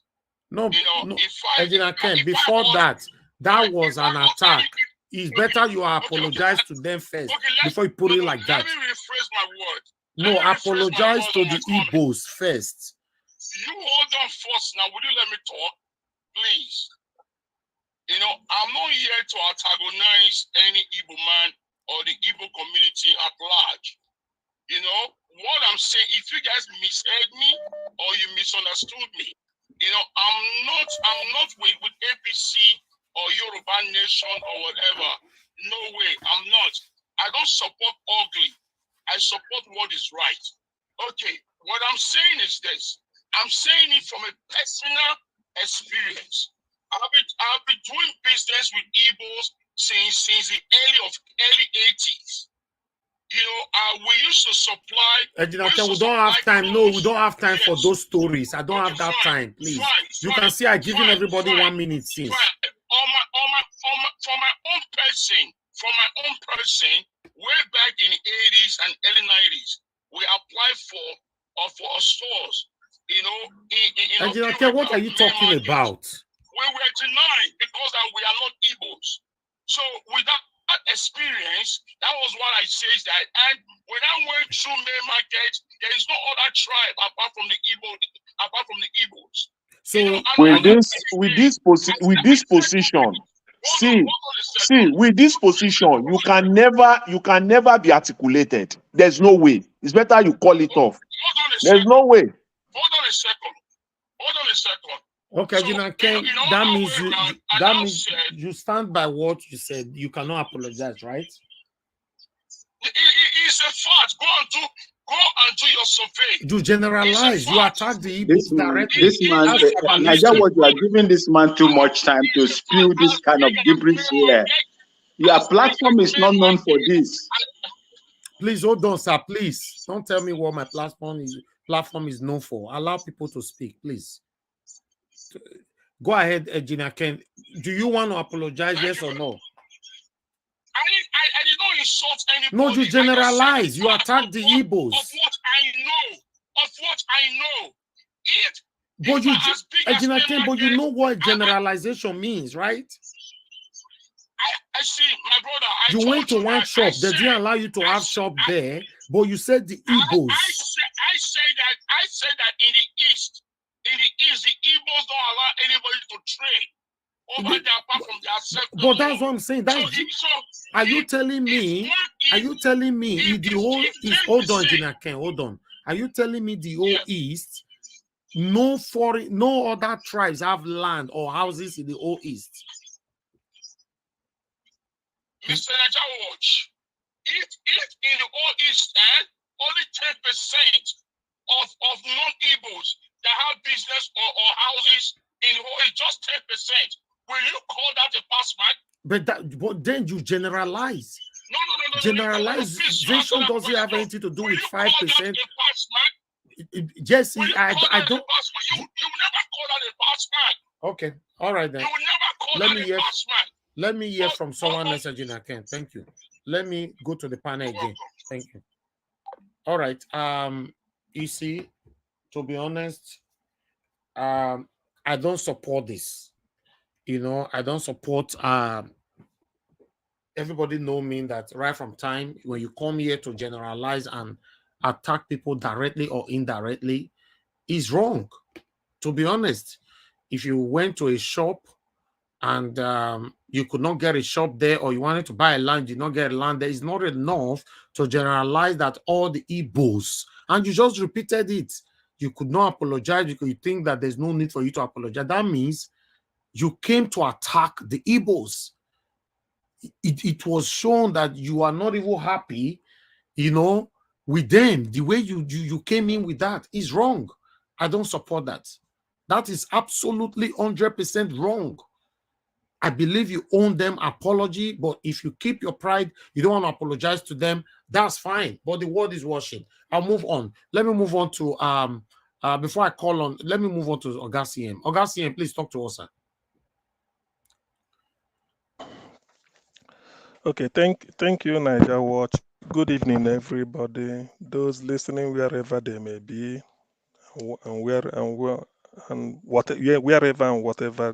wherever they are. Anyway, let me not say out of point.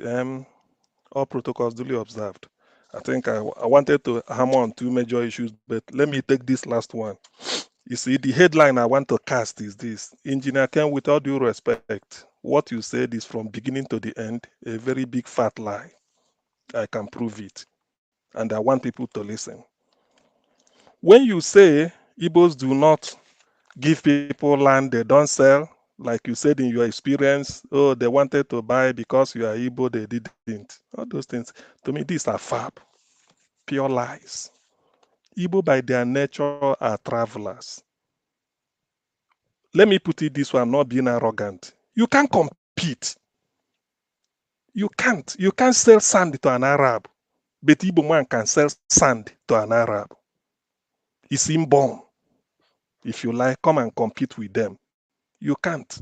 Go and ask. So people are afraid. In Lagos, Yorubas do business. Every part of Nigeria, everybody can do business. But Lagos is like a melting pot. Can you compete with Igbos in Lagos? Not to talk of competing with them in Owerri. You can't. That is the issue. In Kano, that is a Hausa land, a Hausa state. Can you compete with the Igbos? Even if you are from, let's say you are not a Hausa chap. All of us go to north to do business, the same line of business. Can you compete with Igbos in Medugri? That is not Igbo land. If you can't defeat Igbo man and away in your own land, I'm not trying to make an excuse, but I know in Bini, Moto Pass, Igbos do it, and they do it very well. is their business. They do it in here. Benin people also do business, but they will tell you because there's competition is open. So what you are saying is pure lie. But let me go to specifics. There's a man that says the way you have Lagos Business School. If I ask anybody, it's well known. LBS, Lagos Business Schools, founded by Pat Otomi and his friend. There is Onisha Business School. People may not know this. Onisha Business School, they grant Doctor of Business Administration, MBA, Bachelor of Business. Google it and see. The telephone number is +234 803 341 9008. Do you know the owner? Professor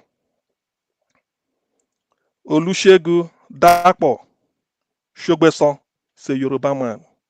Sometime, I think this man came to do youth service in the southeast. I don't know whether it's Enugu or something. He now found opportunity to establish this school. And the school is on 19, that is their registered office, 19 Regina Wankwa Venue, GRA Onisha. He owns it 100%. The land, he did not take the land from Yoruba land. What I'm telling you, these are facts.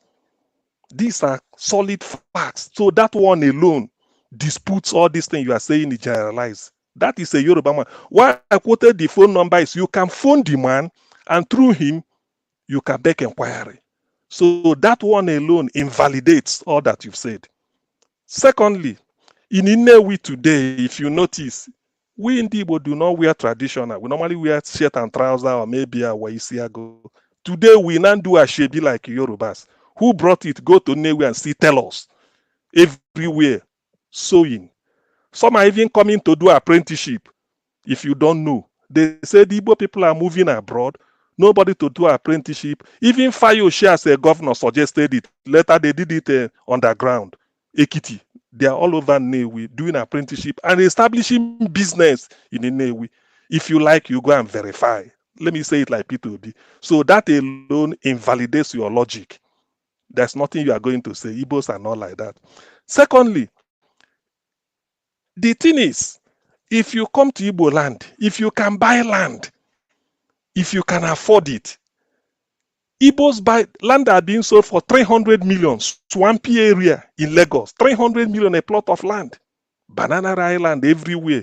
Igbos go and buy. Some Yorubas may not have the money, indigenous to buy, but it's Chinese are also buying. That's one. So if you can come to the southeast and buy a land, there are land for sale everywhere. Some of us will buy.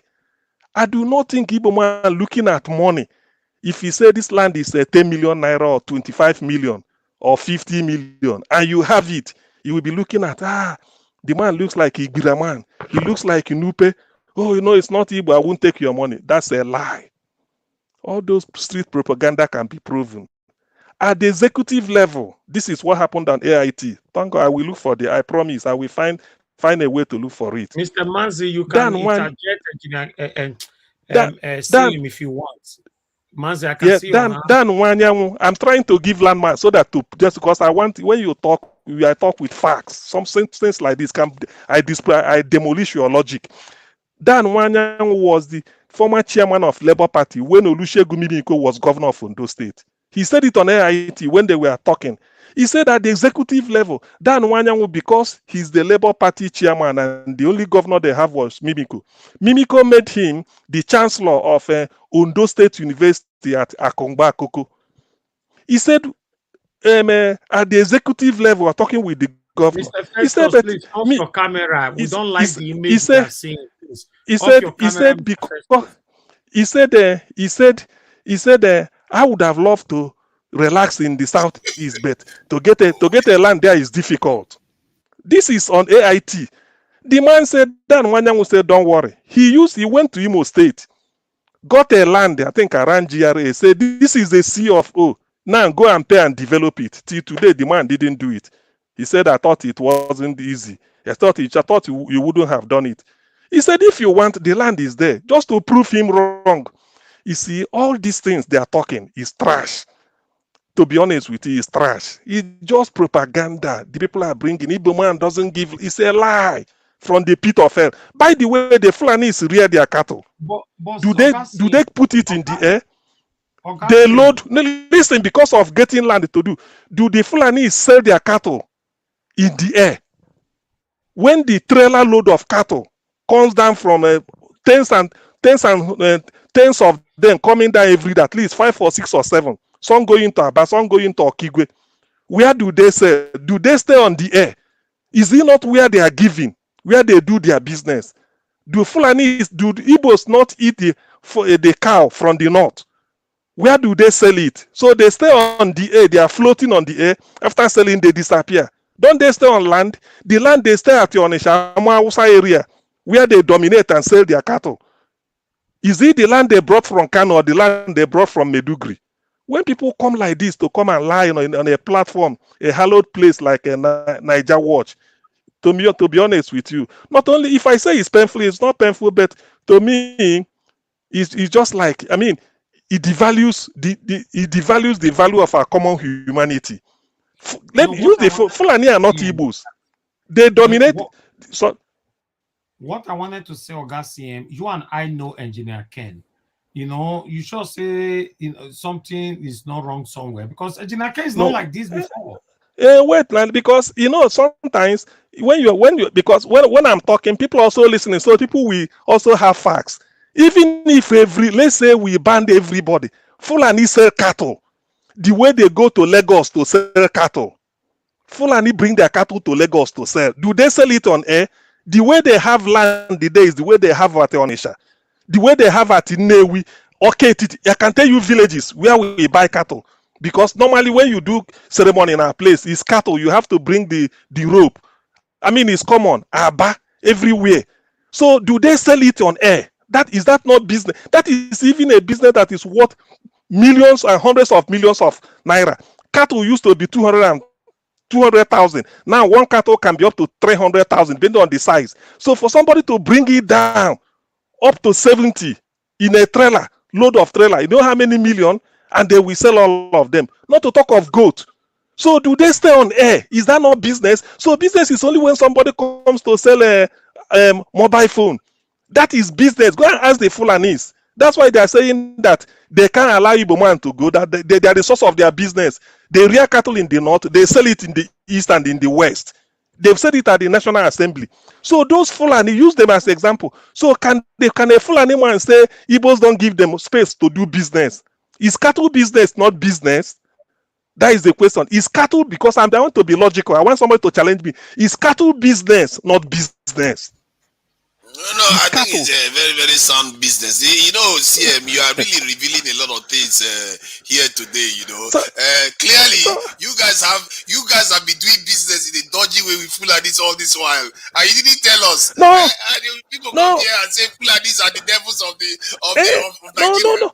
No. You see, listen, because sometimes when people say certain things, I don't know whether it's emotion or maybe propaganda or just to stir up. I don't know. This is a clear case. Fulani said that Yoruba man cannot say that. Fulani cannot say they don't give them land in Yoruba land because they sell cattle everywhere. Do they stay on air? Even in Port Harcourt, they bring cattle. That area they use, is that not their own? That is the area. That is where their business is. Are you going to allow Fulani to bring cattle inside the Tejuosho market in Lagos? Fulani cannot sell cattle inside the New Benin market. They must have a place they give them. Even if it's somewhere that is like a football field, that is their own portion of the market. They must not get into New Benin market to sell cattle. They must not get into Tejuosho in Lagos. They must not get into Ojo Alaba. They must not get into Onitsha market. Why is this guy talking? To be honest with you, I'm really disappointed. But be that at his may, let me quickly go to the issue of Igbos leaving Lagos, all these things. Hold on, CM.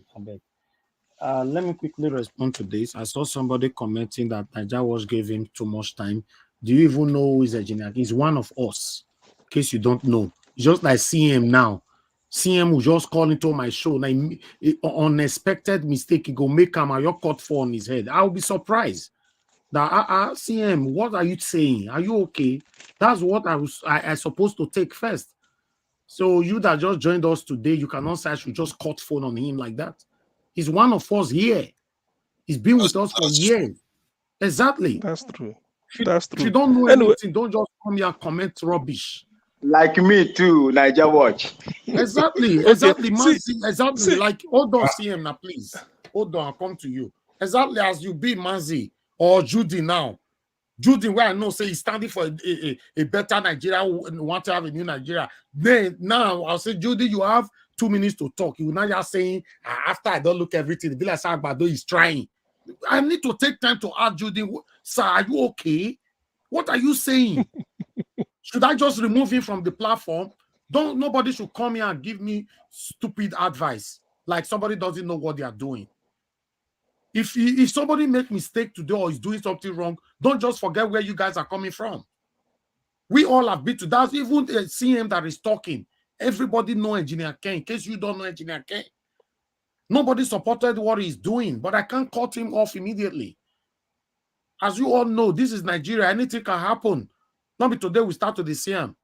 Person way they light before you go move to darkness. Who did darkness? If you are patient with them, they move to light. So it's surprising.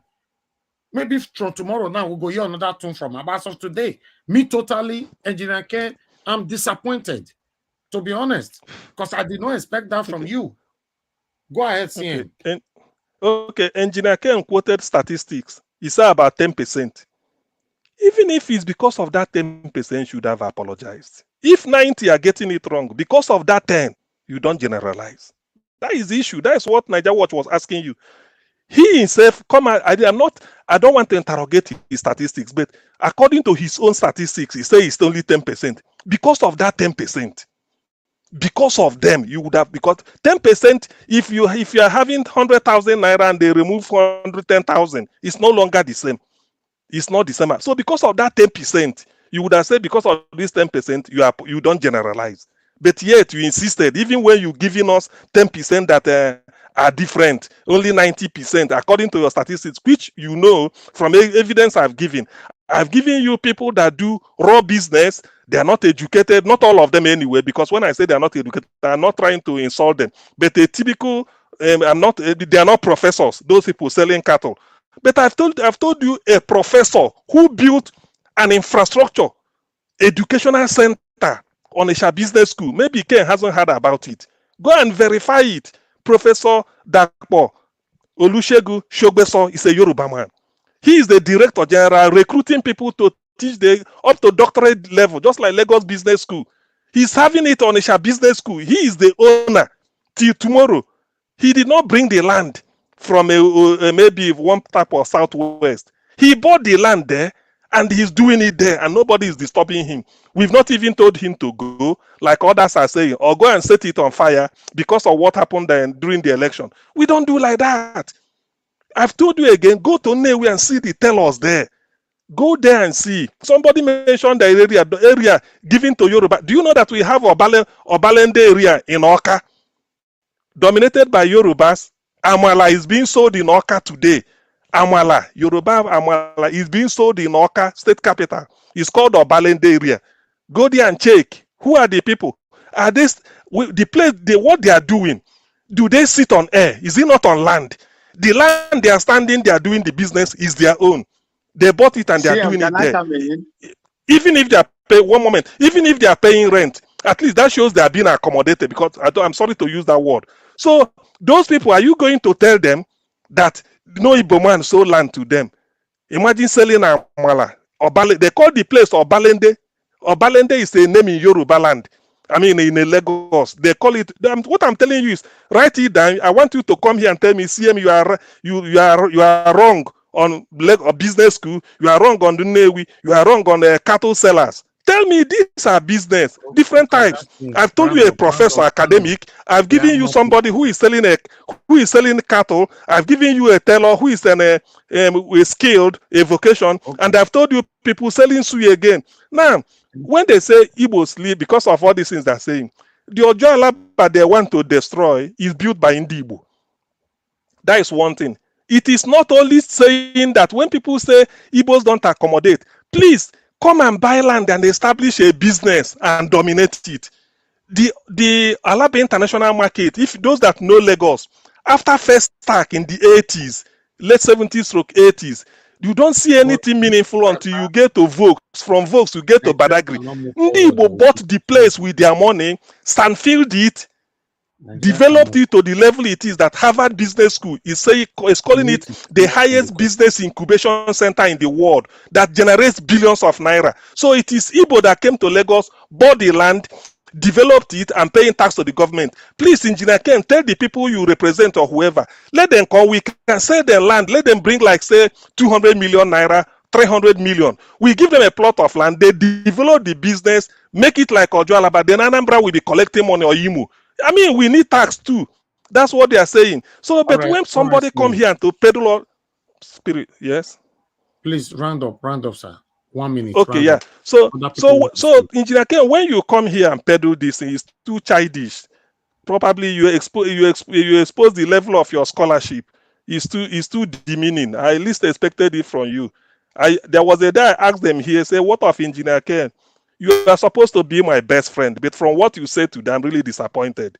Why should you delve? Even when you are asked to apologize, you gave 10% that are good. Because of that one or that 10%, you should have said, okay, it shouldn't have been. But you insisted, even when you agreed that 10% is only Exactly. 10% by your own statistics, knowing that Exactly. statistics, no, yes, knowing You that to already me, agreed. You already agreed by no, yourself 10%. You should have just yeah. apologized. Just go home. So exactly, because to me, statistics don't Let me baffle hear me. from Even if you others. want to drown me in a sea of statistics, I usually say it's like bikini. What it exposes is very interesting. What it hides is even more fascinating. So when you bring issues like this and then maybe you talk off cuff, the way they say, you don't have facts. In fact, you've not been to the east. Go there and take statistics of the business. There is a school thriving in Enugu. I don't have the that's why I didn't mention it, but let me Yeah, just feel mention sorry it. for the guy It with his hand up, Let's please. move The on. guy with his hand up is going to slap the Okay. camera very Please soon. move round up. Manzi, please go ahead, sir. You see, the reason why I grew up, I'm a Ghanaian. I was born 5 years before I went to Abia State, where my mother comes from. I studied in Ngwa High School, Aba. There is a place, for those of you that know Aba very well, there is a place they call Jubilee Road. It is called Amawusa. That is where, if you want to buy suya in Aba, Enyimba City, you go to Jubilee Road, that is Amawusa. If you go to Okwa East, the local government, that is where they have over 5 hectares cattle market.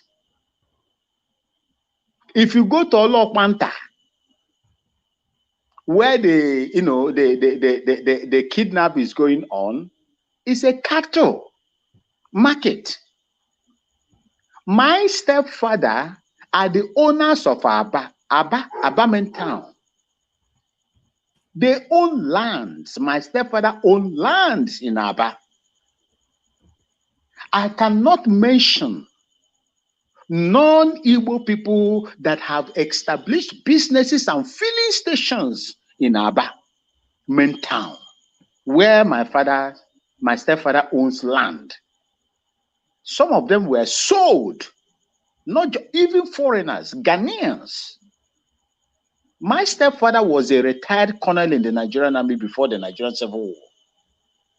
He was among the people that Obasanjo called back and granted, let me say, they were reinstated and their The pensions story were is paid. too much. You don't have enough time for that. Yes, you see, these are some of the things. You see, what did Engineer Kane? Engineer Kane, I don't have the level of education Engineer Kane has. But I will say what Engineer Kane spewed out here is unfortunate and petty. It's infantile to me. As Is not someone that grows APC from that, man. It's not APC man. yes, I will say that Engineer Kane is suffering from dysfunctional literacy. No, don't insult him, please. Other people I'm did not sorry. insult I'm anybody sorry here. about that, because when it's generalized, CM talked for more than 15 minutes. He talked as an educated person, didn't he? So you must not pass your message by using insult all the time. Thank you, sir. I withdraw. I withdraw. But what he said was infantile to anybody that grew up in Abia State. While where I was brought up. Thank you so Round up, much. 30 seconds. 30 seconds. I'm done, sir. Thank you so much, Najawa. Thank you. Thank you very much. What are you talking about me? Yeah, Mr. Festus, you know, you never reach your turn, but you raise your hand. Go ahead. Yeah. You have 2 minutes. I want us to be soft on Engineer Ken. Like I said, all these things, we've been in it. I was raised in it for a long time. I grew up outside Igbo land. And what he said, I told you people, I have Nigerian political history from the 60s to the present day.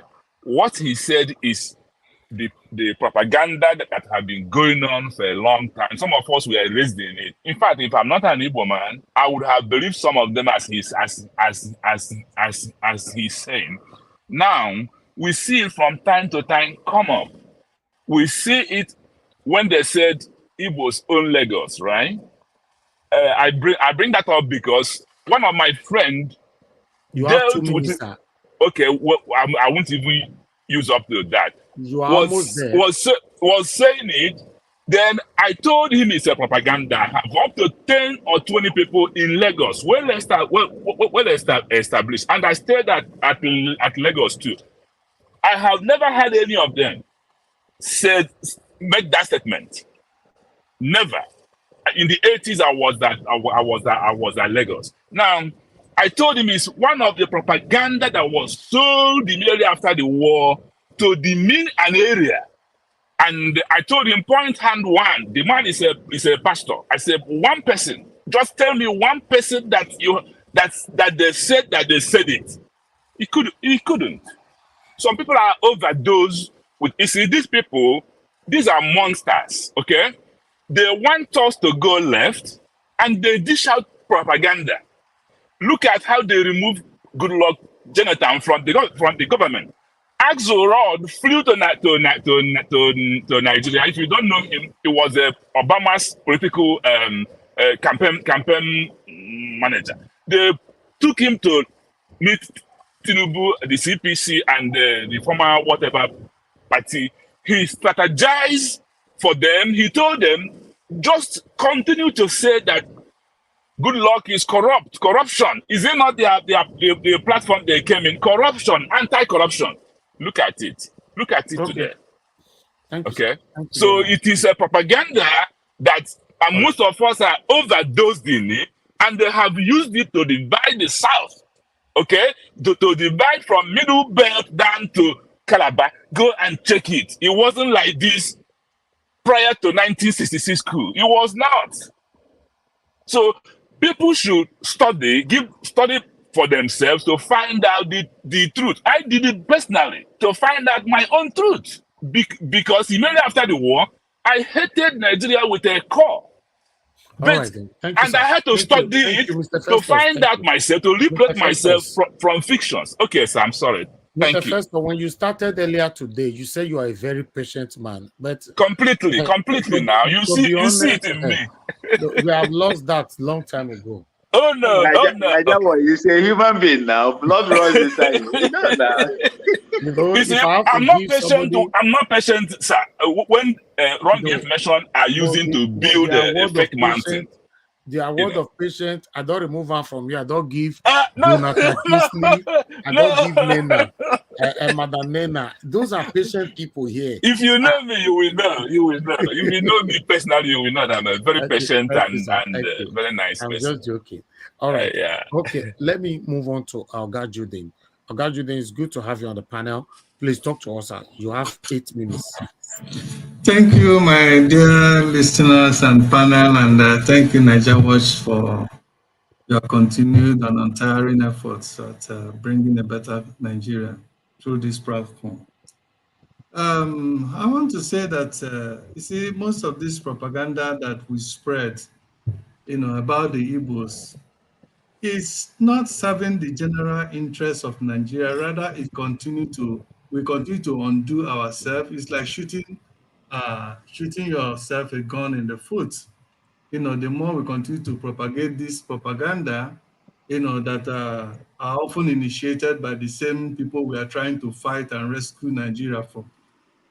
Why I say this is this, if you go, let me use it because this thing now, the issue is about the Igbos now. Let me use what is going on in the East as a point in case, or a case in point, like since the arrest of the kidnap and uh, The rendition of rendition. Nnamdi. Okay, the federal government of Nigeria, the terrorist government of Nigeria, being led by uh, Buhari and what is his name? Buhari and the vice.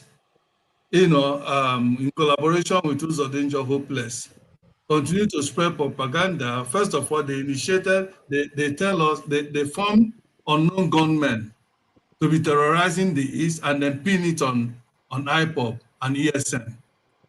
That's yes, it worked. It worked. I would say it worked perfectly for them because it made even the Igbos, whom ESM was primarily formed to protect them in their farmland, as they were not able to go to their farmland again, and many were killed, and our ladies, our sisters were raped and harassed and killed, and so many atrocities that were happening by the Buhari terrorist gang, that have been in the name of Hausa Fulani herdsmen. Okay, now this same propaganda continue to exist even up to today. Like as expressed by Engineer Ken now. But it's unfortunate, Engineer Ken, I respect him. We have always met in this platform and in Dr. Damage's platform. But to say this, is very disappointing because what is happening in Alaba now and so many other places, the Igbos have been, their businesses have been destroyed and impending destruction. It's very sad. And when they come, and I don't know why somehow some of us who are educated don't know the power of propaganda and fail to realize that when government are doing this evil thing that they do, they won't come out and tell you plainly that we are doing this because we don't want the Igbos, or we are doing this because, yes, we want to punish them. They won't come out and tell you that. They will always look for one reason that will sell to people like gullible people, like some of the people that always believe them, rather than fighting against the oppressive government. They will now continue to defend that oppressive government against their victims, whom themselves are also supposed to be their victims. We all are victims of this oppressive government in Nigeria and politicians who have been leading this oppressive regime. But sometimes we see ourselves inadvertently leaning on their side to defend them, such as to Niger, how he has always defended them. Whether it's one of the agents or I don't know, I still don't understand. I'm still trying to figure out where he belongs.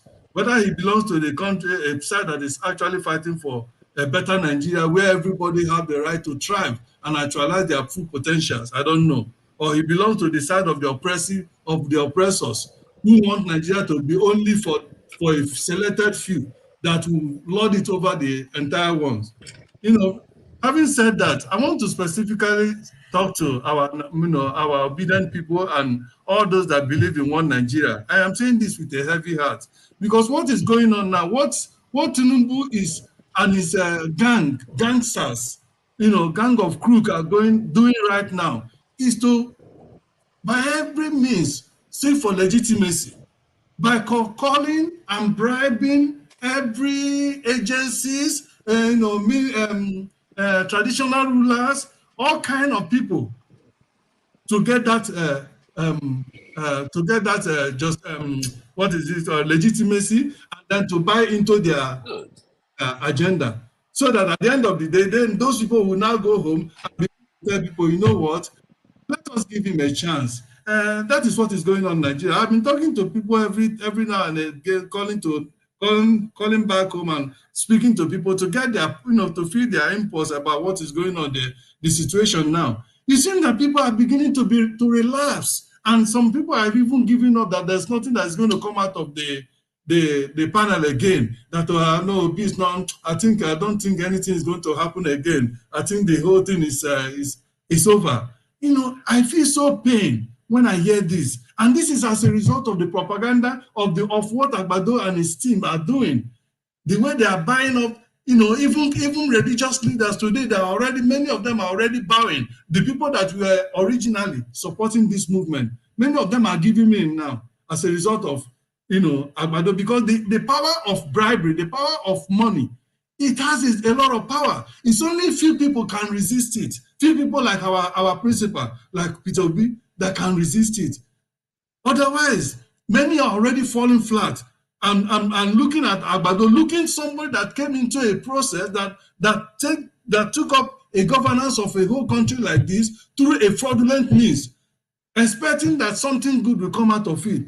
No, you can't. There's no way anything good can come out of it. Let us forget about the razzmatazz that is going on now, how he's trying by all means to do one thing or the other in order to buy people's acceptance, as if those policies are going to work. Let us stay back a little bit and see how far those policies will go, and see how far he's going to be able to sustain, if anything at all, that is doing good, that he has done good so far. Let's see how far he's going to go.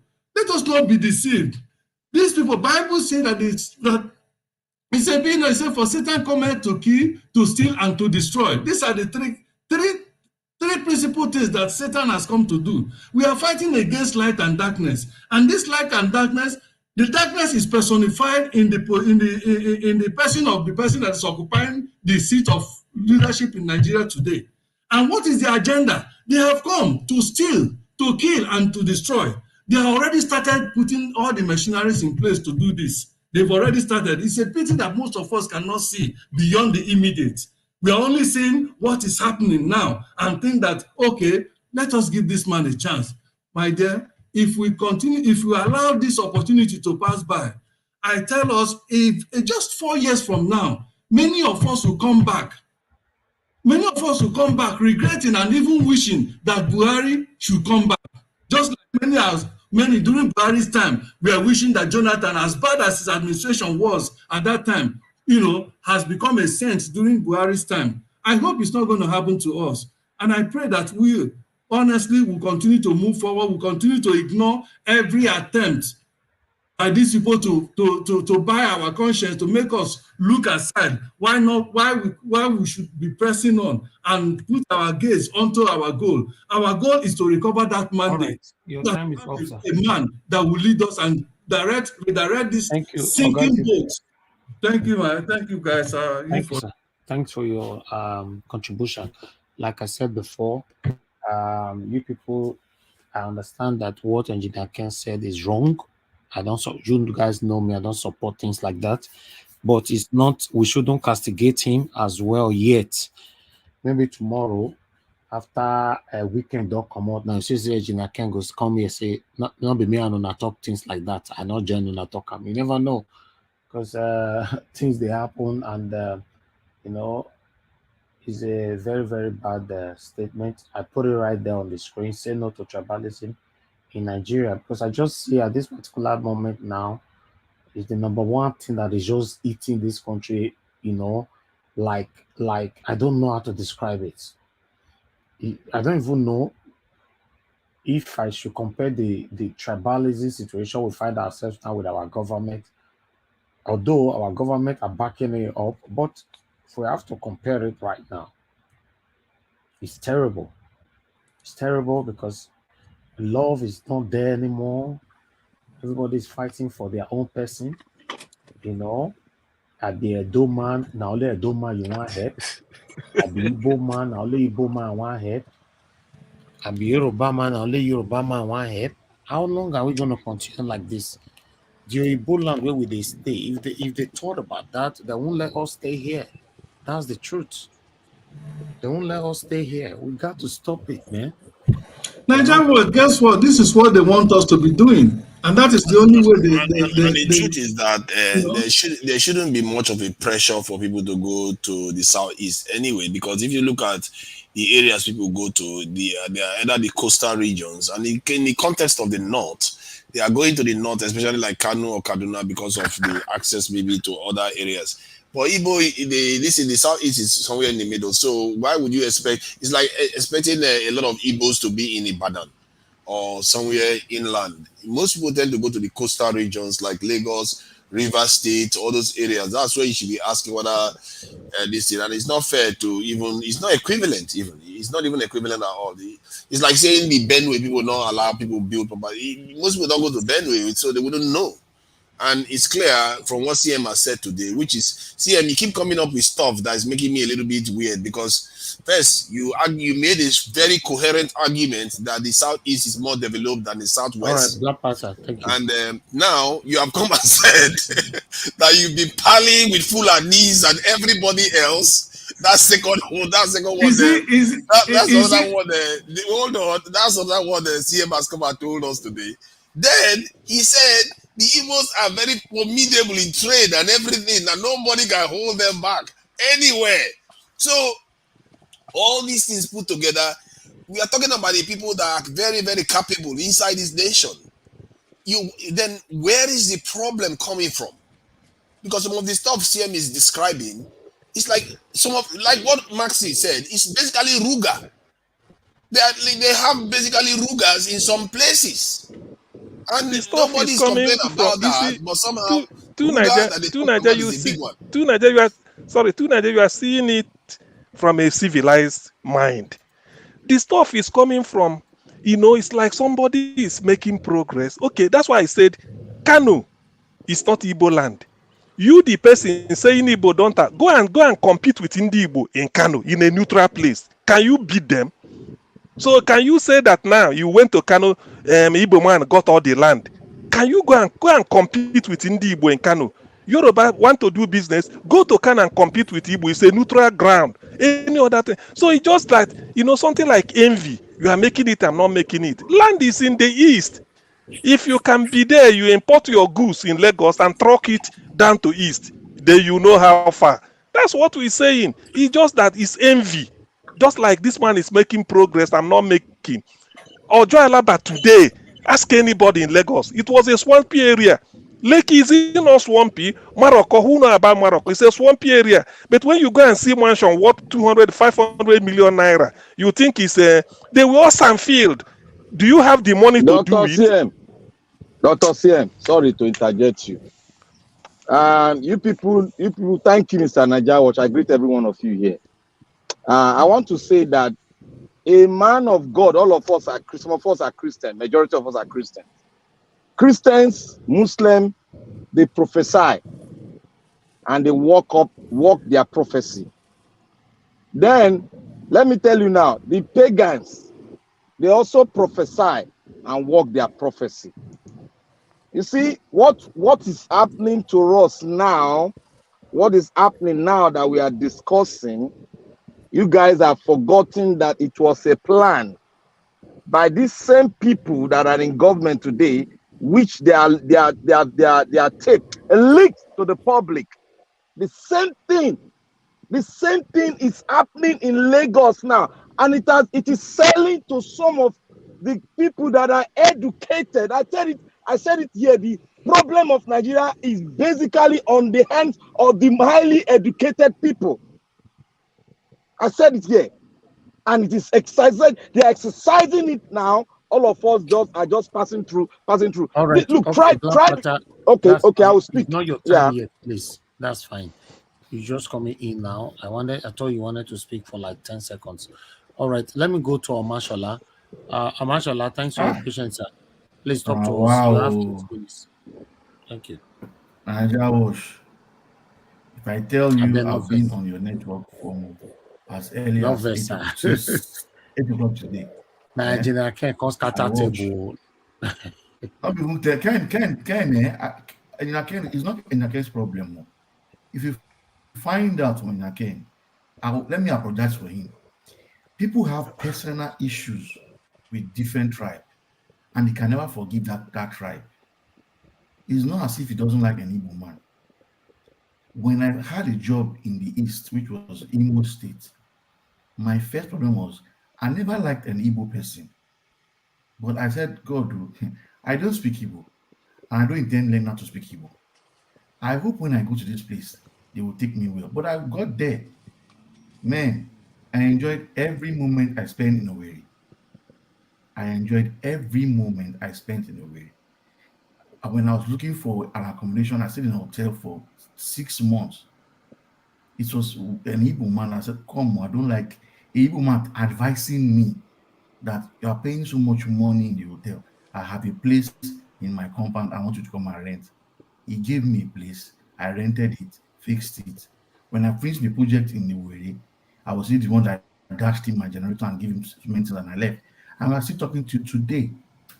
So to me, the government in question, this is their game plan. We are playing their script, and Nigerians will never listen. They always say when you don't want to keep, when you want to hide information from a black man, keep it in a book because Nigerians don't read. We will never read and we will never know until if it's only even up to the point of going to church or going to the mosque, you do not read. You go to church every Sunday. A man that goes to church every Sunday, he has not opened his book, Bible, throughout the week, but he believes what the pastor will tell him on the pulpit, whether it's wrong or not. Let me leave the Igbo issue. It is the Agbado government that me I'm after. People, this morning, one lady came in and said the Nigerians have moved on. One thing I should let Nigerians know, if they are still awake at this time of the day, the last government came into government. Buhari came in here as the president without certificate. He passed. Another one is on it now. He has certificates. He does not have certificates. The only certificate he can boast of is INEC certificate, which is fake. Now he is in government. He has rigged the elections. He is ruling. If this government pass, the next person that will come and contest election, you won't even, maybe this time they will not even contest. They will just put the person.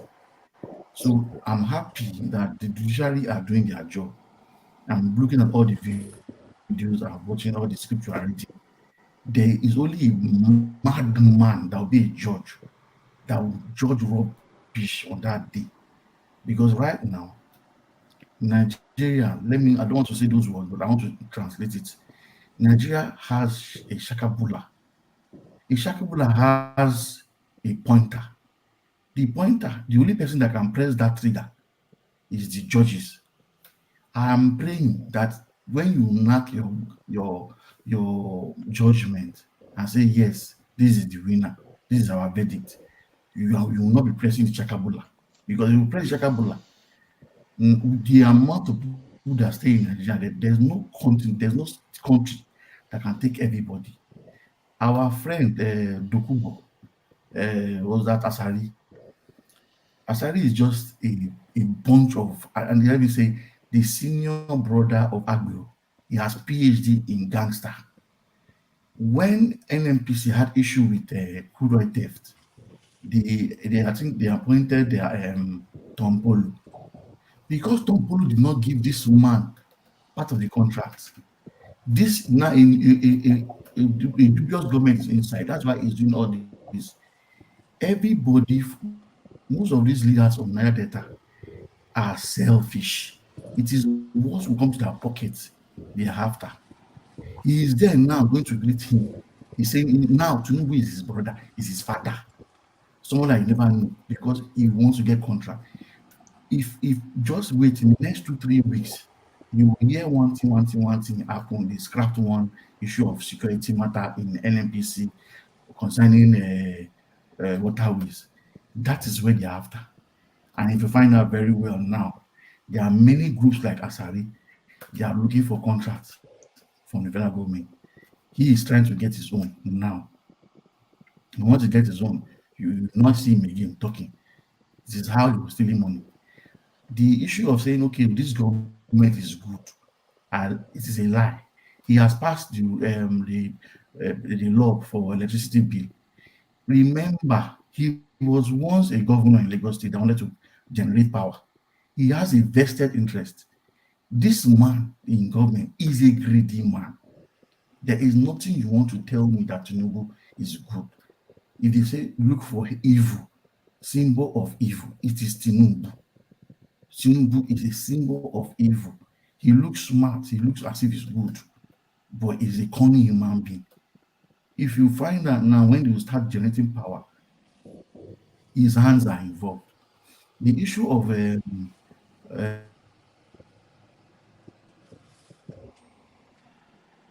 ports, very well. Tinubu's hand is involved in this issue of ports. They don't want any other port to work. When Dangote was building the refinery, Warri Port, I was still staying in Warri then. I can count how many Warri Port every day, a minimum of 20 or 50 trailers of pipe move there every morning. And you see Dangote, the Dangote vehicle and Julius Berger.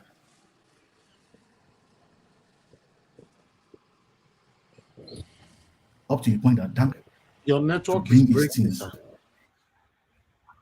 My network is bad. My network is really bad. That's why I want to just quickly do my stuff and go. So just to quickly me, now, we need to she's see August. breaking. Thank you. Let me just leave. I know my network is bad. It's really bad.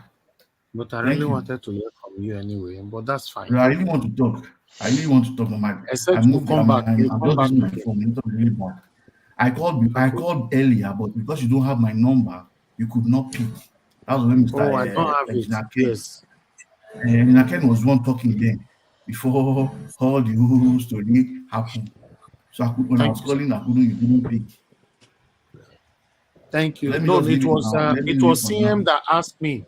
It was CM that asked me to leave him on the phone. Also, and as immediately he left, I was calling, but you were not picking because you don't or have maybe my somebody number. was already talking on the panel. That's why.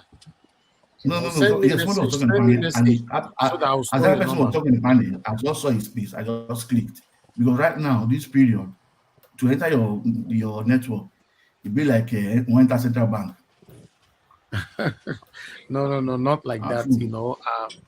It's not. It's when I say it's not it's not like that. When I say like central bank, it is on high demand to get in. To come into the panel. Yes, I understand. Yes, I said I've been on since 10 today. I've been on Oh, since wow. 10. Oh, you So wanted to join the morning show as well? I heard everything. Even I can't just if I'm not even watching, my small speaker is with me. I'm moving around. I'm hearing everything that's happening. So I don't know what's happening. But getting in, as you are trying, one person is going away, another person is taking it. So it's not easy coming in. Thank you, sir. Thank you. Thank you. My network is a bit bad today, so maybe the next time I'll have to come in again and we'll talk.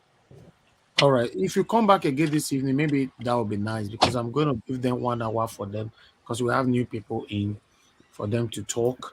Normally, I'm supposed to close right now, So yeah, if you leave and come back, you might be okay, but I don't know. But still, thank you very much. I'm still awake. Okay. I'm still awake. All right. Okay. Thank you, sir. Thank you, my people. I appreciate you all. It's been a long day for me. It's not very easy, to be honest. The extra 1 hour or so I won't give on, so it's not convenient at all. But you see, when there's people like this that really want to say something, I don't know. We all are family. So yeah. But nevertheless, one love, I can see you just coming in now. Turn it on your camera so I'll let you in, Okay, good. Yes. Wonderful. And another thing again, because the people that I'm going to leave in on the panel is this session that we're going to start right now. It is called Talk and Go and Sleep. So on that, anybody on the panel, if you lose your spot, there's every possibility you might not be accepted to the panel on time. Yes, so try not to lose your spot. See, you know what that means. Yes, so if you lose your spot, you might not be on the backstage for like 1 hour. because it is called talk and go and sleep. That's what it means, and I would not like to accept anybody like we normally do before, anybody to my panel that we don't know. We used to do those things until the attack that we got the other day, so we don't do that anymore. Anybody to come here right now, you must turn on your camera to see who you are before you come here. Today, on a live broadcast, on a live update from the court that we did today, there was a lot of people on the back stage. These people deliberately did not turn on their camera. I don't know their names. I was like, oh, see them, they don't come. See them. You can't come in here. Okay, Mr. Chris, you can turn off your camera, sir. Thank you. Thank you, sir. All right, then. So I welcome in Mr. Chris from Dublin. All right, thank you very much, my people. I appreciate you all. So join us and let us have a late. No, don't worry, Mr. Judy. Don't worry, you're going to talk. I'm going to give you guys one or maximum 2 hours. I beg. Make una manage the 2 hours. Well, I don't know the person will lose their spot right now, but if you lose your spot, I'm still here. I can accept you in. My people on the comment section, I appreciate every one of you. Now, God bless you. Now, thank you for your support. Please, I want you guys to refresh. We're taking a break right now. Refresh and join the continuous broadcast. As you hear our brothers talk on the things that is affecting you and I. Many of you know that I've been on air since morning. It's not easy. It's not easy. That's why you see when one or two people come here to criticize us, it's very, very upsetting. Because what you cannot do, don't criticize people, yes, but still, thank you very much, my people. Now God bless you. Now let me take this short break. When I come back, then I'll let you guys talk on the matter that is on ground. You are the pillar that holds my life. You are the pillar that holds my life. Master Jesus, you are the pillar that holds